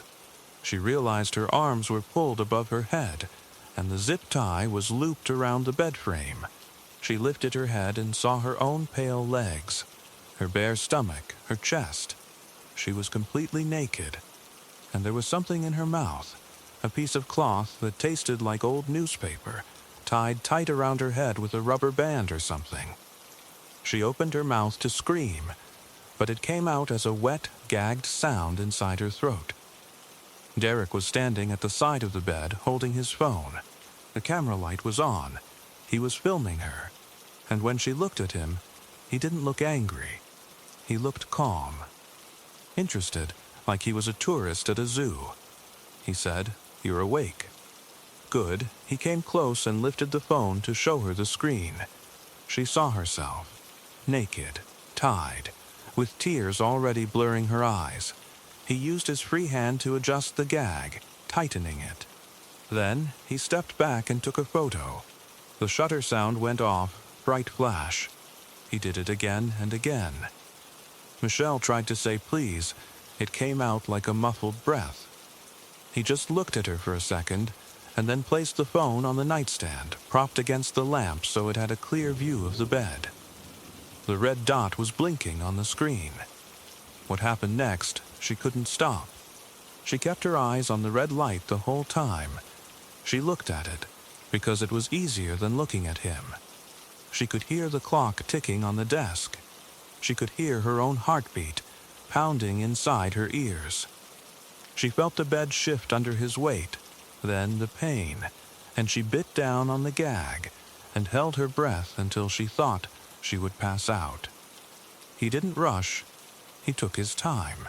He moved her like a doll, turning her this way and that, and he took more photos every few minutes. The flash went off so many times that even with her eyes closed, she saw spots. At one point, he stopped and went to the kitchen. She heard him open a can. She tried to untie her hands. She flexed and pulled and twisted until the zip tie cut through her skin. Blood ran down her arms, warm, then sticky. She managed to move one hand a little, but the loop was too tight. Her fingers were going numb. There was a small gap between the bed frame and the headboard, but she was too weak. The drug in her system made everything feel like wet concrete. He came back. He had the phone in his hand and a glass of water in the other. He knelt down and removed the gag, the first time she could speak. She used it. She begged. She said, "Please, don't do this. I won't tell." "Please," she said it in Mandarin and English. She said, "Auntie, and I'm like your daughter." He listened, then pushed the straw into her mouth and said, "Drink." She drank. Then he smiled and said, "Say thank you." She said thank you, because she was afraid not to. He put the gag back, and she started crying again. Hours passed. The light outside the curtain changed from white to yellow to gray. She heard the clock tick. She heard the house settle. She tried to think about anything else.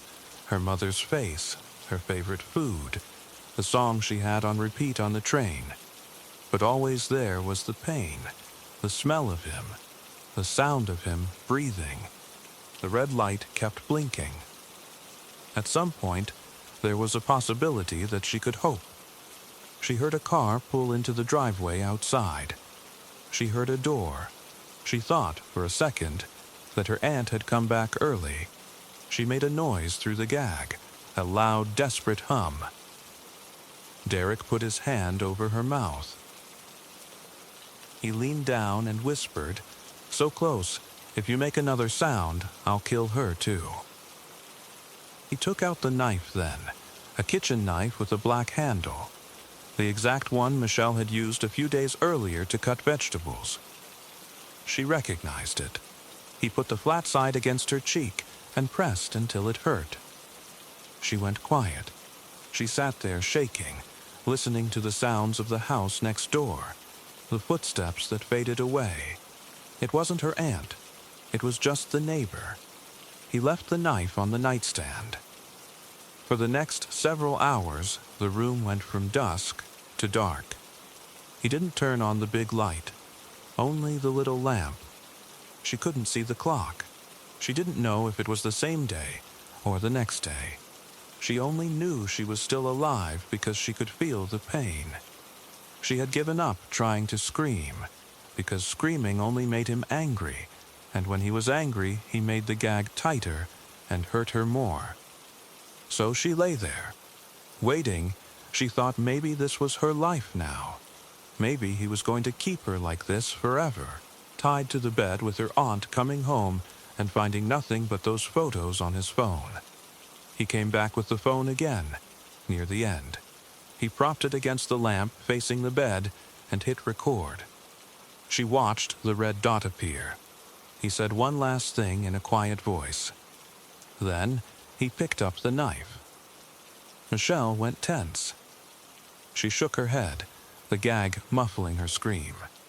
She pulled her wrists so hard that the zip ties snapped a little, not enough, and she felt her shoulders pop. He leaned over her and pressed the flat part of the blade against her throat. She held still. She could feel the cold metal on her skin and her own pulse against the steel. He didn't say anything. He dragged the knife down slowly, from her collarbone to her belly, and pressed just hard enough to split the skin. It was a cutting feeling, thin and sharp. Blood rose in a line. She felt it run sideways into the sheet. He stopped. He looked at the cut like he was admiring his work. Then he put the knife down on his stomach and reached for his phone to take another photo. The flash went off. That's when she felt the first stab. It was between her ribs on the left side. It was not like the cut, it was a deep, blunt force that seemed to press into her whole chest. She felt a burst of pain, then a sound that came out of her throat that she'd never made before, a kind of gargling muffled through the gag. He pulled the knife out. There was a wet sound. He stabbed her again.